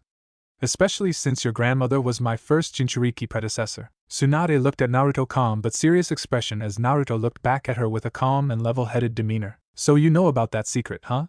Tsunade stated, though more as an inquiry. It's now common knowledge as Konoha is currently being re-educated about the history of the Uzumaki clan, Naruto said, so, would you honor me in telling me more about your grandmother?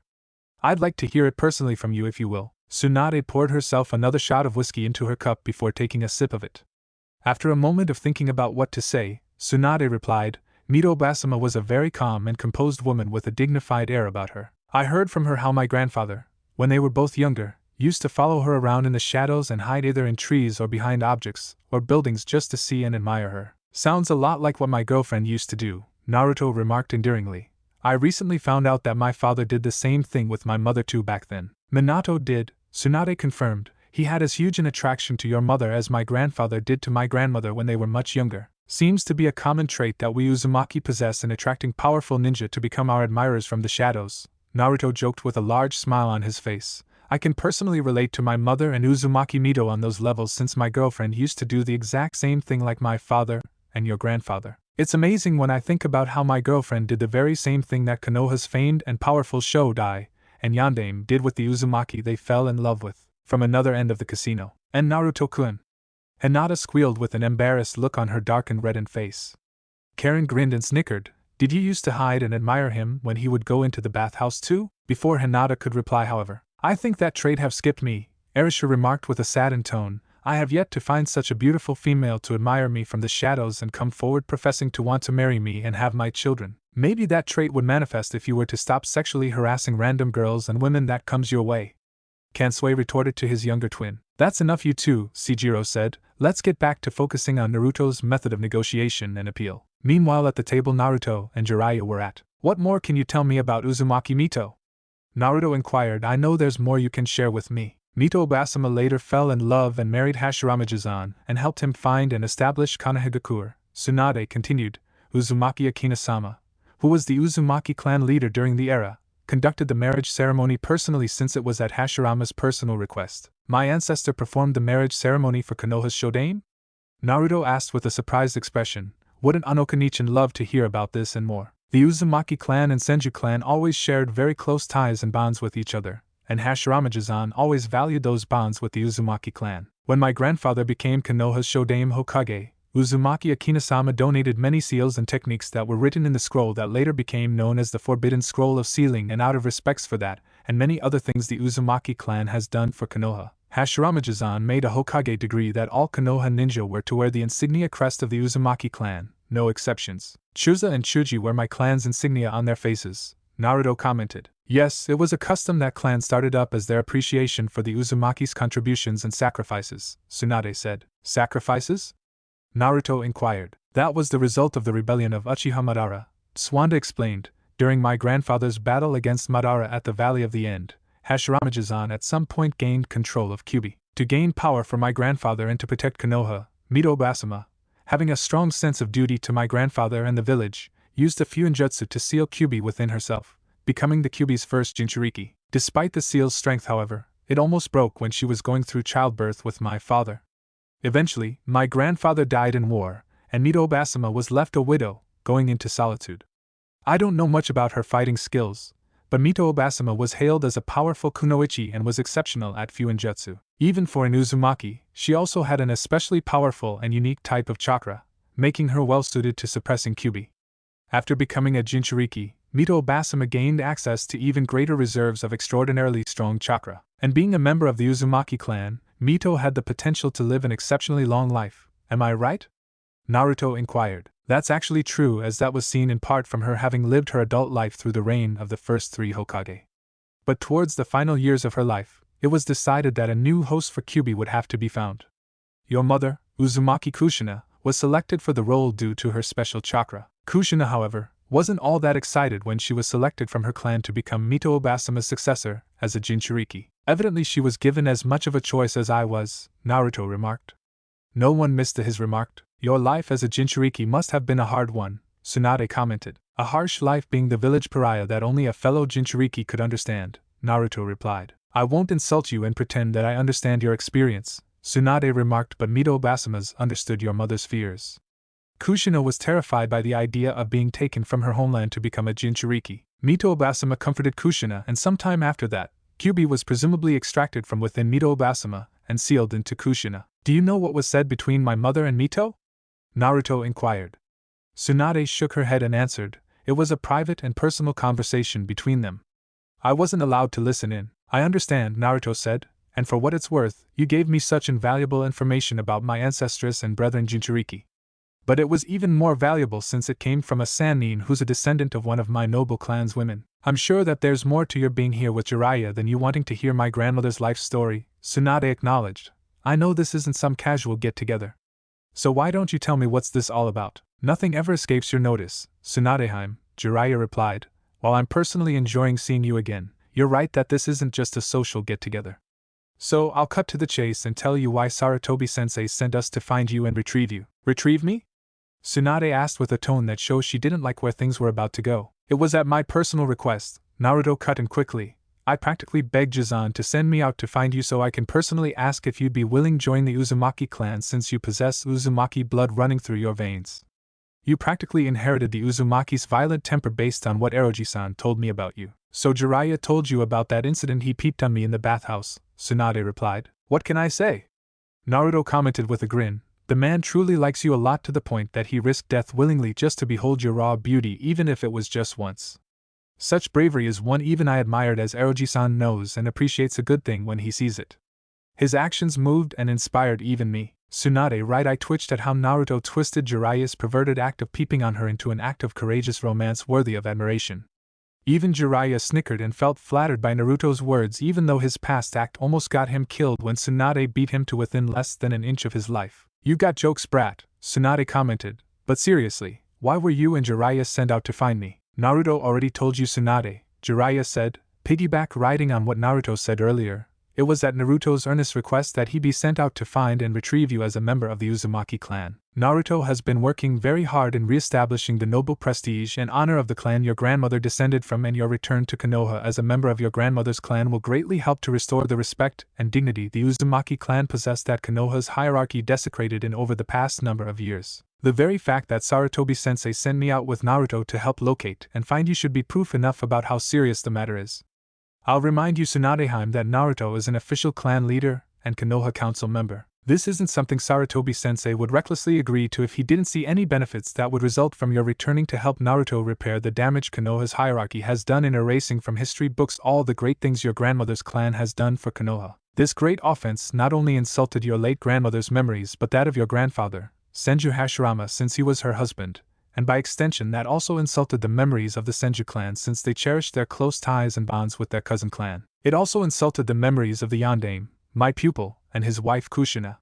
Both of them gave their lives to save Konoha, and their son and Konoha hierarchy spat on their sacrifice by trying to erase from the history books what truly happened to the Uzumaki clan and Yuzuno Kuni. Sarutobi-sensei is working hard to make amends for Konoha's sins against the Uzumaki clan, and a great deal so far has been accomplished.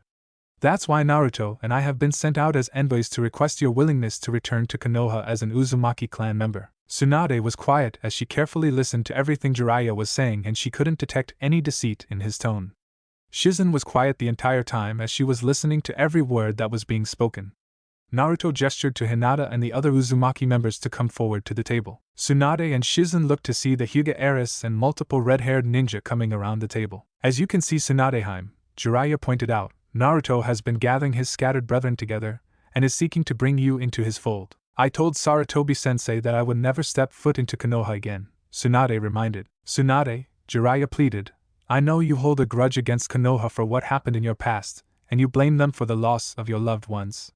I know none of us here can change what happened. That's for damn sure, Tsunade retorted. But you're sadly mistaken if you think you're the only person here who's suffered tremendously, Tsunadeheim, Jiraiya replied, causing the slug Sannin to stare back at him with narrowed eyes. You're not the only person who was victimized of the cruelty of the shinobi world. And who are you to lecture me? Tsunade retorted. I've seen and experienced the same wars and atrocities as you did. Jiraiya replied, I lost my family as well during the years we were warring against Kumo and Amigekure. Did you forget that we grew up together, trained together, fought together? I know and understand your experiences because I was there with you during all those years, but there has been others who endured cruel and harsh treatments at very young ages. Naruto here has suffered in ways you can't begin to imagine because of the people of Konoha. He has every reason to hate and hold a massive grudge against everyone in Konoha for their numerous sins against him and his clan. And yet despite this, he chose to forgive them and give the villagers and the Hokage a chance to atone. While I'm not Uzumaki by blood, Minato and Kushina asked me to become Naruto's godfather, thus making me a surrogate member of their clan. You can start a new life with the clan that Uzumaki Mito came from and build new bonds with those who want you as one of their loved ones. Tsunade was silent as she thought about what Jiraiya explained to her. She couldn't deny that Jiraiya had been through very hard times in his life and family loss as well. You did have a hard life, Jiraiya. I'll admit to that, Tsunade said, but you're still a pervert like no other, and it's one of the things that I really can't stand. Jiraiya was about to say something when, I met female perverts half your age and younger who could rival Eroji-san, Naruto commented. Both genders have perverts like no one other, and I've heard some of the dirty things women talk about with each other in their so-called girl talk. It's more than enough to make me and any straight man like Jiraiya blush, and while Eroji-san the self-proclaimed super pervert have his vices with their consequences, you have your share of vices with their consequences also, Tsunade. Come again? Tsunade retorted. Tsunade, Naruto continued undeterred, from what I've heard, you have a deep-seated love for gambling and alcohol, since your youth. And because of that, not only did it land you in mountainous debts, but you now have to worry about that S-class bounty hunter who's been after you recently. It's one of the major reasons why you've been running from town to town for these past couple of days, am I correct? Tsunade and Shizen were startled by what they heard come out of Naruto's mouth. There's a bounty hunter of that high caliber who's after Tsunade-sama? Shizen asked. Well, that explains those bad feelings I've been having in every town I traveled to, Tsunade realized. How did you find out about that? It's a bounty hunter after me. We ran into him recently, Jiraiya answered. He was employed by a particular loan shark you owe a massive debt to. He's been tracking and hunting you down since. Not only that, Naruto said, it turned out that the same bounty hunter is a fellow Uzumaki of your grandmother's clan. What?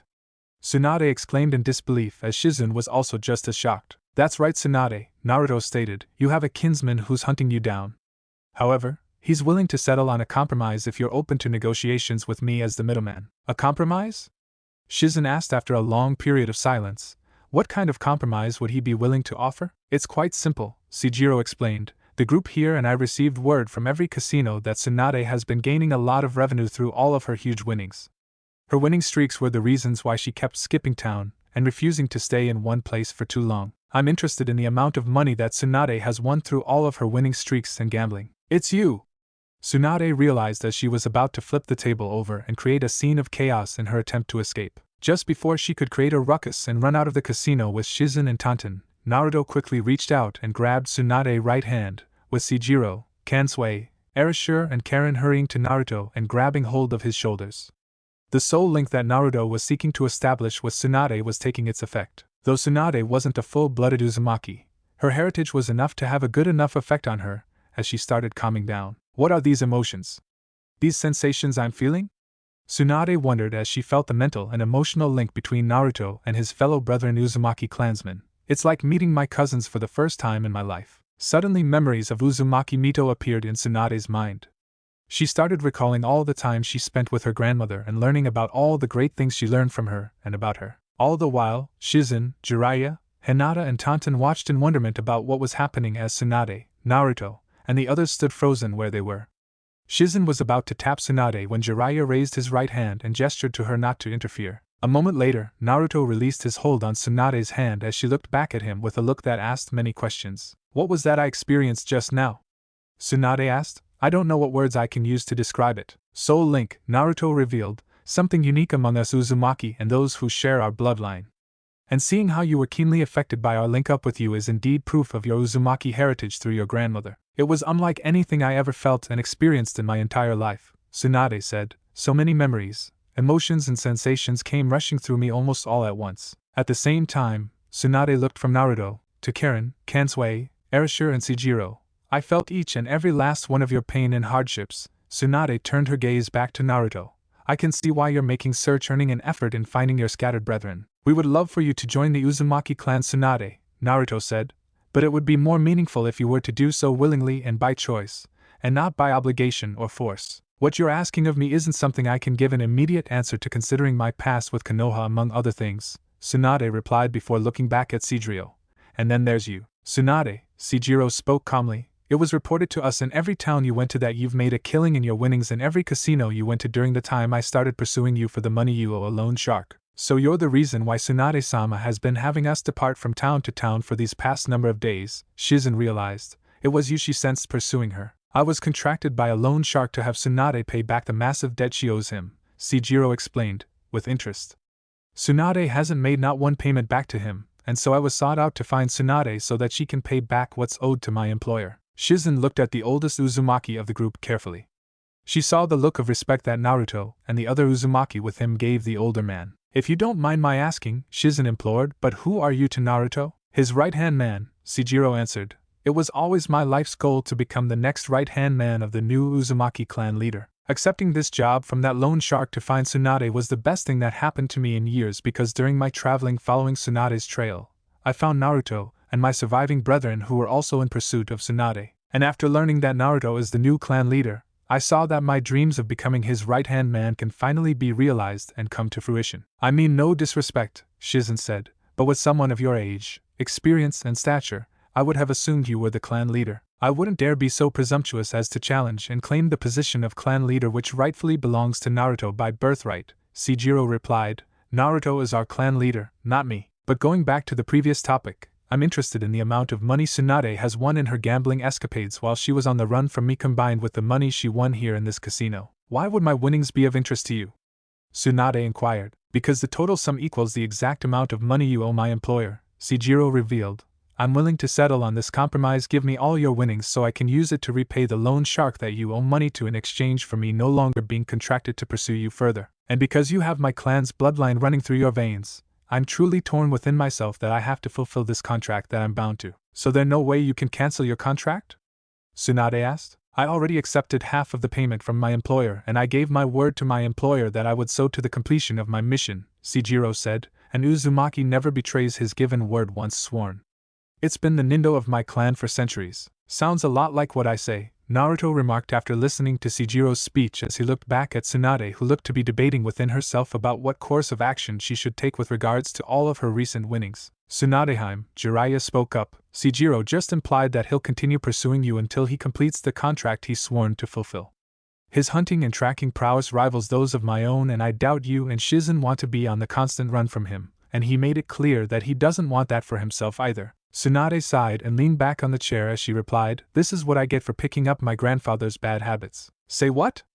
Jiraiya inquired as he and everyone else were surprised by the revelation. You mean to say that you picked up gambling from Konoha's Shodai? I was spoiled and pampered by him as his only granddaughter, Swanda revealed. The only difference was that he excelled at gambling while I suck at it. We know as do so many others you lost bets to, Sejiro stated, causing Swanda to frown at him. Fine, Tsunade agreed reluctantly. I'll head over the money and free you of this contract. It'll be one less debt collector to worry about.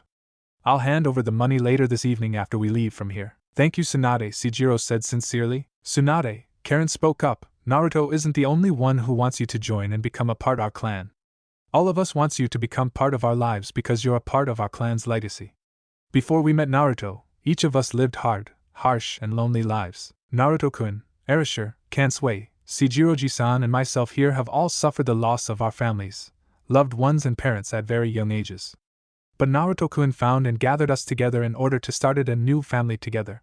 But in Sejiro-ji-san's case, he found us and joined our still-growing clan. We made new bonds with each other, and want you to be part of our bond. Touching words, young lady, Tsunade said. I can see from your eyes that there's a lot to be said about the kind of experiences you had in your past, much of it unpleasant. Most I'd rather forget, Karen remarked. I'm Uzumaki Karen, by the way. Tsunade nodded and then turned to Hinata and asked, You're a Hyuga? But exactly whom might you be? I'm Hyuga Hinata, heiress of the Hyuga clan and Naruto-kun's girlfriend, Hinata greeted. She's also our clan's future matriarch, Erasure remarked. Erasure? Kansui rebuked. It's true, Kansui. Erasure argued. Naruto said so himself? You can go and ask him yourself if you want. Twin Uzumaki, Tsunade acknowledged. Well, we're not Kage Bunshin, Kansui remarked. I'm Uzumaki Kansui and this is my younger twin Erasure. And you already met Sejiro-ji-san. Arashi turned to the Shizen and greeted. And who are you? I'm Shizen, Shizen answered, and Tsunade-sama's apprentice and assistant. Her assistant, you say? Erasure asked as he looked at and studied Shizen's features and body shape. Tsunade saw the way Erasure was looking at Shizen and before she could react to it, Tsunade, Naruto said, I want to ask you something. What is it? Tsunade asked, breaking away from her previous intentions towards Erasure. Can I have that necklace around your neck? Naruto requested. I think it would look cool on me when I become Hokage in the future someday. The atmosphere turned gloomy when Tsunade's necklace and the position of Hokage were placed in the same sentence. For Tsunade, it brought back a lot of dark and painful memories. Don't waste your time dreaming of becoming Hokage, Tsunade said callously. Trust me, It's not worth pursuing and you're better off seeking a different kind of dream to carry out. Not worth pursuing? Naruto retorted. And why would you say something like that? Because the position of Hokage is garbage. Tsunade replied. Only fools dream of becoming Hokage. Tsunade, not to be rude, but do you have any idea what you are saying? Naruto implored. I hate the position of Hokage. Tsunade replied. There's nothing to be gained from being or dreaming of becoming Hokage. It's such a waste. Would your grandmother Uzumaki Mito accept and approve what you're saying? Naruto asked as she tried to reason with her. You do realize that by your own words, you're insulting not only your grandfather and his younger brother who were the first two Hokage, but you're also insulting your grandmother who was loyal to your grandfather and staked her life to support him and his vision for Konoha. You're also insulting my parents who gave their lives to protect me and Konoha on the night Kyuubi rampaged the village. Not only that, you're insulting your own teacher who's the current Sandaime Hokage and is hoping you'll return to your home village as a member of the Uzumaki clan. Like you, Naruto, Tsunade said, I lost loved ones to the position of Hokage. Actually, Naruto corrected, my parents gave their lives to save mine from Kyuubi who tried to kill and crush me with one of his massive claws.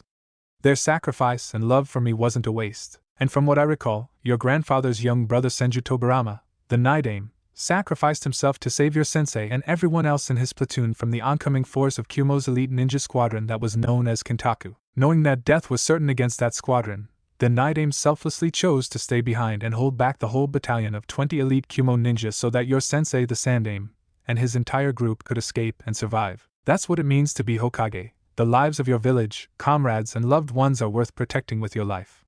That's why I'm aspiring to become the Hokage in the future. Tsunade looked back at Naruto with a look and analytical expression. A moment Tsunade said, my grandfather wore this necklace during his reign as Konoha's Shodai. He died in battle while wearing this necklace, and it was given to me by my grandmother after his burial. So you wear that in memory of your grandfather? Naruto asked. This is a cursed necklace, Tsunade replied. A cursed necklace? Naruto asked with a raised eyebrow. Sounds a bit superstitious. Everyone else who wore it with the exception of me died, Tsunade stated. But the common thing about them was that they both had dreams of one day becoming Hokage. That's a very interesting revelation, Naruto said and inquired. Were they anyone close and special to you? My little brother Nawaki and my late boyfriend Dan, Tsunade revealed.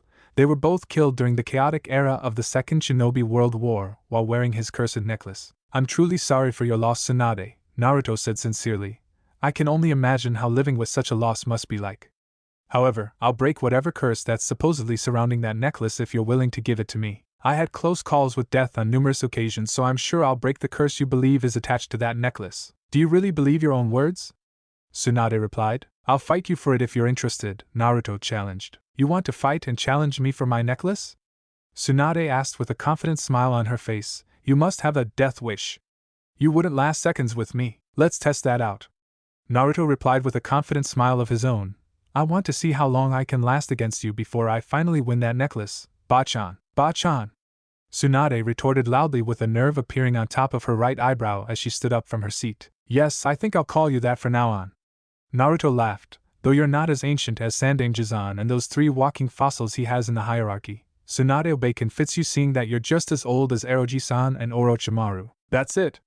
Let's do this. Outside. Right now. Tsunade ordered as she pointed to the exit. Jiraiya groaned, seeing that Naruto had to provoke Tsunade by drawing attention to her age. The Toad Sage thought about warning Tsunade about Naruto's skills, but he honestly wanted to see for himself how Naruto would stand against Tsunade since he already fought Orochimaru and himself. Naruto stood up and followed Tsunade out of the casino with everyone else following them. Is this really a good idea? Erasure asked. I mean, Naruto openly challenged a Sannin to a match. I'm more amazed that you didn't try to flirt and hit on Tsunade the entire time, Kansui remarked. I do value my life and well-being, brother, Erasure replied. Even I have my limits. What a startling revelation, Kansui remarked. I will ignore your sarcasm, Erasure retorted, and make it clear that the reason why I didn't flirt with Tsunade is because I know that she's over 50 years old, and even though she looks like a beautiful young woman, I don't flirt with women over the age of 40. Also, Tsunade is too old to even give birth to children, which defeats the purpose of why I'm looking for a fertile young female like Karen to marry and have my children. Kansui saw that Karen decided to ignore their conversation and not give Erasure a glance. But Shizen looks like a nice promising catch, Erasure said with a smile of interest, maybe with the right persuasion. Forget it, Erasure. Kansui interjected. She's single, so I don't see the problem. Erasure retorted. Sure, she's twice our age, but she's still within my age limits, and if given the chance to, I certain I can. You're not going to cause further trouble for us. Kansui stated. You're not going to cock-block me again. Erasure argued. Knock it off, both of you. Seijiro ordered as he intervened. Drop this petty argument now. Kansui and Erasure both frowned at each other but did as the older Uzumaki male instructed as they went to see what come out of Naruto's match with the slug Sannin. Shizen was carrying Tonton in her arms with a worried look on her face, hoping Tsunade wouldn't take things too far. It didn't escape her notice that Hinata, Karen, and the others didn't look the least bit worried about Naruto. It made her curious as to why, but she figured she would soon see for herself why. Tsunade and Naruto stood apart from each other at a distance, over 12 yards from each other. They faced each other with everyone else standing at the sidelines. It's not too late to back down, Naruto, Tsunade offered as she raised her right hand at Naruto and showed him her index finger. This finger alone will be more than enough to take you out. You dare give me the finger? Naruto joked. Witty, aren't we?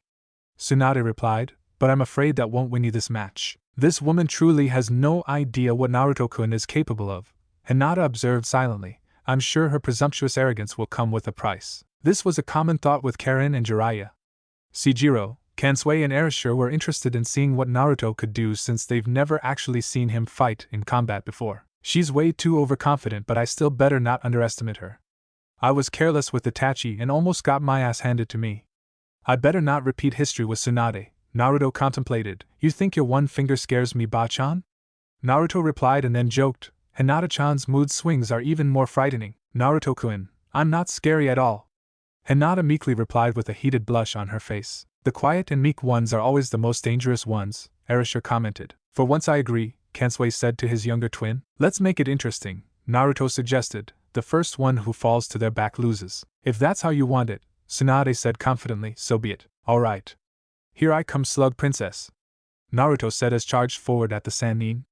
Tsunade raced forward and prepared to strike him with her strength and enhanced finger.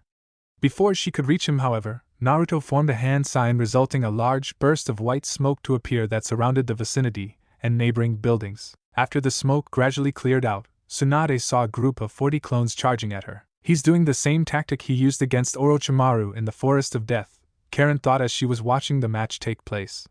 Naruto took out a kunai and aimed to attack Tsunade with it. When Tsunade reached him, however, she easily stole the kunai from him, and using her right finger, she flicked him away from her and into a group of 12 close-by clones. Naruto and his clones burst into clouds of smoke, revealing himself to be a Kage Bunshin as well. What? Tsunade said in surprise. That Naruto was a clone the entire time? Tsunade didn't get to contemplate on the matter further when the other 28 clones charged at her. Raising her finger into the air, she waited until they got close enough to her, and when they did, she quickly slammed her finger into the ground, causing the ground to violently split open with a mass cloud of dust and gravel to burst from out of the fissure with a brutal force. This resulted in all of the remaining 28 clones to dispel and disappear from the scene. Tsunade stood back up with the fissure and rock debris in front of her feet, but Naruto was nowhere to be seen. Where's Naruto? Tsunade asked aloud as she looked around. Where did that brat go? Underneath her by her feet, a small rock among the rubble puffed into a small cloud of smoke, revealing Naruto crouching down to the ground in front of Tsunade.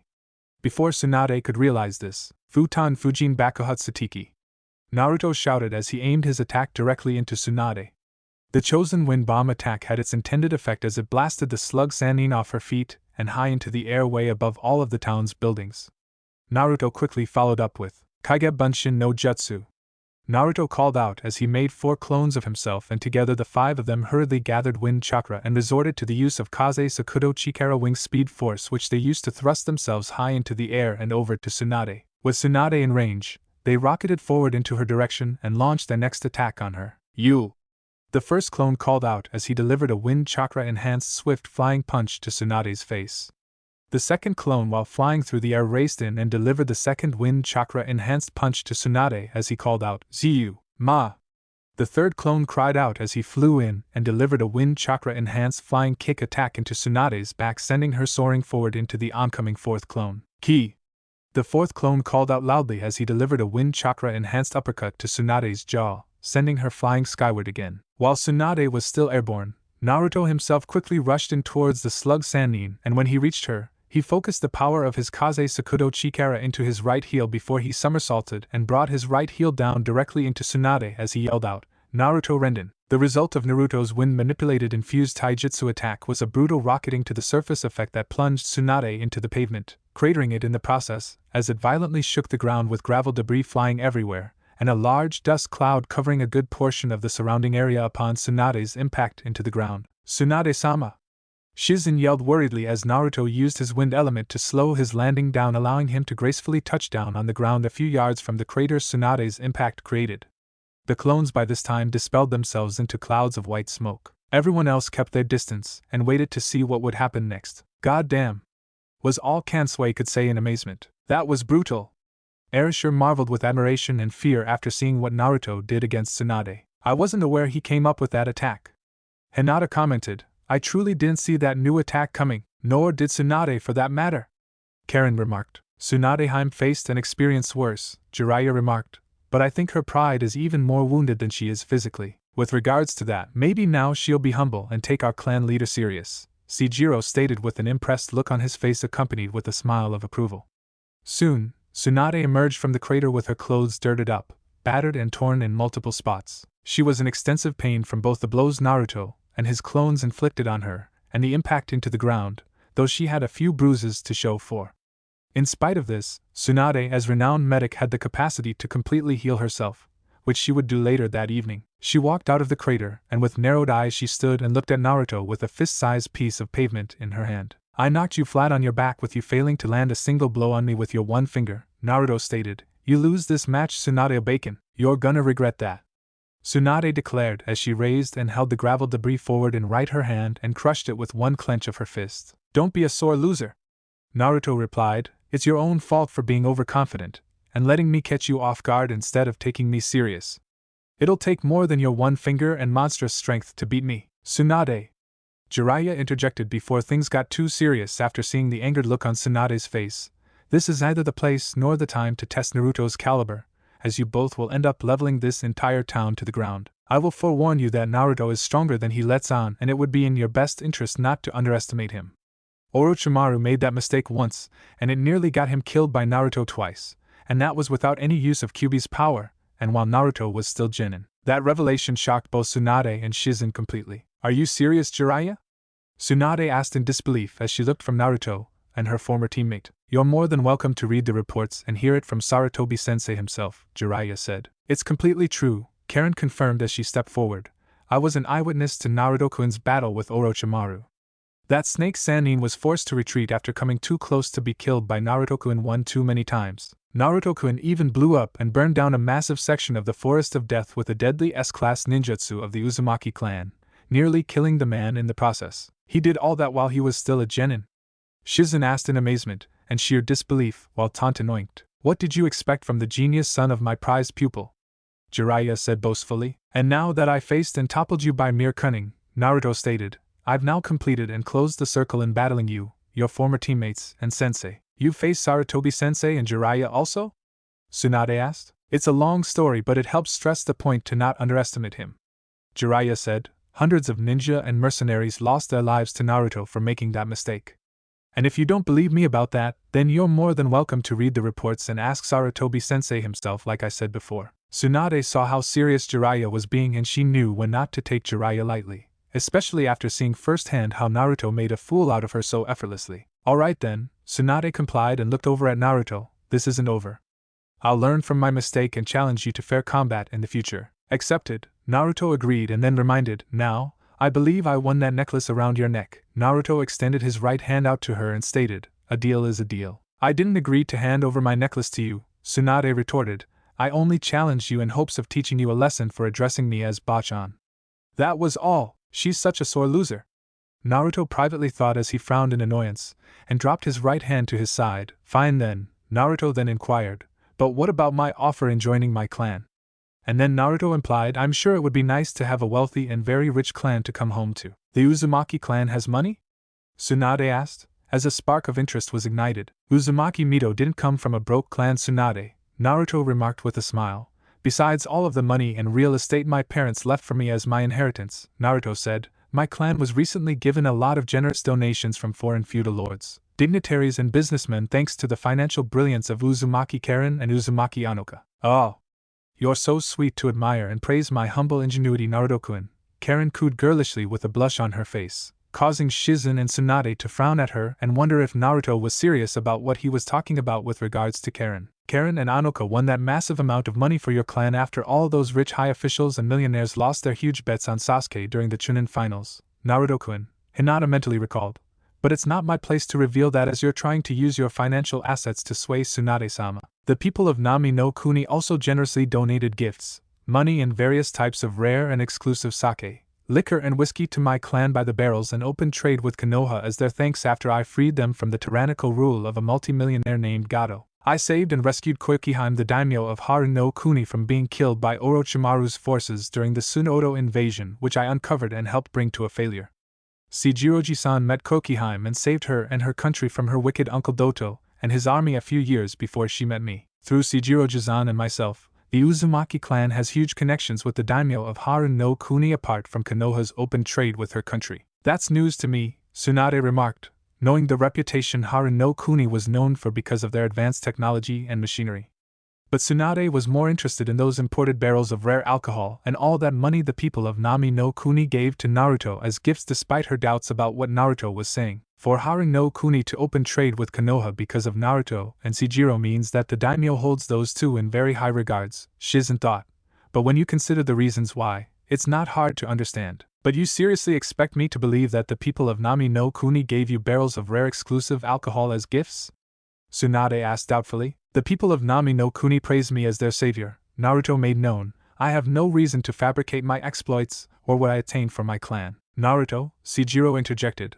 While our clan is financially well off, Tsunade's casino fever and love for alcohol knows no bounds, and her chances of paying off her debts are as likely as a leopard changing its spots. Tsunade glared at Shijiro's verbal jab at her, while the bounty hunter himself was just as calm and placid as ever. Really? Naruto joked. I was thinking more on the line of her chances being as likely as me mastering that ninjutsu Eroji-san is teaching me that I've been struggling to perfect. Hell, even my father wasn't able to perfect it all the way. Tsunade turned to Jiraiya and asked, You're teaching Minato's son Jiraiya? I didn't think you'd take another student after the death of your prized student. Yondaime was a once-in-a-lifetime genius, Jiraiya said, but Naruto is in a special class of his own, and there's no doubt in my mind that he'll surpass both his father and mother. I'll surpass even you, Eroji-san, Naruto stated with confidence, and that's a promise I'm swearing by. I'd like to place a wager on that, Naruto, Tsunade spoke up. Are you interested in a bet? I haven't gambled before, but I'm interested in what you have to offer. Naruto replied, What's the wager? You have 1 week to master whatever ninjutsu Jiraiya is teaching you that even your father couldn't perfect, Tsunade challenged. 1 week? Naruto replied, wondering if Tsunade was serious. Is my wager too high for you to accept? Tsunade challenged with a confident smile. Keeping his composure, Naruto asked, What would be the penalty if I were to lose? If you fail, Tsunade stated, not only will you have to pay off all of my current debts, but you'll have to give up your dreams of becoming Hokage. Tsunade-heim. Jiraiya objected, You're seriously going to try to get Naruto to take on and pay off all of your debts and force him to renounce his dreams? I'm not forcing Naruto into anything, Tsunade replied. It's entirely up to him to accept my wager or not. Unless he doesn't feel confident enough to actually succeed where his father has failed.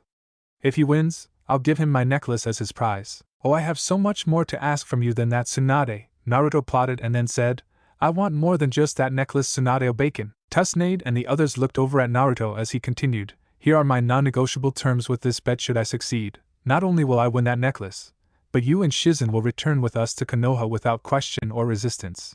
And you'll take Hinata-chan and Karen as your new medic apprentices. Tsunade looked over at Hinata and Karen with an analytical gaze. From what she saw of them, she sensed that both girls possess real unique potential respectively with a lot to offer. That doesn't sound like a penalty at all, as I can already see those two going far under my watchful eyes and tutelage, Tsunade remarked. I accept. And you'll have to accept going on 7 dates straight with Eroji-san with absolutely no acts of violence against him, or any sort retaliation against him, Naruto concluded. What? Tsunade retorted in outrage. You can forget that last part.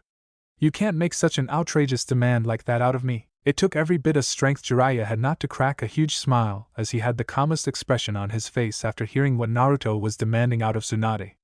But still, Naruto, Jiraiya said, there's no need to have Tsunade accept dates with me based off any bets she lost. And why not? Naruto replied, These are my terms, like it or not.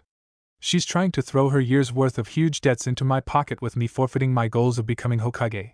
Therefore I'm leveling the playing field, Naruto replied before he turned his attention back to Tsunade and extended his right hand out to Slug Sannin. Accept my terms or admit defeat. Tsunade looked back at Naruto and saw that he was serious about his wager. I'll agree to your terms and not go back on them only if you give me your word that you'll accept mine, Tsunade replied. Done, Naruto agreed.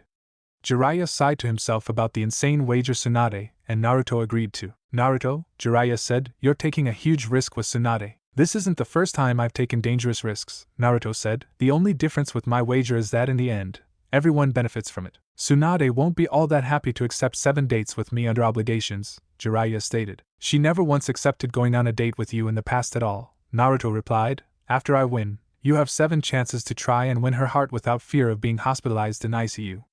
Just don't do anything dumb. You're seriously putting your dreams and financial assets on the line just so I can have a couple of chances at dating Tsunade and finally winning her love? Jiraiya asked in disbelief. That, Naruto said, and I want Hinata-chan and Karen to become medics and stronger kunoichi under Tsunade Obaken's training. You truly are my pupil's son! Jiraiya praised proudly and tearfully, selflessly taking such high risks for the benefit of others over your own personal training under a Sannin. Hinata contemplated. I can only imagine the possibilities. There won't be much for us to imagine if Naruto-kun fails to master that ninjutsu in a week, Karen remarked. Because of Tsunade, he's staking his dreams and future on the success of that ninjutsu that his father failed to perfect. But then there lies the question, Hinata pointed out. This being? Karen asked. What is this ninjutsu that Naruto-kun is trying to perfect that his father didn't? Hinata asked. That got everyone's attention as they now realized that Naruto and Jiraiya never disclosed what ninjutsu was that Naruto was struggling to perfect. Turning to Naruto, Kensui implored, would you like to enlighten us on this ninjutsu you're working on? It's an experimental S-class ninjutsu that my father was working on, Naruto explained. He went through several prototype versions but they all ended in failure as he didn't get the seals quite right at the time. Sadly, he didn't live long enough to perfect it either. What's this experimental ninjutsu supposed to do? Arisher asked. For now, I'll keep that to myself until the end of the week, Naruto answered. Can you at the very least tell us what the ninjutsu is called? Karen asked. Funny, Naruto realized, my father never got around to naming that ninjutsu. Are you for real? Tsunade remarked. That doesn't mean I didn't develop a fitting name for it myself, Naruto added, catching everyone's curiosity. I call it Senko Tanken Flashing Daggers. Senko Tanken? Hinata repeated. I can only speculate what that entails. We all will see a demonstration of it in a week's time, Tsunade said, assuming Naruto will have mastered the ninjutsu by then. Don't count me out as already being defeated Bachan, Naruto replied. I'm certain I'll get the hang of the Senko Tanken by then. We'll see, Tsunade said before turning to Shizen. Let's go look for a hotel to spend the night at. You both didn't rent out a room yet? Arisher asked. Your Uzumaki brethren Sejiro was in constant pursuit of me at the time, so staying in a hotel wasn't an available option, Tsunade reminded. Point taken, Arisher replied. We might as well look hotel to stay at also, Sejiro suggested to his group before they agreed and left the area for their next destination. It's been a long but interesting evening as it is. The group, with Tsunade and Shizen in company, proceeded on their way to their next destination. While that was going on, Tsunade thought back to what she experienced when Naruto soul linked with her with his brethren Uzumaki joining in through their link with him. Jiraiya, seeing Tsunade deep in thought and contemplation, asked, Is something the matter, or are you thinking about which 7 dresses you'll be wearing for me for our dates when this bet is over? Don't talk like Naruto already has this bet won, Tsunade retorted. There's still that possibility that he'll come off the loser. I hope not, Jiraiya replied. It's humbling that my godson took the role of being my wingman when I truly don't deserve it.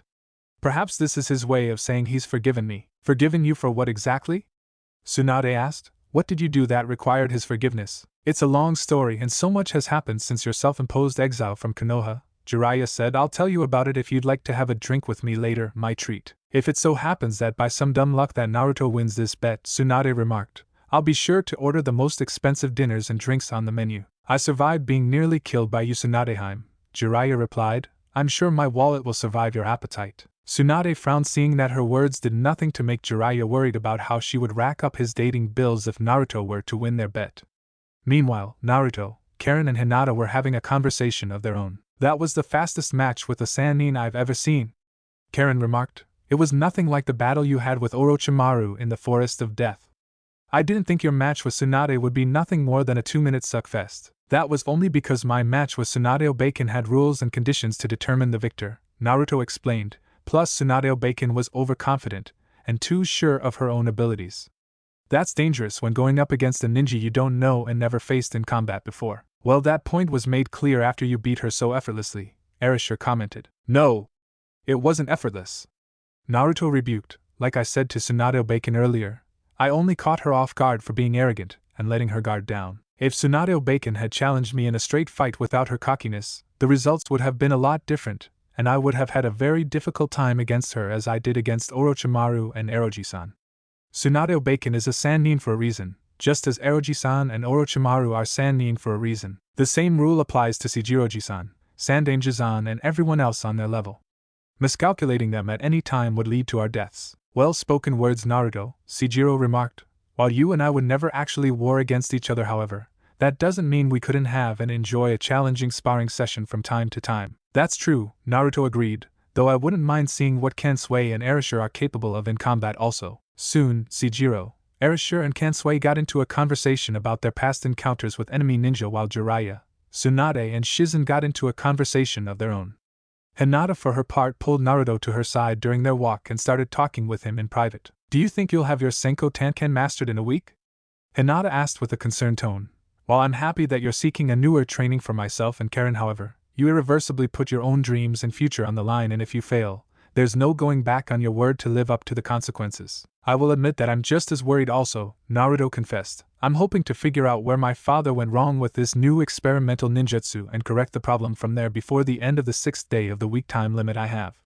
Failure isn't an option I have. Please don't overstress yourself, Naruto-kun, Hinata beseeched. You and all of us here already done a lot in finally finding Tsunade-sama, and you've made great progress in trying to persuade her to return to her home village. Arresting and forcing her to return to Konoha would have led to a great deal of pain and problems we didn't need, Naruto said. I want her to return out of her want and desire to become part of my clan as a Senju Uzumaki member.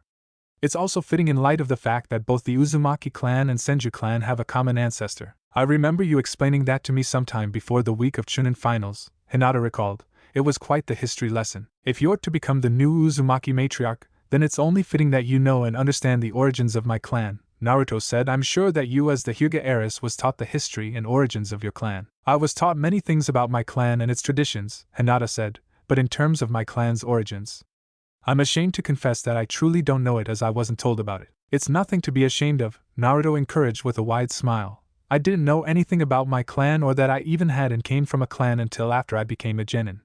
Believe me, I was worse off than you were. But all that is in the past. But after the mission is over and we return to Konoha, I'll help you learn and find out about your clan's origins. That would be great, Naruto-kun.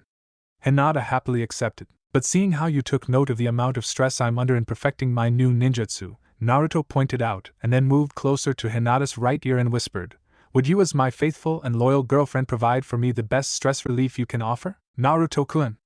Hinata squealed with a dark blush on her face. I don't even know where we can go to do that, seeing the size of the group with us. Oh, I'm sure I can come up with something. If you don't beat me to the punch like last time at the waterfalls a few nights back, Naruto teased playfully, causing Hinata to giggle then blush further.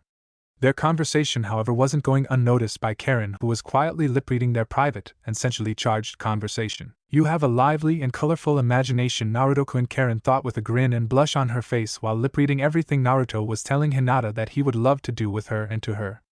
Hinata giggled and squealed before whispering to Naruto what she'd like for him to do to her. While lip-reading Hinata's words, Karen thought, oh Hinata, you're such a naughty heiress. Seducing Naruto-kun while acting like you're a shy princess when you're anything but shy. Karen's lip-reading session was going to fuel her wet dreams for the next few nights. Many miles away, a large team of Kusa ninja were traveling through the trees after being given their mission for their village leader. Soon they decided to stop and camp out for the night before resuming their trek. After their campsite and campfire were set up, they set up a watchman team to keep on the watch for intruders or attackers. The lead jounin was sitting by the campfire with his partner, sitting next to him. I don't know why Karen was even allowed to leave for Konoha to participate in the Chunin exams in the first place if we were to be dispatched to bring her back to Kusa, the junior jounin remarked. It was careless mistake, the senior jounin replied. It was believed that having Karen as part the genin team would have heightened their chances of survival as long as they fed off her healing chakra. No one expected her to be claimed by some ninja in Konoha as a member of their clan without documented medical proof. But I heard that the Hokage of Konoha gave our village substantial momentary contributions as compensation in exchange for Karen becoming part of Konoha, the junior jounin mentioned. And now those contributions are being used as a bargaining chip to have Karen return to Kusagakure, the senior jounin revealed. We'll offer Naruto the contributions given to Kusa from the Hokage in exchanges for Karen being returned to us. We have to retrieve and have Karen returned to Kusa, no matter the cost. I don't think this Naruto fellow will be willing to cooperate considering the number of ninja dispatched with us to retrieve Karen, the junior jounin pointed out. We won't reveal our whole force that was sent out with us, the senior jounin said. There'll be a last resort if all negotiations before that fails. Our instructions from our village leader were clear: we cannot return to Kusa without Karen. The junior jounin nodded his head in understanding in how serious the mission was. Miles away elsewhere in Hai no Kuni, 3 travelers, specifically 3 sibling kunoichi, made their way through the terrain after crossing the border into Hai no Kuni. These 3 female siblings, however, weren't affiliated with any of the 5 great shinobi nations. We made good timing meeting up here, the oldest of the siblings said. What do you both have to report? There's no report of any Uzumaki being spotted Suna, Iwa or Kumo, the youngest of the 3 said. However, I heard that was an Uzumaki family living in Kirigakure years ago, but they were murdered by Kiri ninja by the order of the Sandaime Mizukage.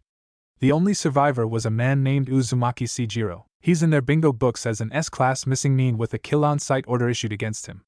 Currently, I couldn't stay and investigate further through Kirigakure since there's a civil war taking place there, and the last thing I needed was to get caught in the crossfire in a war that doesn't involve us. I heard from other sources that Seijiro was spotted in Haru no Kuni a few years ago, but he hasn't been seen there since. I see, the oldest sibling said before turning to the second sibling. What did you find out? I heard that an Uzumaki family was living in Kusagakure, the second sibling explained. However, the parents of that family died and their daughter no longer lives in Kusa. You know the circumstances around their deaths?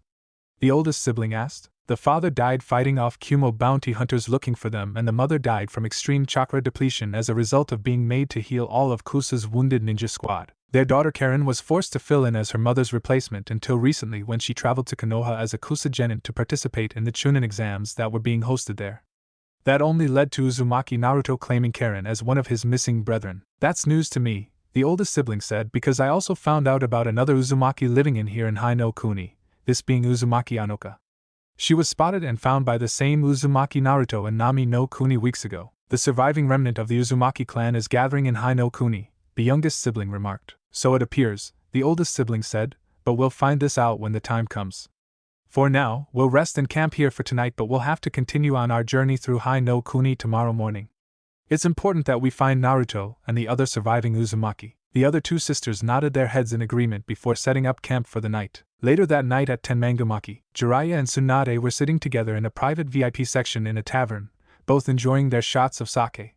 While they were in their alcoholic merriment, Jiraiya took the time to explain everything in details, everything he learned about Naruto, and everything that happened in Konoha since their long absence. There were a number of things about Naruto that Tsunade personally found hard to believe, like him using Edo Tensei to briefly resurrect his father to protect Konoha during the Tsunoto invasion. But Jiraiya made it clear that he, Orochimaru, Hiruzen and practically the entire village of Konoha and the joint Tsunoto forces eyewitnessed that feat themselves. I can see why you hold the boy in such very high regards, Tsunade commented. Hell, I honestly think I'd have done the same myself if it were my student. Who knows? Jiraiya suggested. With Hinata and Karen as your apprentices, there's no telling how far they'll go. I'm taking them as my apprentices either way, Tsunade said. I don't know why, but I felt something unique about those 2 that captured and held my interest. I'm confident that under my wings, they'll accomplish and make great changes. Naruto and the Uzumaki clan are making huge changes to Konoha and in history, Jiraiya said. It would be great if we share and participate in their historic change, together. Tsunade looked up and saw the look on Jiraiya's face. This isn't a date, Jiraiya, Tsunade retorted. Not yet it isn't, Jiraiya said undeterred, but that doesn't mean I can't use this opportunity to pretend that it is. After all, I'm the one treating you out to drink with me after you willingly accepted. You never give up, do you? Tsunade remarked. I know a good thing when I see it, Tsunadeheim, Jiraiya said. I always trusted my guts when it came to that, and it never steered me wrong, Jiraiya jokingly added. Even Naruto is cheering me on as my wingman. You sound confident that he'll win this bet, Tsunade said. Naruto pulled off deeds that would have killed a normal man long ago, Tsunade, Jiraiya stated, and he accomplished feats that even I was unable to pull off. Are you serious? Tsunade asked curiously with a look of disbelief. This is not something I would joke about, Jiraiya said seriously, but there's more to Naruto than that. There's an organization I've been investigating and tracking for years after learning Orochimaru was once part of it. What organization would that be? Tsunade asked. They're called the Akatsuki, Jiraiya informed. It's a secret organization composed entirely of S-class missing nin. I can see why such an organization would put you on edge, Tsunade remarked as she listened carefully to everything she was told.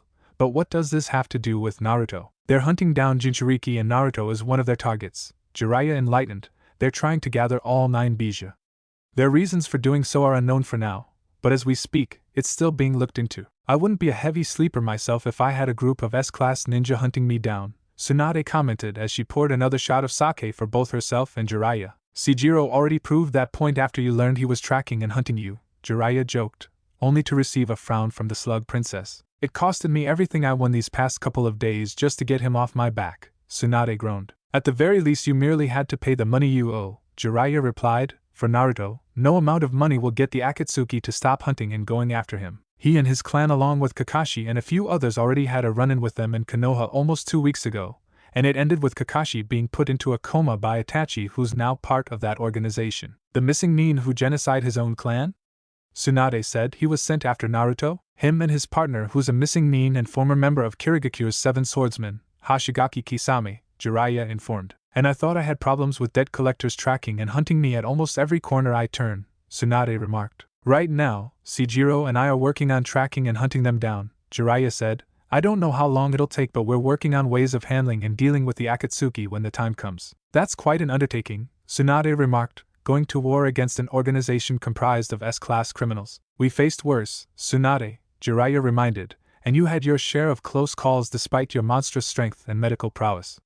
I'm sure you remember Hanzo the Salamander. How could I forget about him? Tsunade commented. You, Orochimaru and I barely made it out of that battle in one piece after our entire Konoha squadron were wiped out in that one battle against Hanzo. It's hard to believe that we got the title Sannin because of him. Tsunade sighed as she took a sip of her sake. Hanzo and almost everyone connected to him were killed years ago, Jiraiya revealed, by one of my pupils I personally trained. Tsunade spat her sake out of her mouth on hearing that revelation. She looked back at Jiraiya with a disbelieving expression and exclaimed, And you got be kidding. It's no joke, Jiraiya said seriously. I recently found this out by a most reliable source. But what grieves me is that my pupil, and his partner whom I also taught, are also part of the Akatsuki. And what adds to the irony is that they're hunting for my current pupil. Tsunade paused for a moment to take in and process everything Jiraiya just revealed to her. Soon she inquired, Who are those pupils you're talk about? The orphans from Amigakure, Jiraiya revealed, Nagato and Konan. The same kids Orochimaru suggested we kill when they were originally following us during our time battling in Amigakure? Tsunade asked. That's right, Jiraiya confirmed. Their other friend Yahiko died some time before Hanzo's death, but his body is being used like a puppet by Nagato while leading the Akatsuki under the name Pain. It was Nagato, after taking on the name Pain, who battled and killed Hanzo and his forces before taking over Amigakure. Since then, it's been said that Pain never lost a fight. Interestingly enough, the Akatsuki wasn't always the criminal organization that it is now. I take it that you know some important history about that organization's origins, Tsunade deduced. It was originally founded by Yahiko during the Third Shinobi World War, alongside his childhood friends Nagato and Konan. The 3 of them created Akatsuki as a way to bring peace to their home country of Amigakure, which too often got caught in the crossfire of the 5 great shinobi countries' many conflicts. Their desire for an end to war attracted many fellow AIM ninja to their cause, and in time, word of their exploits began to travel beyond Amigakure's borders. Akatsuki's early fame was owed largely to Yahiko's leadership and his natural charisma, which kept the group united and motivated them to persevere despite the difficulties of their goal. Yahiko, however, viewed himself as merely a facilitator for Nagato, who would ultimately be considered the actual source of world peace because of his Rinnegan. The Rinnegan? Tsunade asked. I always thought that dojutsu was a myth. It's no myth, Jiraiya confirmed. I saw it with my own eyes during the years I was trained Nagato and his 2 friends. I see, Tsunade remarked. In time, Jiraiya continued, Akatsuki's fame began attracting unwanted attention. They were first approached by Tobi, who claimed to be Uchiha Madara. What? Tsunade replied skeptically.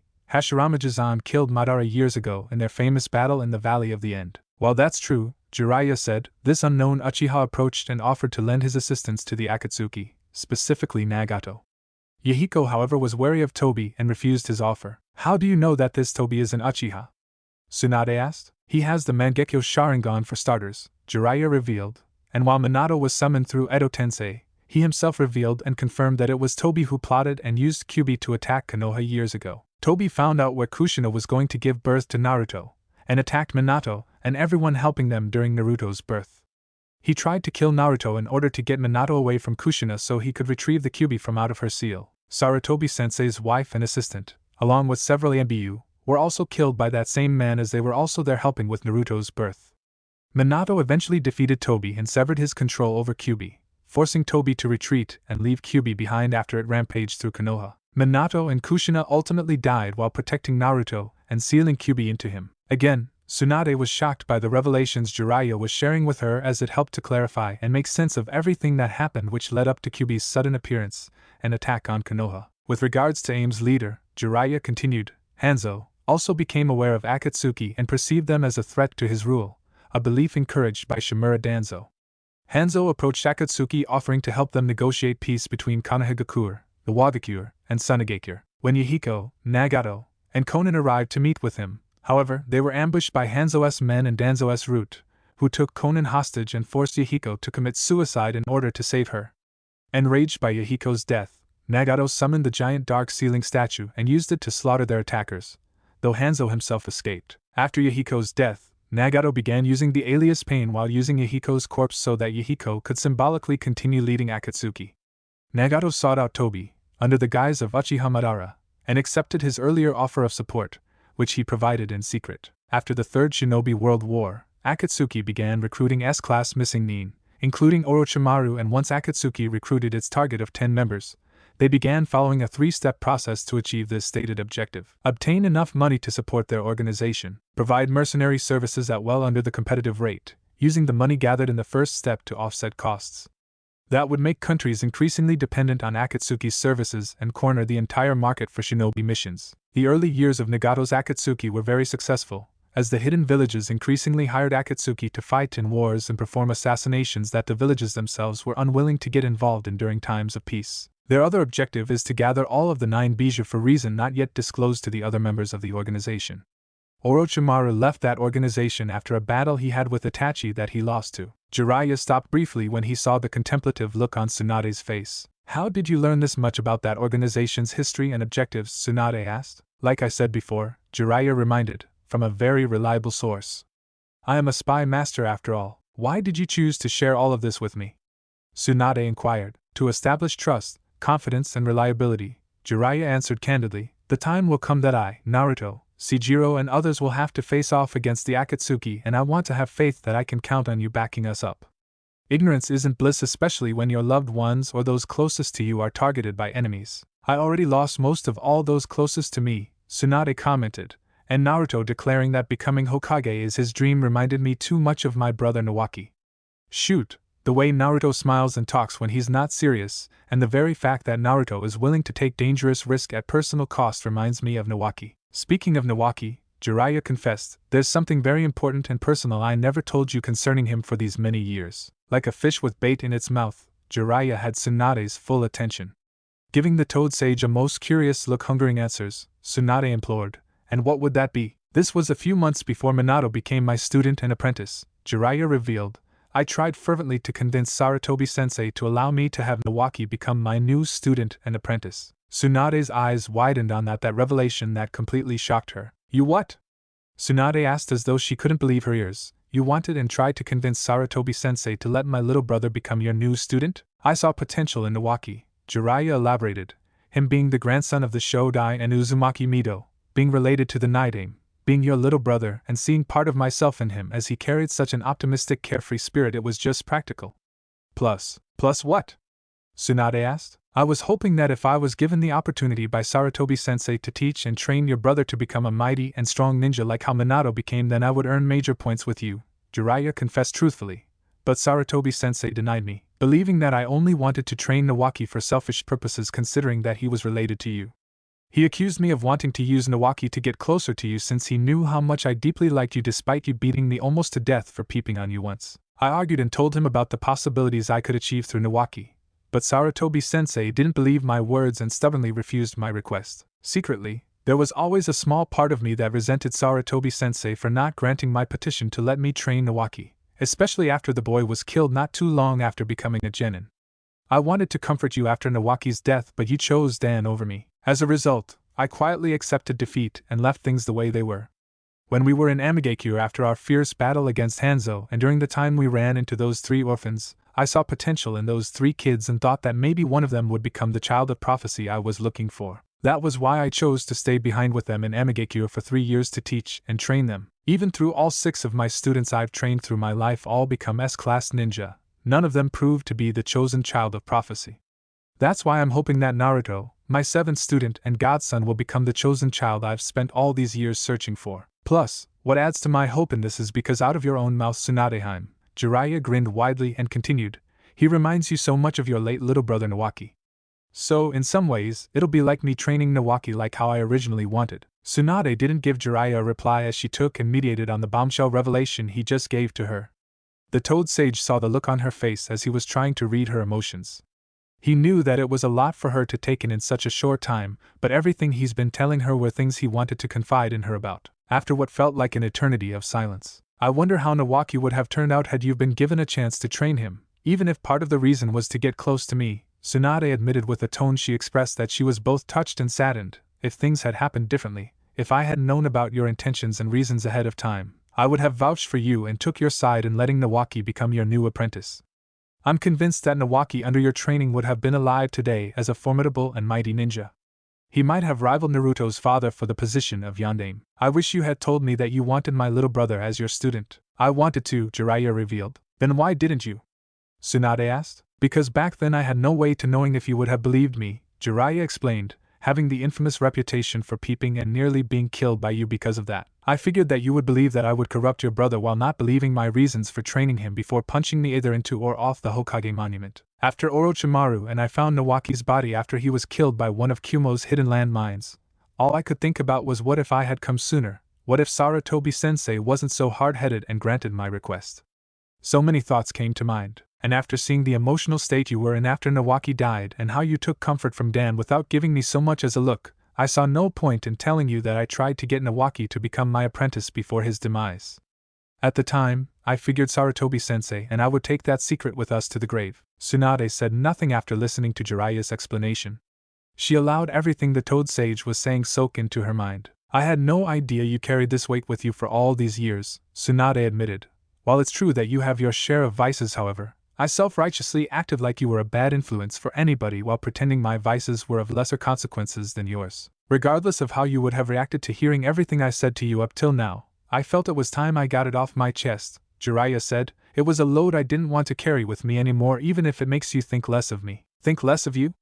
Tsunade repeated and then confessed, back then, I had always thought that Dan was someone you could never measure up to. I thought and looked at you as someone to never bat an eye at or even consider to be dating material like how Dan was. I wouldn't be surprised if you think that way of me even now, Jiraiya remarked, because if you do, then you truly don't know me as well as you think. Tsunade didn't dignify that reply with a retort of any sort. She took a sip of her sake and added, while Dan was alive, I had always thought we'd be married someday. But he died long before he could ever propose to me. Having a lover is one thing, but having a husband and being a wife is a whole different dimension. Dan's death costed me both. Tsunadeheim, Jiraiya said, I know and understand that losing Dan was truly heartbreaking and unbearable for you, but you understand? Tsunade retorted indignantly, what could you possibly understand, Jiraiya? You never had or lost a lover who died in your arms like I did. You never once considered moving on with your life and going after another woman besides me for all these years despite all of the peeping you've done throughout your life. Jiraiya gave Tsunade a calm but cold glare that showed that he didn't appreciate what she said of him. Don't presume to know me, Tsunade, Jiraiya sternly rebuked. While it's true that you were the first woman I truly loved despite the numerous times you've rejected me in spite of my best efforts, I moved on with my life. Yeah, you moved on alright, Tsunade replied skeptically, to look for other women to peep at for your so-called research, just as I thought, Jiraiya stated, presumptuously believing you know everything about me. Jiraiya reached into his pocket inside his red vest and pulled out an old picture. He presented it to Tsunade, who took a good look at the picture to see a picture of a very beautiful woman. She had green eyes and light brown chin-length hair that covered her ears and framed her face. She was a fairly tall woman of a curvaceous build. She wore a red-pink form-fitting outfit with only a long sleeve on her left side and an orange sash. And who's this woman? Tsunade asked. The best thing that happened to me, Jiraiya said, someone who helped me to see past you. What do you mean?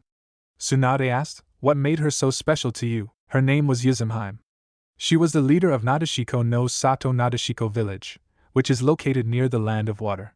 The families of that village are organized through matrilineality. The village itself is positioned upon the lightly forested top of 3 massive and steep hills standing in a line, with 2 bridges spanning the gorges between them. The hills are situated within a lush forested valley in a mountainous region. In terms of construction, the village seems to be similar to a stronghold or palace, with numerous walls, towers and brickwork being dominant features. How did you meet her? Tsunade asked. One night, years ago, Yuzumheim encountered me after I had entered her village to do research for my next novel, Jiraiya started off. What a surprise, Tsunade remarked with a frown of annoyance. There's more to this story, Tsunadeheim, Jiraiya replied and continued. After I escaped the village when a band of kunoichi were hunting me down, Yuzumheim herself found me few miles from her village by a large stream that runs through her village. The stream itself was said to be blessed Yuzumheim, and she found that very location fitting to challenge me to a duel for my hand in marriage. Was that a joke? Tsunade replied in disbelief. She challenged you for your hand in marriage? I'm not making this up, though what I'm saying is hard to believe. Jiraiya said and explained, by law and custom, women from Nadeshiko must venture outside to find men strong enough to defeat them, resulting in them being taken to the village to marry the kunoichi they defeated. Yuzumheim's choice of weapon was a sword, and to my surprise she was truly skilled in the arts of kenjutsu. As the match dragged on well into the next day, I called for the match to be postponed, as neither of us were making headway against the other, to which Yuzumheim grudgingly agreed. She managed to fight you to a draw? Tsunade asked with a surprised tone. She was that strong and powerful, Tsunadeheim, Jiraiya said. You yourself, and Orochimaru for that matter, wouldn't have been able to beat her if I wasn't able to. She was equally on par with us. So what happened afterwards? Tsunade asked. I explained to her that there was a woman that I was already in love with and whose heart I wanted to win, Jiraiya said. But I promised that if I couldn't win your heart, Tsunade, then I would return to Nadeshiko to resume our match until I emerged as the victor. Surprisingly, Yuzumheim accepted, though she didn't like that I had another woman in mind whom I wanted to try to win over first.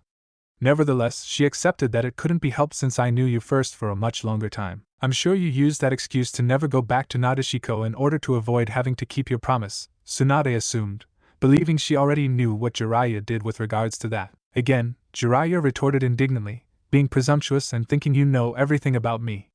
You couldn't be more wrong and far from the truth, Tsunade.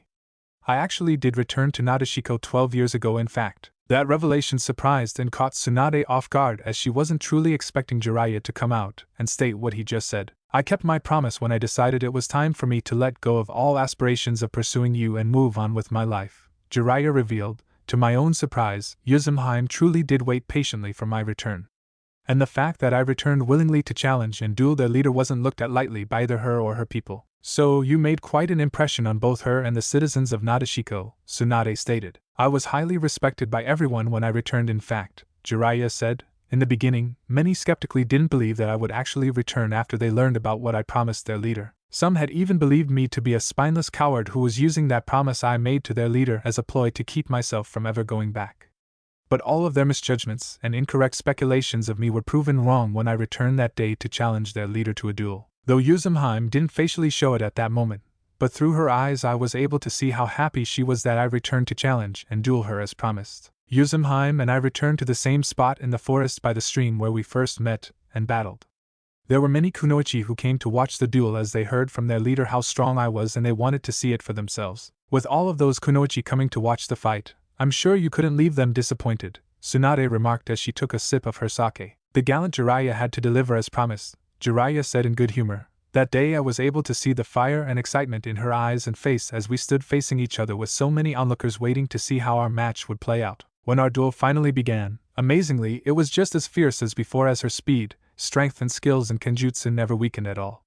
And like before, the surrounding landscape was completely leveled and heavily battered as though an all-out war broke out. It felt like I was fighting you, Tsunadeheim, as though I was fighting to prevent you from trying to beat me to within less than an inch of my life again. Now I'm wishing I was actually there to have watched that match, Tsunade commented. As fierce as that match was, however, Jiraiya said, there were a number of kunoichi watching the match with looks of jealousy, wishing they were the ones challenging me instead of their leader. Some were jealous that they weren't fighting you.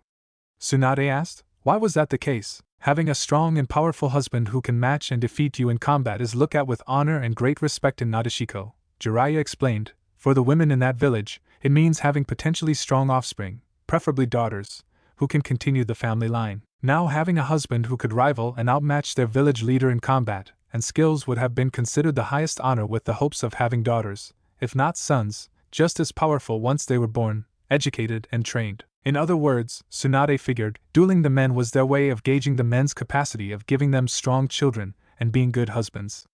Men who chose to run away from their challenge to a duel are considered cowardly, weak, and unfit to marry and have children with. Behind every strong woman is a stronger alpha male, Jiraiya remarked. Sounds like one of those Amazon warrior stories I read about years ago, Tsunade commented.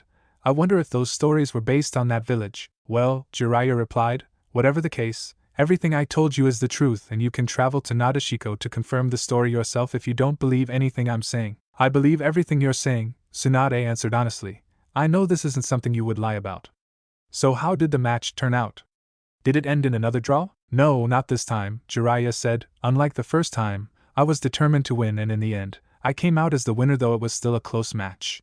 Defeated, Yuzumeheim took me back to Nadeshiko, where we were wedded 6 months later. 6 months later? Tsunade asked. It wasn't immediate? We took the time to date and get to know each other first before we got married, Jiraiya explained. We were given quite a major reception on the day of our wedding. The whole village was happy for both me and their leader. And despite my perverted nature, Yuzumeheim was the first and only woman I was sexually intimate with, even now. Tsunade couldn't believe her ears. For all these years, she always thought Jiraiya would always want and pursue her. She never thought Jiraiya would truly give up on her and find somebody else to love and marry. And to make the shock deeper was that it was a strong female leader of a ninja village that loved and married Jiraiya of all people. It was just hard to believe. So what happened during your time as a married man? Tsunade asked. Was it hard readjusting to a different life as a married shinobi in opposed to life as a single free-spirited man? During those years, Jiraiya explained, I was still able to keep up with my spy network and keep tabs on Orochimaru's movements and activities. There were occasions when my wife and I ventured out of the village to track Orochimaru's movements, or that of the Akatsuki. We even had run-ins with some of my old enemies and even those she had. It was really adventurous having her at my side, as we had each other's backs during dangerous missions and encounters with our enemies. It sounds like you both were quite a team, Tsunade commented, and then inquired, so what happened between you both? During the 7th year of our marriage, during one of our journeys to meet up with one of my contacts of my spy network, we ran into 3 members, the 7 swordsmen of Kirigakure, these being Kurasuke Raiga, Munashi Jinpachi and Hozuki Mengetsu. Though Kirigakure were known for their swordsmen, that generation of swordsmen we encountered was the strongest in that village's history, and Mengetsu was one of the most powerful shinobi produced within Kirigakure. As a member of the Hozuki clan, Mengetsu was proficient in the use of water-nature manipulation and was able to use his clan's main secret technique to liquefy his body at will. Mengetsu was also called Kijin no Sairai, second coming of the demon, and his skills, power and chakra were such that he was able to wield all 7 blades of the other swordsmen. He was that powerful of an enemy, I see, Tsunade noted. So how did you and your wife end up in a battle with them? They intercepted and killed my spy contact after he retrieved some vital information about what was happening in Kirigakure with regards to the bloodline limit purge that their Yandere Mizuki enacted, Jiraiya explained. While I was caught up battling Raiga and Jinpachi, my wife Yuzumeheim was locked in fierce combat with Mengetsu. In that conflict, Mengetsu fatally wounded Yuzumeheim before I managed to trap him and kill him. Jinpachi took Mengetsu's sword and escaped with Raiga. After the battle was over, I did everything I could to keep Yuzumeheim alive, but she lost too much blood before her student, Shizuka, and her team could arrive with their medic ninja. Jiraiya paused for a moment as Tsunade took another sip of her sake, and then he continued, before her death. Yuzumeheim thanked me for giving her the best and happiest 7 years of her life, but apologized knowing she wouldn't live long enough to take care and train our daughter to become her successor. Tsunade spewed her sake out again and turned back to Jiraiya and, Daughter! Tsunade shouted with widened eyes in absolute disbelief. You have a daughter. That's why I told you not to presume to know me, Tsunadeheim, Jiraiya remarked. Yes, I had a daughter with Yuzumeheim. Her name is Konohana Sakuyaheim. But for short, she's also known as Sakuyabeim. Currently, she's 8 years ago and lives in Nadeshiko. Why didn't you bring her with you and raise her as a parent should? Tsunade asked with a tone of disappointment. You think I didn't want to or tried to? Jiraiya replied while indignant at Tsunade for the implication of her question. It wouldn't have been possible since she's Yuzumeheim's legal heir and chosen future successor. She was already being taught and trained to take her mother's place as leader of Nadeshiko in the future. Plus, there were too many politics involved that made things difficult for me, not to mention what would have happened to Konohana Sakuyaheim if it got out to all of my enemies that she's my daughter with Yuzumeheim. In my wife's final moments, she asked me to keep our daughter safe and that she grows up into a strong kunoichi woman and that she takes her rightful place as the future leader of Nadeshiko. Shizuka and the group with her eyewitness Yuzumheim's last words and the promise she had me make to her before she died in my arms soon after. My daughter was 3 years old when her mother died and she was deeply grieved by it since they were practically inseparable. After Yuzumheim's burial and giving myself and daughter some time to mourn, I asked Shizuka, who was 8 at the time, to become Sakuyabime's big sister and bodyguard while helping the other kunoichi in the governing court take care of her. I had to leave Nadeshiko and return to my duties as Konoha's field spy master after learning that Orochimaru and the Akatsuki were on the move in search of new recruits. But I always kept in contact with my daughter and made frequent visitations on her through the years. However, I always had to do so secretly. Jiraiya looked directly at Tsunade and stated, "You're the first person I'm telling this to, Tsunade. Not even Naruto or Sarutobi-sensei are aware of this, at least not yet." Jiraiya placed the picture of his late wife back in his pocket inside his red vest and took out another picture and showed it to Tsunade. What Tsunade saw practically melted her heart.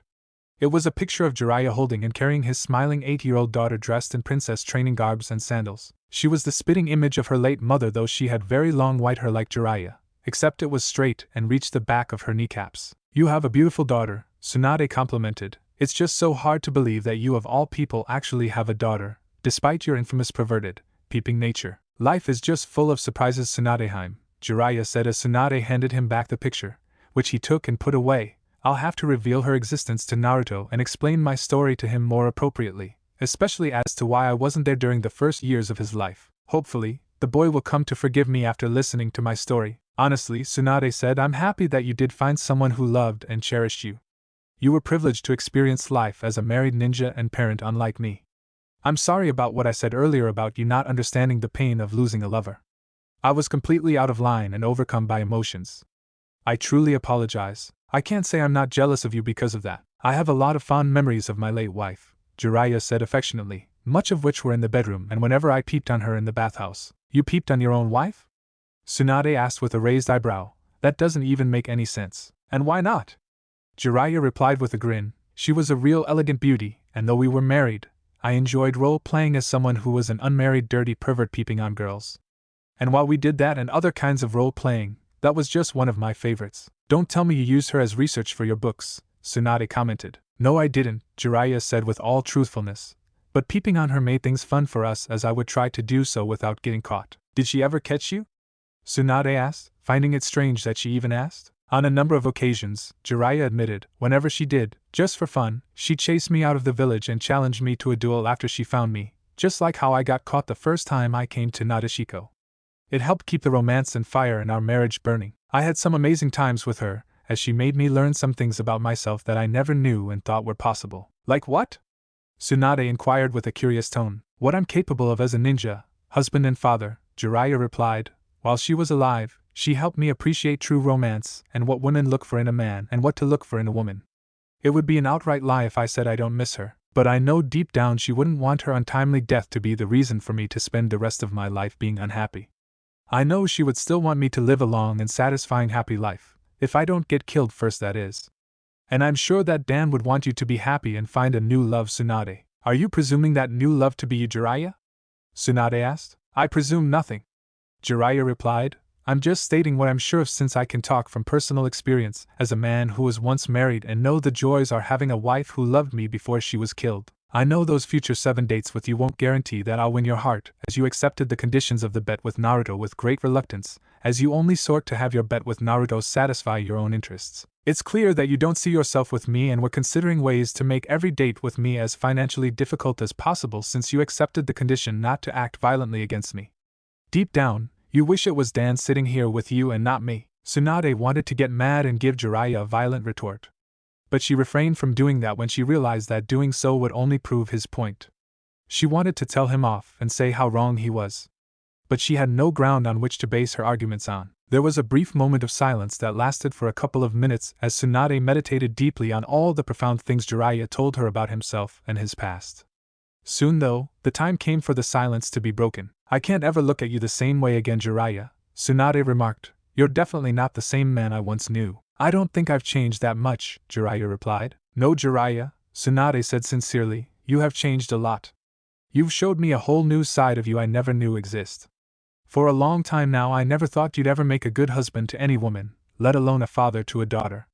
I thought you'd spent the rest of your life being rejected by every woman you come across. But you proved me wrong tremendously and married a strong woman who loved you for you and had a family with her. I never once gave you a chance to prove yourself even now, as I just presumed to know all there is about you. But from everything you told me concerning Nawaki and your wife, you proved that I don't know you as well as I think. I carried years' worth of misjudgments and wrong beliefs about you, and for that, Jiraiya, I'm truly sorry. There was a short silence between the two Sannin before it was Jiraiya's turn to break the silence. It's water under the bridge or over a dam, Tsunadeheim, Jiraiya assured after accepting her apology. I'm not holding it against you in any way. Jiraiya stood up and left the private VIP booth to go pay for the sake. After he was done, he returned to Tsunade and said, "Well, we both learned a lot this evening, Tsunade, and I'm sure it's given you plenty to think about. But I'm going to head out and enjoy the rest of the night elsewhere." "Where are you planning to go now?" Tsunade asked. Jiraiya grinned confidently. "If you really want to know Tsunadeheim, then you'll just have to follow me. If not, then you're free to enjoy the rest of the evening alone or at a casino." Saying nothing further, Jiraiya turned and started on his way out from the private booth and out of the tavern, leaving Tsunade with her thoughts as she sat there and watched him leave. "I know those future 7 dates with you won't guarantee that I'll win your heart. It's clear that you don't see yourself with me, and deep down, you wish it was Dan sitting here with you and not me.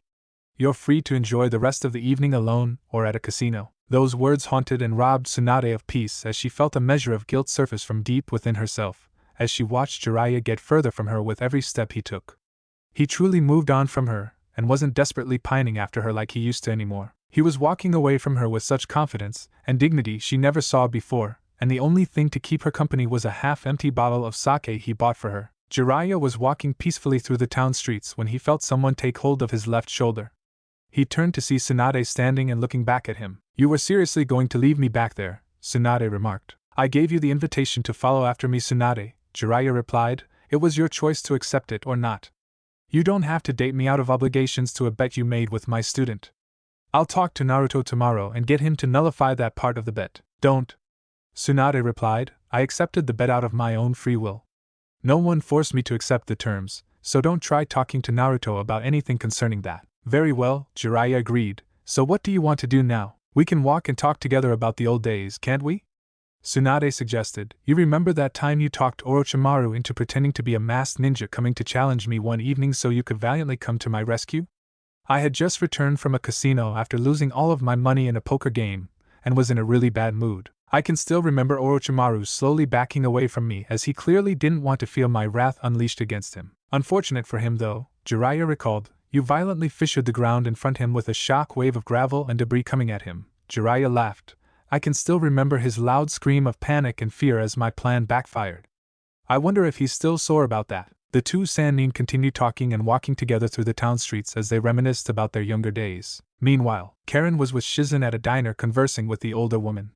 Shizen decided to enlighten and entertain Karen about her time and travel experiences with Tsunade while having a small meal together. Sejiro was with Kansui and Erasure at a bathhouse after the twins convinced him to take a breather from his work and take the remainder of the night to rest and relax. Naruto had summoned 60 clones and sent them to a secluded spot in the forest to study and practice his new S-class ninjutsu, Senko Tanken flashing daggers, and the dormant ability his patriarch ancestor Uzumaki Susanoo infused into his being. They still had a long way to go before perfecting their new training, but they were planning on losing to Tsunade at all, even if it meant exhausting their chakra to the point of unforeseen self-dispelling. Elsewhere, at a love motel in the red light district of Tenmangu town, in one of the rented guest rooms on the 3rd floor of the motel that had a "Do Not Disturb" sign posted on the locked doorknob, Naruto was lying naked on the bed with Hinata, who was also lying naked next to him with her head on his right shoulder. Both of them were sweating and catching their breaths after enjoying a good lovemaking that burned out what stress they had.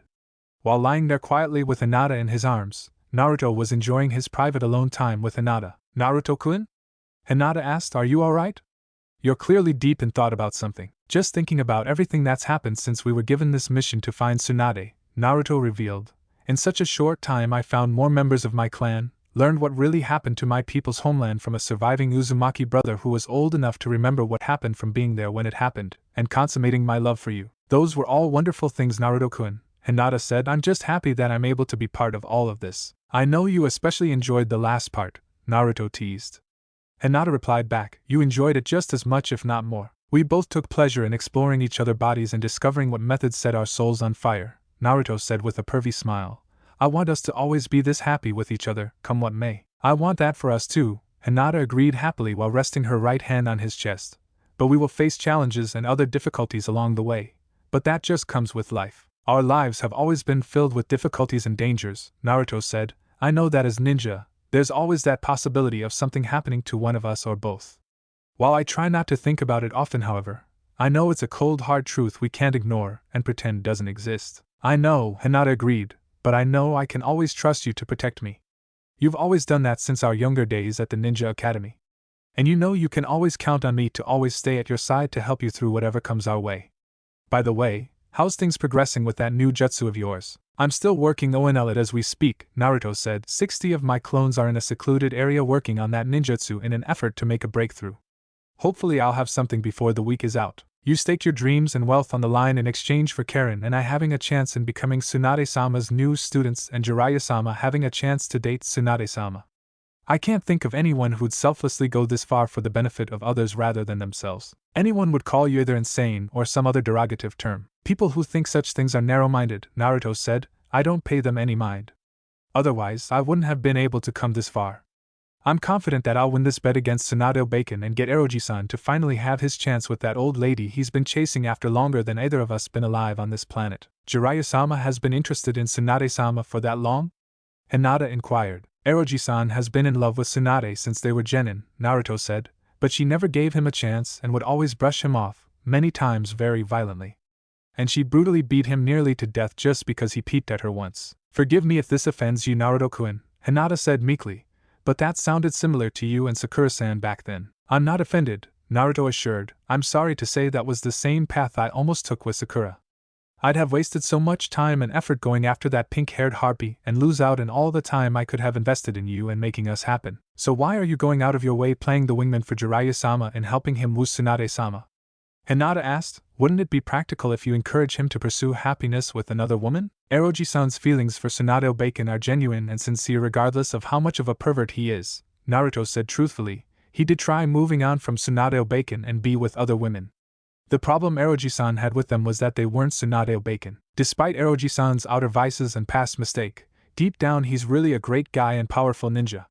Tsunade Bacon lost so many years of happiness she could have had with Eroji-san if she had just given him a chance.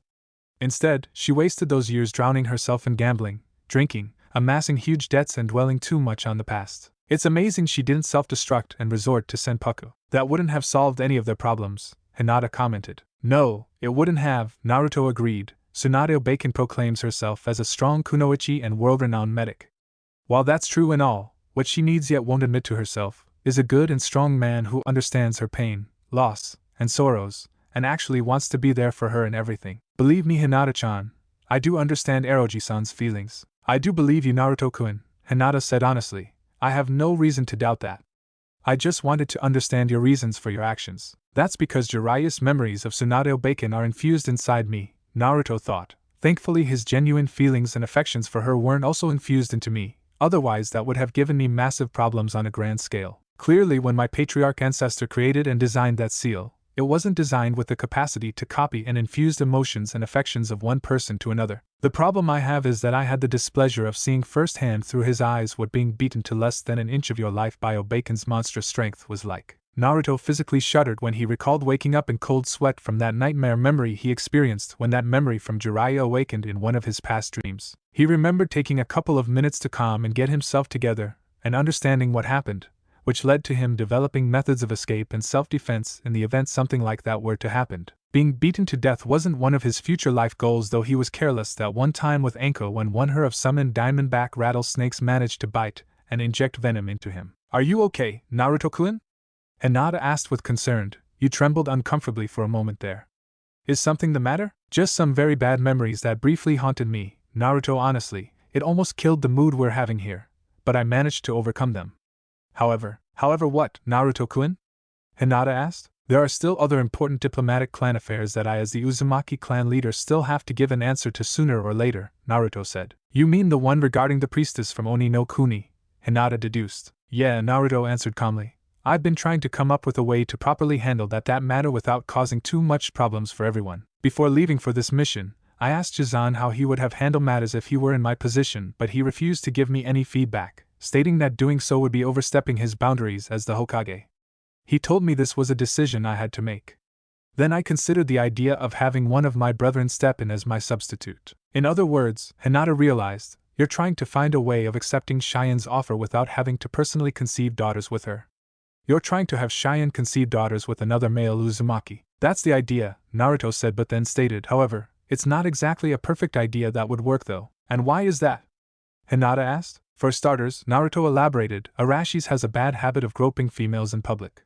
I doubt very much that the people of Oni no Kuni would take kindly to having their priestess betrothed to someone who openly behaves with such brazen indecency. I thought about hooking Kensui with Cheyenne, but there's the matter of whether or not Cheyenne would even accept such a compromise, since she said she wanted the future priestesses to be direct descendants from my bloodline.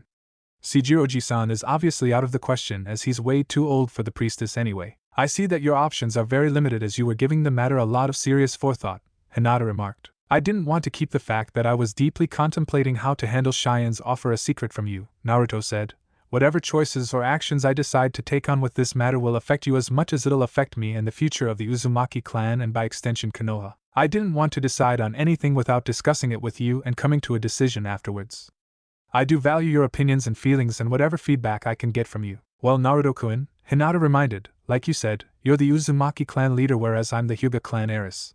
What do you strongly believe will be in the Uzumaki clan's best interest? My thoughts were how I would feel if a foreign male dignitary or nobleman possessing a powerful bloodline limit wanted to ask if he could have a son or daughter with you because he believes that fusing his bloodline limit with yours would produce a more powerful hybrid Hyuga or whatever it is that his bloodline would possess, Naruto reasoned. You do bring up an interesting point, Naruto-kun, Hinata said, but it's not as easy as you make it out to be.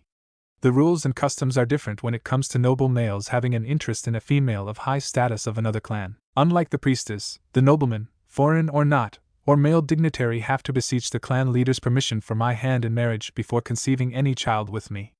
It's not like he'd be allowed to have and impregnate me in hopes of producing a powerful offspring without marrying me first. Yet you allowed me to have you, Naruto teased playfully. Only because I know my sure future is with you as you'll go before my father to ask his permission and blessings to marry me, Hinata replied, and after everything you've done, and how you've helped me throughout the years, there's no possible way father will refuse. That goes without say, Naruto confirmed, and knowing your clan, I'll possibly have to be formal about it too. Be that as it may, Hinata said, but the point is, if a female of high station like Cheyenne were to entreat a clan leader, nobleman or dignitary to impregnate her for the sole purpose of preserving her line without the need to marry her, then it would be at his discretion, especially if there are no other ulterior motives behind her wanting to conceive a child with him. Other ulterior motives?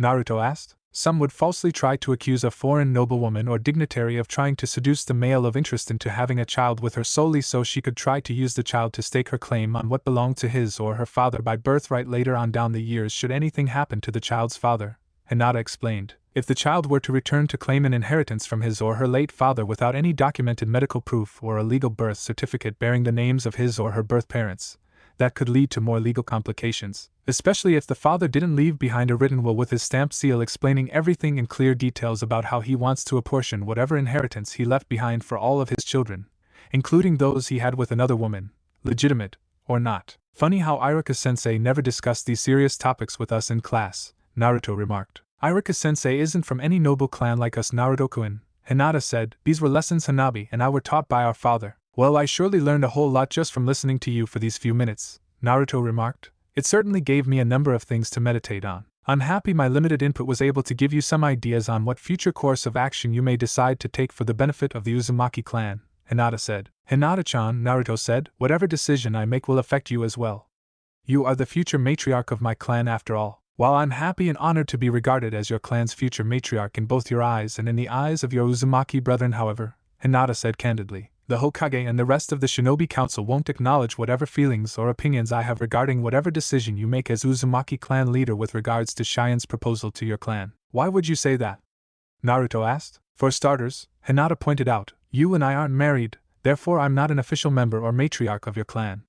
Secondly, like my father, you're an official member of Konoha's Shinobi Council, a governing political hierarchy of our village. Therefore, If I were to openly and vehemently object to whatever decisions you make for your clan when it poses no potential harm or threat to Konoha or to any of your clansmen, then the Shinobi Council would see me as an insolent Chunin and Hyuga clan heiress overstepping my boundaries and interfering with diplomatic businesses that was solely between the Uzumaki clan and Oni no Kuni. In an extreme worst-case scenario, if I were to act recklessly or violently against the priestess out of jealous rage, it would cause an international incident between Konoha and Oni no Kuni. Everyone would blame me for it if war was Oni no Kuni's response to my actions, and there would be dire consequences not only against me but possibly against my clan as well.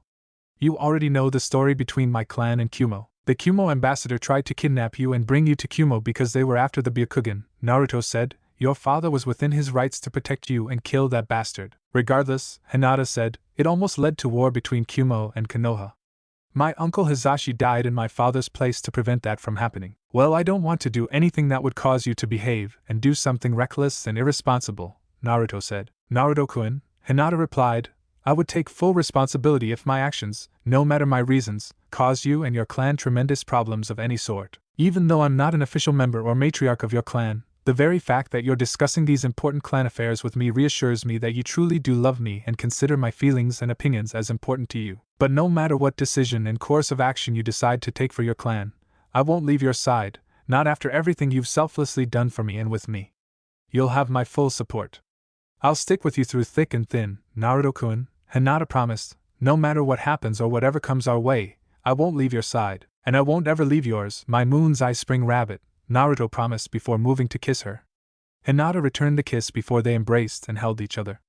As the pair were making out, heat and arousal started developing in their beings again before they caved in and made love again, with Hinata riding Naruto for all he was worth. 2 days later, somewhere in Hai no Kuni. For the past 2 days, the three sibling Kunoichi were traveling through Hai no Kuni in search of Naruto and the Uzumaki remnant with him.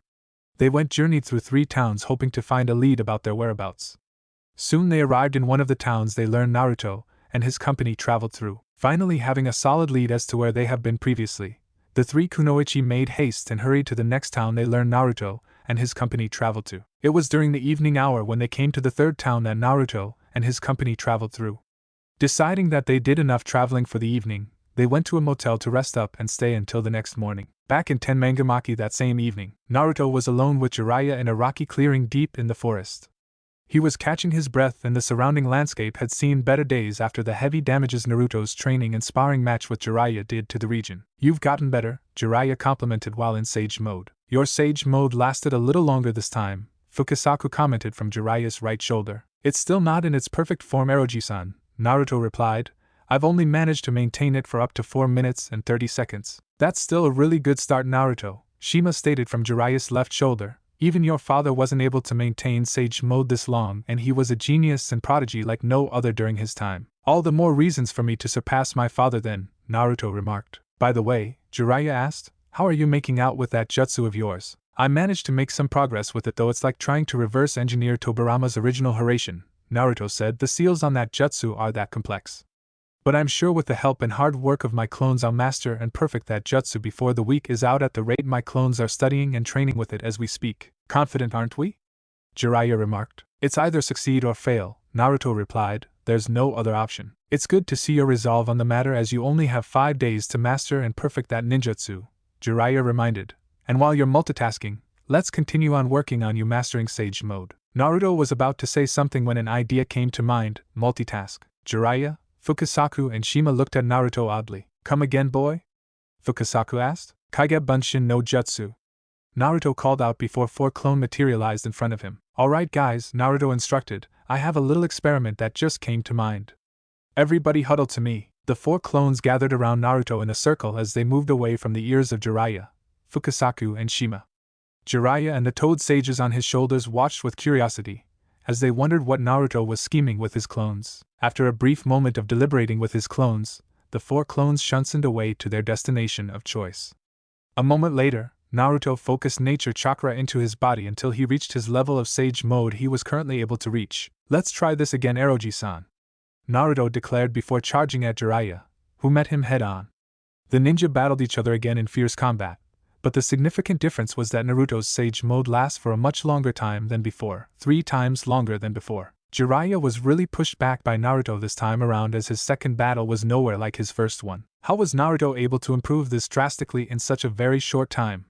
Jiraiya wondered as he saw that Naruto's Sage Mode lasted for more than 13 minutes straight without him needing to stop and regather nature chakra.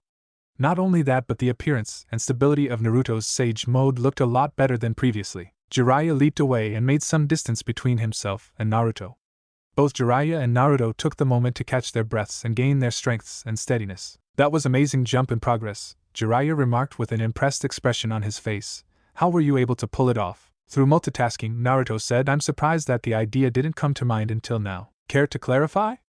Fukasaku implored. I sent my clones into hiding while keeping a close watch of my actions, as one of them gathers nature chakra to convert into sage chakra for me as a standby, Naruto explains.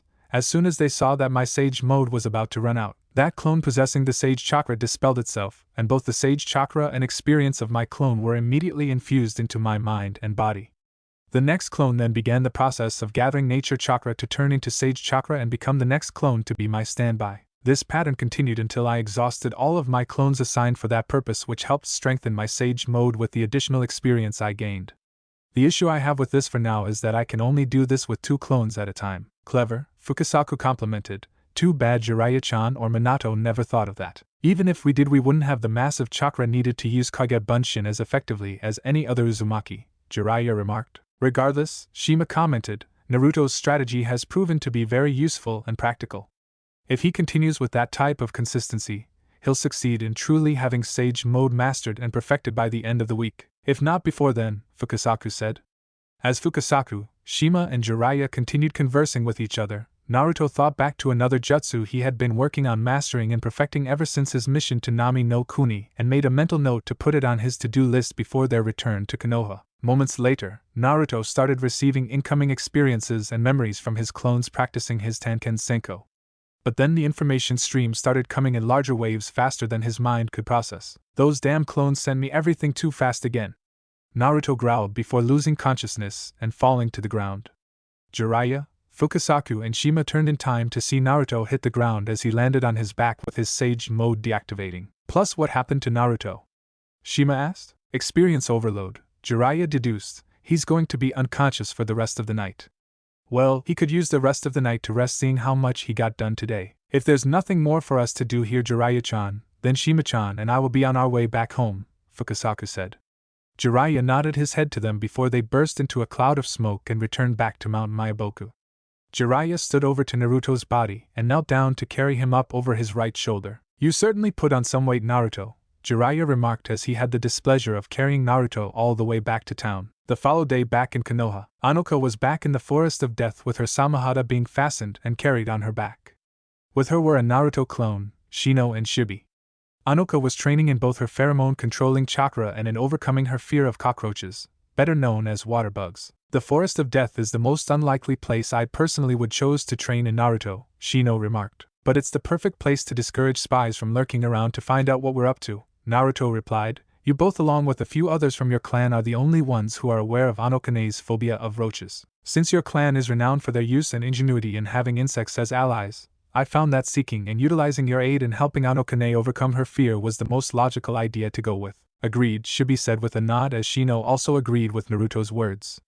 Naruto turned to Anoka and asked, would it be alright if they hear the story behind your fear of roaches? Since they're offering their services in helping me break free of my fear, Anoka answered, I suppose it would be best if they know how the problem started and see how they can help me through this. Naruto nodded and turned back to Shibi and Shino, and explained, Anokane's phobia goes back to her childhood, when she was 7 years old. During her early life, her unique abilities in using her chakra to influence and control animals, insects and arachnids lied dormant. Her adoptive mother Chiaki was training her in medical herbs and healing, and would frequently take her to the woods to teach her which types of plants and minerals were good for medicine and medical balm for treatments. Being one who always loved nature, Anokane would sometimes travel around the woods on her own and collect samples to practice making herbs and balm of her own. On one particular day, however, a pack of wolves stalked and followed her through the woods.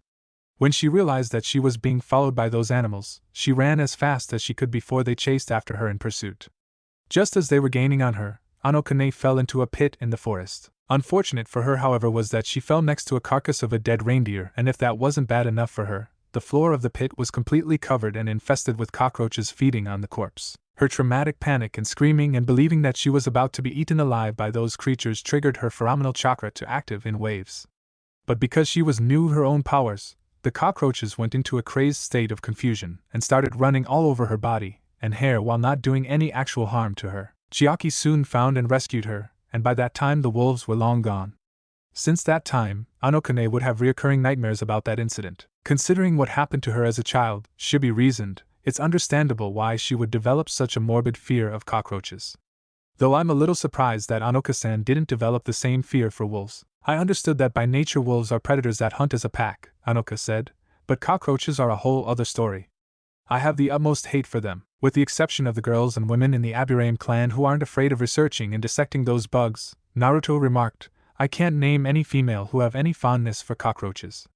Of all the insects, they're infamously the most hated, especially those big ones that fly. Naruto-kun, Anoka retorted in annoyance, those are visuals I don't need to imagine. That pit you fell into was no doubt a nest that you had the misfortune of falling into, Shibi said. However, falling into that pit became your salvation in that your encounter with those insects awakened your dormant power which deterred the wolves from pursuing you further and allowing your late adoptive mother to find and rescue you. Though by nature, Shino spoke up, cockroaches are mostly found in places of filth like the sewer, in garbage and in warm wet dark areas where there's either considerable amount of biodegradable matter like rotten food or dead animals.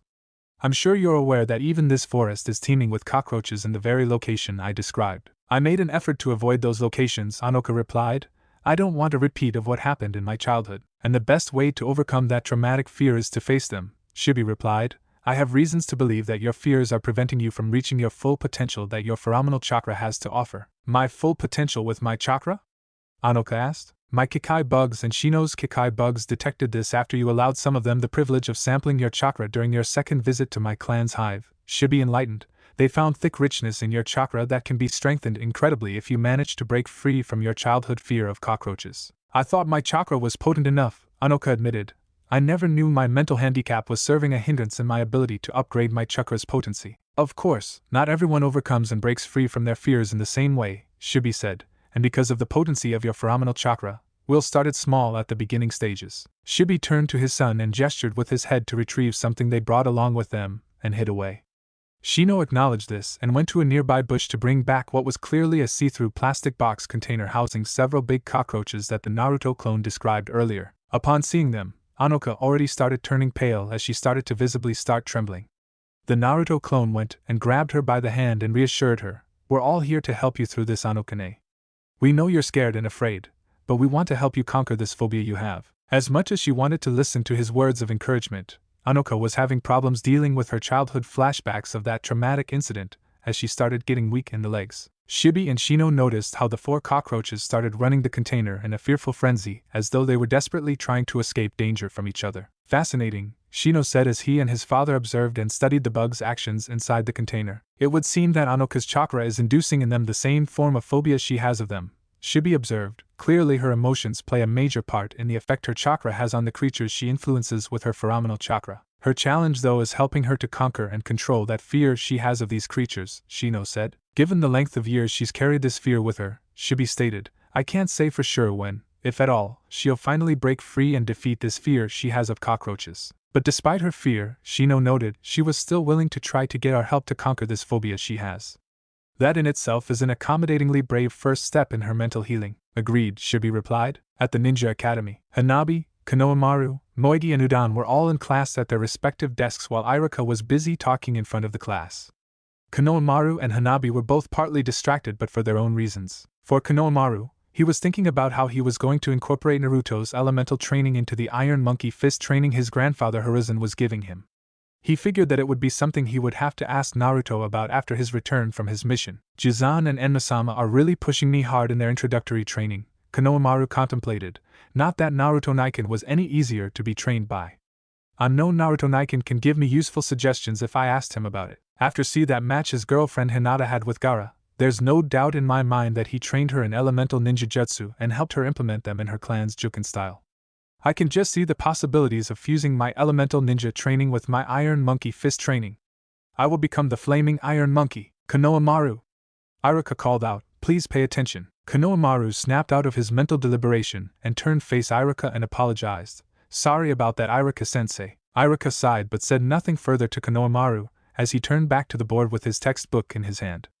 As Iruka resumed his lesson, Hanabi was having her own contemplation and, like Konohamaru, they weren't based on Iruka's class lectures. I know I have to continue my advancement and training with Naruto-kun, Hanabi thought, but he's dating Wani-sama and being near him so often will make things awkward. But he's the only one who can teach and train me in elemental drunken juken. Damn it! Why did I have to go and fall in love with Naruto-kun? It's not like I can have an actual romantic relationship with him. Naruto-kun is Wani-sama's boyfriend and she would flip out and do who knows what to me if I were to ever ask her if she'd share her boyfriend with me. Hanabi sighed to herself. I think I've been reading too many of Naruto-kun's Uchiha Paradise books. I have to find a way to get my feelings for Naruto-kun out of my system. Alright, now listen up. Iruka called out, snapping the young Hyuga out of her train of thoughts. I'm sure you're all wondering what's the piece of paper in front of you are for. Is this for a surprise algebra quiz?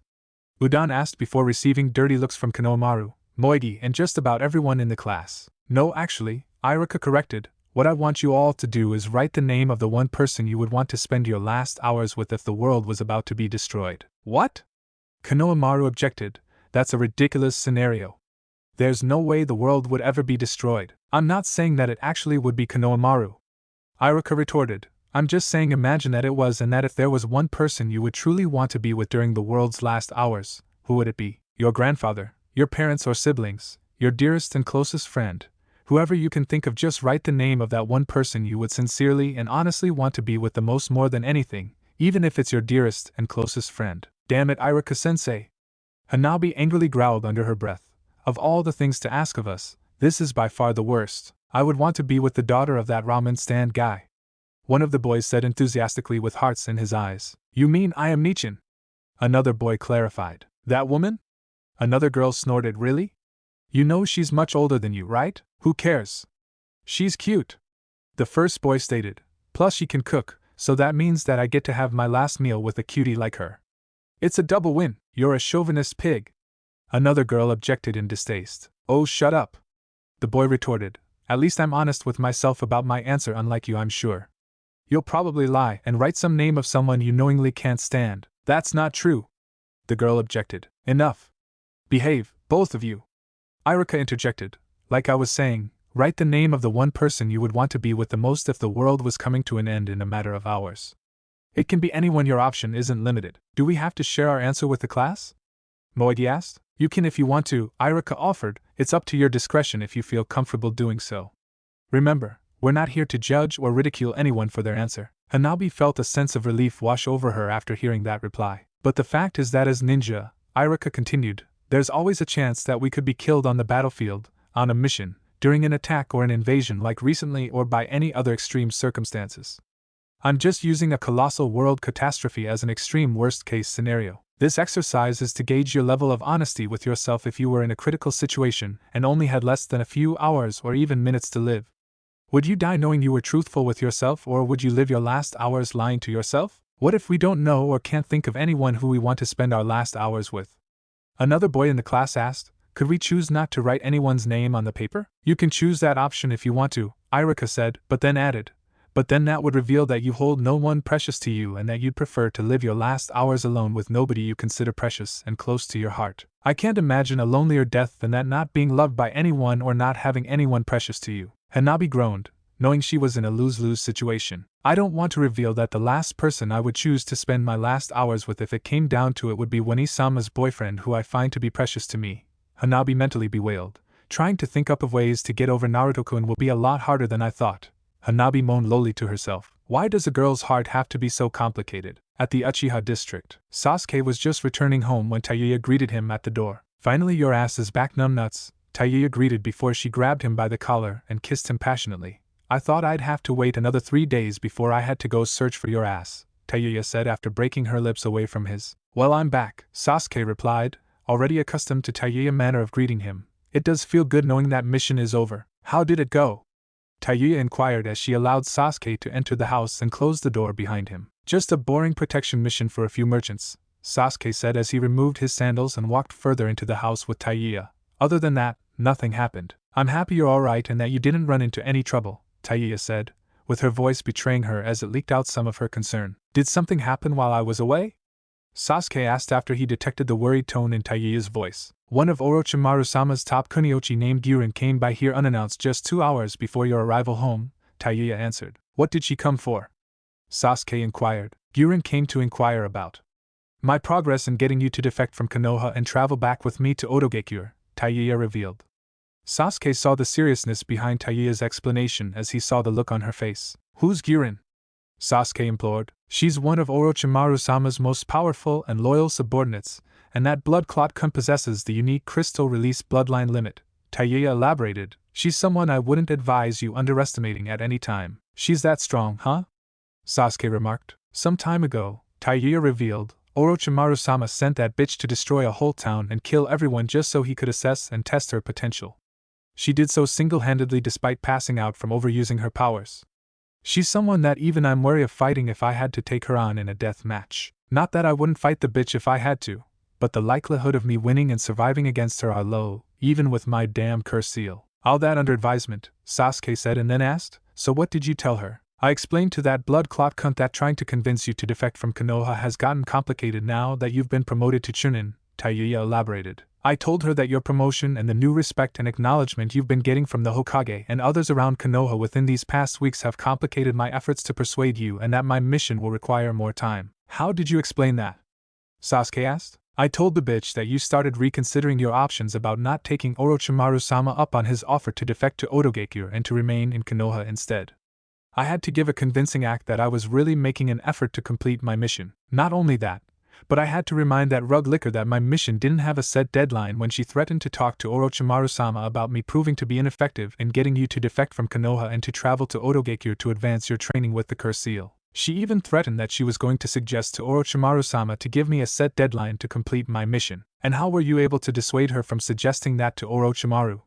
Sasuke implored. I had to make it clear to that dickless cunt that forcing you to leave would both breach and jeopardize the mission, as that would not only alert Konoha to my presence here, but that both you and I would be tracked down and arrested by Konoha's elite ninja and questioned by Konoha's interrogation unit. I had to make her see that I would be heavily probed out of my ass for information regarding Orochimaru-sama, his whereabouts, his connections and who works for him before possibly being executed once they were done with me. I made her see that you would be interrogated and stripped of your status as both a ninja and shunin and put in prison under heavy guard. Then I told that bitch ass that she would be blamed for convincing Orochimaru-sama into using her idea for a time limit against me and that Orochimaru-sama himself would kill her dumb ass as punishment for his mistake. Thankfully, that stupid bitch bought everything I said, and in terms of loyalty, she's just as fanatical about it as Kimimaro was before Naruto had him and the rest of my former teammates killed by his resurrected father. Taiya looked away as her expression softened from her hardened ninja personality to a more feminine one. Personally, Taiya confessed,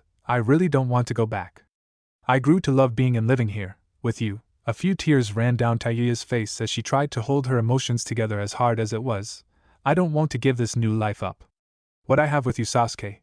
Taiya's emotions started overwhelming her as she started sobbing. I don't want to throw it all away. Just for a mission. I already lost my family once and I don't want to lose you too. And I know Orochimaru-sama has dark plans for you, which means I'll lose everything all over again if I go through in completing my mission. Sasuke went over to Taiya and embraced her as she embraced him and sobbed into his shoulders. A world of thoughts and concerns went through Sasuke's mind as Taiya gave herself that moment to get everything she locked away within herself out of her system. Sasuke thought about what his life was like before he met Taiya and how everything in his life changed for the better because of her. He knew he wouldn't be who he was now, let alone a Chunin, had it not been for Taiya's hard work in helping, training and supporting him. They became lovers after he took the initiative to have her that night before the Chunin finals. She was the closest, most intimate friend he had who truly understood him and filled that void in his life after losing every member of his clan.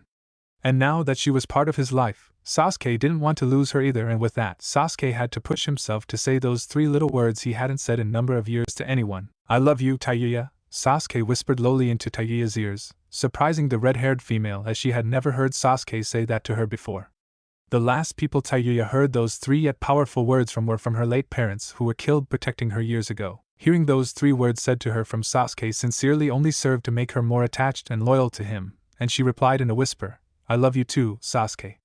I wish I knew what to do from here on out. We'll think of something, Taiya, Sasuke assured as he continued embracing her. Naruto promised that he'll think of something to help the both of us.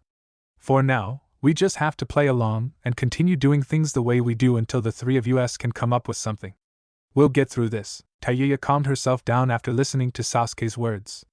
However, she knew that Guren appearing and making an unannounced inspection on her was not a good sign. Tayuya realized that from now on she would have to be on alert against Guren's next possible visit. The following day back in Tenmangamaki, Karen was alone and making her way through the hotel hallway and to the room she was sharing with Hinata. Upon her arrival, she groaned when she saw Erasure standing by the door clearly waiting for her. He saw me, Karen acknowledged, so there's no point in pretending that I didn't see him at all. Karen continued on her way to the door when Erasure pulled out and presented a couple of roses and a box of chocolates in his hands. Karenheim, Erasure greeted, would you do me the honor of spending the afternoon with me? I offer you these treats groomed with the finest of roses in exchange for your undeserved company. Karen found herself blushing and stuttering, being caught completely off guard by Arashi's gesture. Getting her speech strength back after a brief moment of stuttering, Karen asked with an annoyed tone, what do you think you're doing? There's a town festival taking place today early this afternoon, Erasure said. There'll be plenty of attractions, events and games to see. A festival? Karen asked. That's right, Erasure said. For the people here, the lively festivities manifest in a wonderful occasion to enjoy, filled with traditional costumes, spectacular processions and a celebratory atmosphere. The festival kicked off yesterday with a ritual at the Tenmanga Shrine, followed by prayers at the river for peace and the safety and prosperity for the town. Yesterday afternoon, drums were sounded by men in tall red hats to inform everyone that preparations for the festival were complete. Today is the second day of the festival and I humbly beseech you for your time and company to the town's festival. Erasure handed Karen the box of chocolates and roses to Karen. It took me a while to find roses as red as your hair and eyes, and I believe these are your favorite kind of chocolates. Karen took a good look at the box and saw that they were her actually favorite brand of chocolates. How did you find this out? Karen asked with a mixed tone of surprise and suspicion. We're Ninja Karen, Erasure replied charismatically. I did my research and gathering information and secrets are one of our specialties. And my S-rank mission is to get to know and learn as much as I can about you, with my payment being winning your affections. I know there'll be risks and dangers along the way and obstacles I'll have to face, but my quest for your feelings and heart, while searching for the sensitive and deepest side of your character, is of great importance to me. Somehow, Karen thought, I want to believe that it's either Kansui or Naruto-kun in henge form pulling this stunt on me while playing the role of Arashi's wingman, but I don't sense Kansui's or Naruto-kun's chakra anywhere. And it's really Erasure standing before, and I can sense that his words are sincere and cheap. Karen then said, All right, Erasure. I'll give you a chance and spend the day with you. But if you try anything funny or try to reach out and grope me, I assure you I won't try do anything foolish that would incur the violent wrath of my clanswoman. Erasure promised. Trust me, I learned from that careless mistake and wouldn't want to ruin things while enjoying the festival together. I'm holding you to your word, Karen said. Give me an hour to freshen up and meet up with me back here. Great, Erasure said excitedly before he pulled out a scroll and handed it to Karen. What is this? Karen asked quizzically. My third present for accepting to be my company for the festival, Erasure said charmingly. I'll come back and meet up with you here as requested. Erasure went and took off to his next destination. Leaving Karen at the door, she stood front of with the gifts in hand. How the hell did I just get smooth-talked into accompanying Erasure to the town festival? Karen asked herself before sighing and opening the door to go into the room. After entering, she closed the door behind her and placed the roses and box of chocolates down. Karen then untied and unraveled the scroll and found a bold kanji writing for beautiful written inside the scroll. Something is sealed inside this scroll, Karen realized before releasing what was sealed with the scroll. Kai. The scroll burst into a cloud of white smoke that momentarily filled the area Karen was standing in. When the smoke cleared, Karen was shocked to see what was in her hands. What the? Karen exclaimed in surprise and disbelief, as it was indeed a beautifully made and designed neatly folded kimono with hair ornament placed on top of it. How did he know I wanted to buy this specific type of kimono even though it was very expensive? I mean, to think he'd go this far just to ask me to go to a festival with him. Karen was excited that she was actually holding the kimono she wanted in hands and shocked that Erasure went and bought it for her secretly. Perhaps I've been hypocritically misjudging Erasure. Karen thought, after all, I'm just as big of a pervert as him and Naruto-kun. Having already agreed to accompany Erasure, Karen decided to go and get herself ready. In another part of Hai no Kuni, the three hooded Kunoichi siblings were traveling through the trees at a fast pace, wasting no time as they traveled to Tenmangamaki after finding out that was where Naruto and his company were reported to have been staying at for the past few days. They were hoping to reach Naruto and the others in time before he and his company moved on to another location. How much further do you think it is? The youngest of the three asked. If we can continue traveling at the pace we're moving at, the oldest of the siblings explained, then we should get to Tenmangamaki by the early evening hours and not during the late hours, I hope. We need to do more than hope, the second sibling said. We have to reach Naruto today. Period. Knowing now that Kusa is looking for Karen, it's more imperative that we find and track down Naruto and the others. And the oldest stopped and stood on top of one of the trees. Her two sisters followed in sync and stood on the same large branch with her. What's wrong? The youngest asked. We're being followed, the oldest said with an alert demeanor, as she readied and unsheathed her katana, which was hidden under her hooded traveling cloak. The second sister focused to sense what alarmed her sister. Moments later, it's him. The second sister realized before a dark-robed figure with samurai armor and gear appeared on another tree in front of them. Chitsurugi Kariya. The oldest of the three sisters spat venomously. It took me a while to find you three, the figure said in a cold monotone tone. Now you and your sisters will join the rest of your fallen brethren and parents. Bastard. The youngest retorted as she and her sisters got their katana out and ready to battle. The lone rogue samurai then raced through the tree branches and into their direction with the aim to kill them. Back in Tenmangamaki an hour later, Erasure left the rented motel apartment he was sharing with his older identical twin to go to the festival. He was wearing a navy blue male kimono with the Uzumaki clan insignia specially stitched to the back and brown sandals. He was very happy about convincing Karen to give spending time with him a chance. And speaking of Karen, Erasure hurried to meet up with her. Heading to the room she was sharing with Hinata, Erasure knocked on the door and waited for Karen to answer.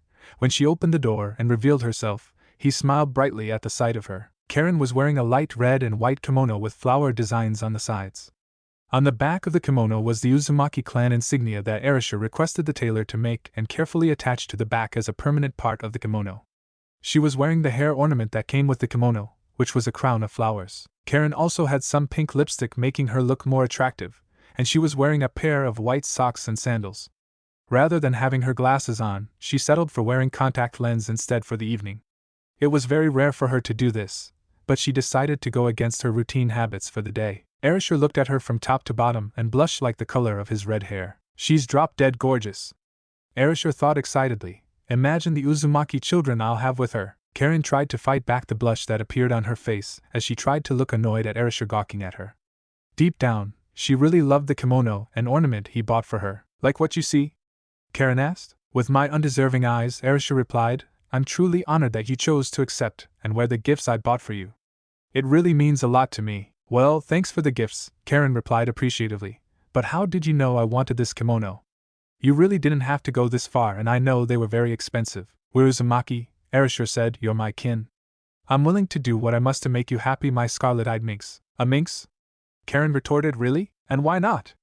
Erasure replied undeterred with a charming tone. You're an alluring, cunning and boldly flirtatious young woman who has unusual seductive powers such that you could commit acts that would otherwise be considered inappropriate, while still maintaining an air of class or poise. For the first time, Karen found herself laughing at Arashi's choice of words to describe her character, and she knew she was in no position to refute his correct assessment of her. I don't know what happened to him, Karen thought, but he got me hooked. I suppose giving him a chance wouldn't hurt. Karen then said, thanks for compliment. It truly does describe me. Shall we be on our way? Erasure suggested as she gestured to Karen to follow his lead. Karen stepped out of the apartment and closed the door before following Erasure out of the motel.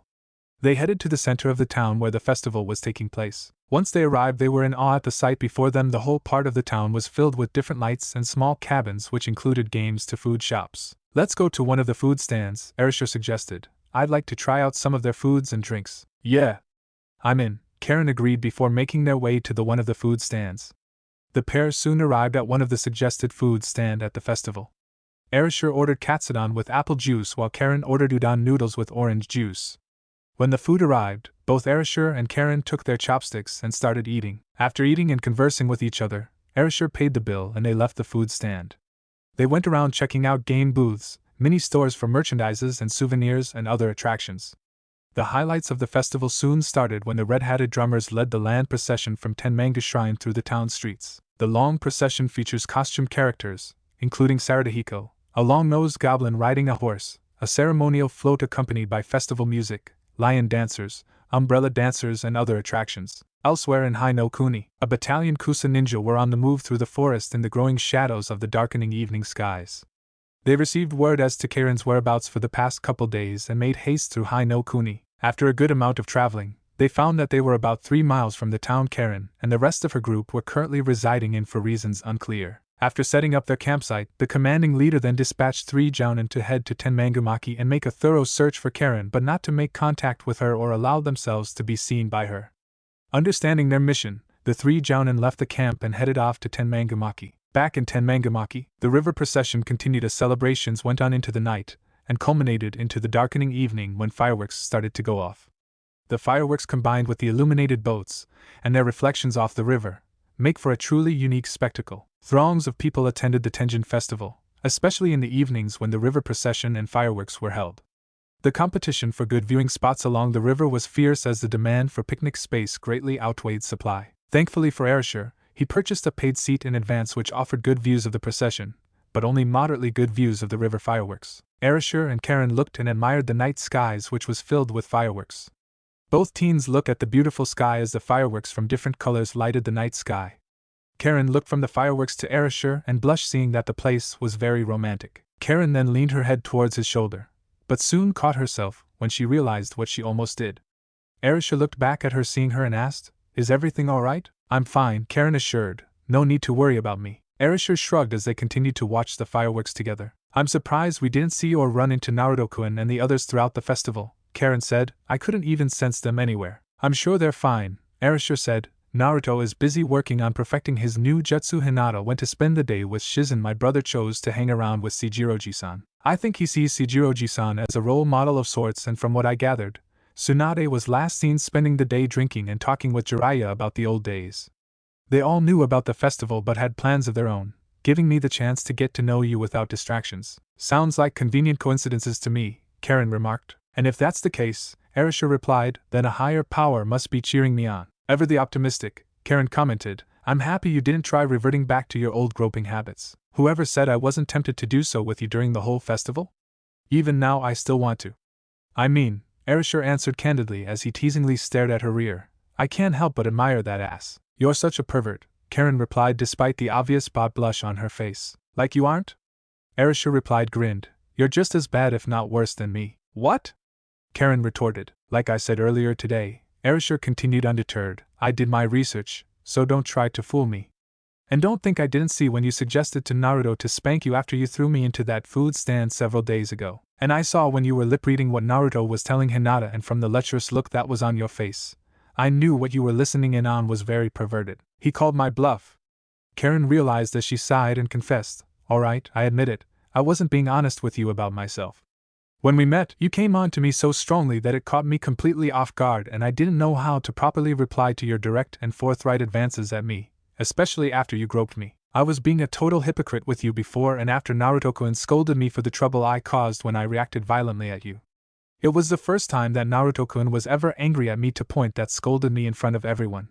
I appreciate that you came to my defense and calmed Naruto-kun down. Does this mean you're willing to have my children?" Arisher asked. "Don't push it." Karen snorted. "I'm not trying to get pregnant anytime soon." "I never said it had to be immediately," Arisher clarified, "but something I wanted to ascertain for a future time." "And you're trying to ascertain that with me?" Karen asked with a frown. "I know a good thing when I see it," Arisher added, "and compared to all the girls whose butts I've groped in the past, yours is without fail prime material." "As perverted as that sound," Karen admitted, "I'm actually flattered by it. But what's to say that you won't go and try and feel up on other girls and women who come your way?" "I haven't done so since I first saw and met you, Karen," Arisher revealed. "I was completely drawn to you the moment you hooked and chained me with your chakra links, my scarlet minx. I could have defended myself and fought back when I first saw your chains. But I wanted to see what you were capable of as an Uzumaki, and from what I saw from you since then, you're truly prime material." "You have a way with your choice of words," Karen remarked with a grin, "but I can see that you're honest about everything you're saying." "Thanks for treating me out," Karen said appreciatively. Arisher smiled and replied, "You're welcome, my scarlet minx." They went back to watch the fireworks while Karen was deep in thought. Meanwhile, Naruto was returning after a long but very successful training session. He finally made breakthroughs in seeing the long-awaited results he had been working hard to attain. Right now, he was completely drained and in much need of rest and recuperation. He stopped when he suddenly detected something coming his way and fast. It was the same feeling he felt when Seijiro found him and the others. "Are you Uzumaki Naruto?" a female voice asked from the shadows of the trees surrounding the region. "I am," Naruto answered. "And whom might you three be?" Naruto didn't get an immediate verbal reply, but the fact that he easily locked on to the fact that there was 3 of them startled the newcomers. Acknowledging that their presence was known, the 3 hooded kunoichi appeared in front of him. The feeling Naruto picked from them was very strong to say the least, but his excitement was just like all the other occasions whenever it happened. "You 3 are Uzumaki," Naruto identified, "survivors of our scattered clan." "Indeed we are," the oldest of the 3 sisters said before she and her 2 other sisters pulled down their hoods to reveal their faces, clearly showing that they were in their mid-20s. "Allow us to properly introduce ourselves. I'm Uzumaki Akio, the oldest of my triplet sisters." Akio was a curvaceous and very well-endowed woman with light green eyes with black pupils and long waist-length crimson hair. She wore an open dark blue kimono to show off her D-cup bosom hidden under her gray mesh shirt, and she wore a ruby magatama necklace around her neck. On the back of her open kimono was the symbol of Uchiha. She also wore an open hooded light gray travel cloak, dark blue pants that showed off her curvy legs and hips, ankle bandages and black sandals. "Triplets?" Naruto repeated, "Wow. And just the other week I found twin Uzumaki males. Kansui and Erasure," Akio identified with a small smile on her face. "Yes, we know about them, along with Seijiro, Karen and Anoka who's still in Konoha." "You know about them already?" Naruto asked with a surprised expression. "We've been looking for you and our lost brethren for a long time during our travels around the shinobi villages," the second sibling answered. "I'm Uzumaki Akemi, by the way." Akemi, like her older triplet sister, had long waist-length crimson hair, but hers was tied in 2 pigtails.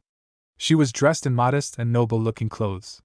She had light green eyes with black pupils. Akemi wore a light purple elaborate, high-collared kimono jacket with the Uchiha symbol on the back with a brown-orange sash around her waist and lavender pants. Her white headband was covered by her bangs and she wore sandals similar to Tsunade's. She was also wearing an open hooded light gray travel cloak. Naruto turned to the last of the 3 sisters. "I'm Uzumaki Akira, the youngest of my triplet sisters," Akira revealed, "but we're all 26 years old." Naruto took a good look at Akira, who had long red hair that reached down to her waist, but she kept her hair in a braided ponytail with some bangs draped over her forehead. Like her older sisters, she also had light green eyes with black pupils. She wore dark clothes consisting of black ninja pants and sandals with bandages about her ankles. She wore a gray net t-shirt with an open dark gray kimono, and like her sisters, the back of her kimono had the Uzumaki clan's official insignia. And like her older triplet sisters, she also wore an open hooded light gray travel cloak. "Together," Akio declared, and then she, Akemi and Akira chorused together, "We're known as AAA. That's very catchy." Naruto complimented. "We're very happy we found you on time," Akio said. "We barely made here alive before finding you." "What do you mean?" Naruto asked with deep concern. "Someone is hunting us," Akio explained. "He's a dangerous enemy who made it his life mission to kill every surviving Uzumaki around the world. He already had our parents killed and other Uzumaki he came across before we found and warned them. We managed to fight him off, but once he finds you, Erasure, and the others here, he'll kill them and he'll kill Anoka as well." Naruto thought for a moment about his next move. After careful self-deliberation, he took out a scroll from his pouch and opened it. On the scroll was the kanji for assemble with Seo writing written circularly around it. He placed it on the dirt floor and moved away from it. He then formed an hand sign before the scroll burst into a large cloud of white smoke. After it cleared, Akio, Akemi and Akira had widened eyes upon seeing who were in front of them. "What the?" Anoka said when she realized that she was summoned from Konoha and right where Naruto and the rest of her brethren were. And speaking of her brethren, Seijiro, Kansui, Erasure, Karen and Tsunade found themselves standing in the spot the scroll was previously at. "Hey," Erasure said, "what are we doing here? My Scarlet Minx and I were enjoying our time at the festival." Anoka looked around to see a sight that left her in absolute shock before tears started forming in her eyes. "Oh my god! You're Uzumaki!" Anoka shouted happily with excitement. "Naruto-kun found more of our people. Who are you?" Kansui implored. "I'm Uzumaki Anoka." Anoka replied with the same amount of happiness. "So you're the one Naruto talked about," Kansui realized. "Naruto?" Tsunade questioned. "How did you summon and transport me out here? And how did you summon all of us out here for that matter?" "I secretly placed a summoning marker on all of you," Naruto revealed. "You what?" Tsunade retorted indignantly. "I'll explain myself later," Naruto called out as he hurried over them. But right now, Naruto rolled up the sleeves of his shirt to expose most of his arms and said, "I need everyone to take hold of my arms. This will make everything much easier." "Take hold of you?" Akemi asked quizzically as she and her sisters didn't understand why Naruto was asking this of them and everyone else. "Trust me, please," Naruto beseeched as he held out his arms. The AAA sisters found his request rather odd, but they complied nonetheless as they saw everyone else gather around Naruto and took hold of one of his arms with one hand. When they all did, everyone was locked into complete soul union with each other, with Naruto as the central channel of communication. Various emotions and experiences were being mutually shared and exchanged between them during their connections. The link that was shared between the group lasted for a couple of minutes before everyone released their hold on Naruto's arms. Wow! Akio expressed with feelings of awe and joy. I never experienced anything that amazing in my entire life. It was like having a lifetime worth of clansman bonding and strong mutual trust experienced all at once. Akemi remarked, "It was such a beautiful feeling. It felt as though we came to a full understanding of each other's feelings in an instant." Akira commented, "We truly are Uzumaki clansmen belonging to each other." Tsunade was feeling the exact same way as she started embracing and accepting her Uzumaki heritage. She started seeing herself more as part of her grandmother's clan, as the soul union she experienced just now, which was stronger than before. It gave her a complete sense of belonging to a people that were looking for her and each other before they finally succeeded. For Tsunade, who felt she lost almost everyone she loved and cared for, these new sensations and experiences gave her new clansmen to regard and love as precious people, people worth protecting and fighting for. Tsunade now found a new purpose with the desire to rebuild her life. "Akio," Naruto said, "you mentioned earlier that there's someone hunting you and your sisters and that he's out to wipe out every surviving Uzumaki scattered around the world. Would you three happen to know his name?" "Yes," Akio answered, "he was once known as Kami no Sudoruku Divine Stroke among his team. But his actual name is Chitsurugi Kariya." "Chitsurugi Kariya?" Seijiro said in disbelief. "He's still alive. I thought I killed him years ago." "You know and fought Chitsurugi Kariya?" Akio asked in surprise, as her other sisters looked just as surprised. "He's from the Chitsurugi clan," Seijiro expounded. "That clan was very bad news. Care to enlighten us about that clan?" Naruto asked. "My story dates back to the chaotic periods of the First and Second Shinobi World War," Seijiro confirmed. "During those wars, our clan had accomplished many victories, and one of them was the extermination of the Chitsurugi clan, which was led by Uzumaki Ashina." "Why did our people destroy them?" Akio asked. "The Chitsurugi clan was despised by every Uzumaki in our clan," Seijiro explained. "They were a ninja clan of bloodthirsty barbarians that specialized in cruelty, brutality, pillaging and killing the future generations of other clans and stealing their wealth and jutsu. Among their many casualties were smaller clans that were once our allies and some of our own brethren. Uzumaki Ashina, along with the entire Uzumaki clan and Uzumaki Mido, declared war on them and launched a full-scale attack on them with our strongest seal masters and ninja.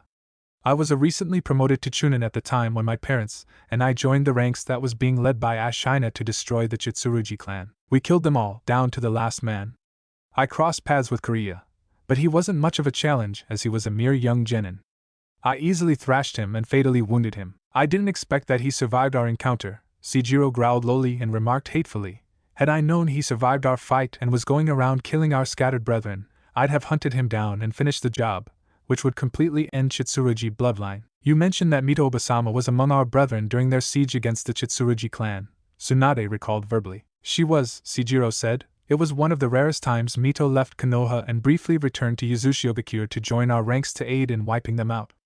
That's how much that clan was despised for their crimes. When we crossed paths with Kariya," Akio explained, "he told us how as a young teen he joined Kumo's hunting group, which was specially created to track down and kill every Uzumaki, and those related to them by bloodline. He said he spent his life training, killing and hunting down all Uzumaki members, which started not long after the Second Shinobi World War. Among those that died crossing paths with Kariya's team were our parents and uncle after they found us years ago.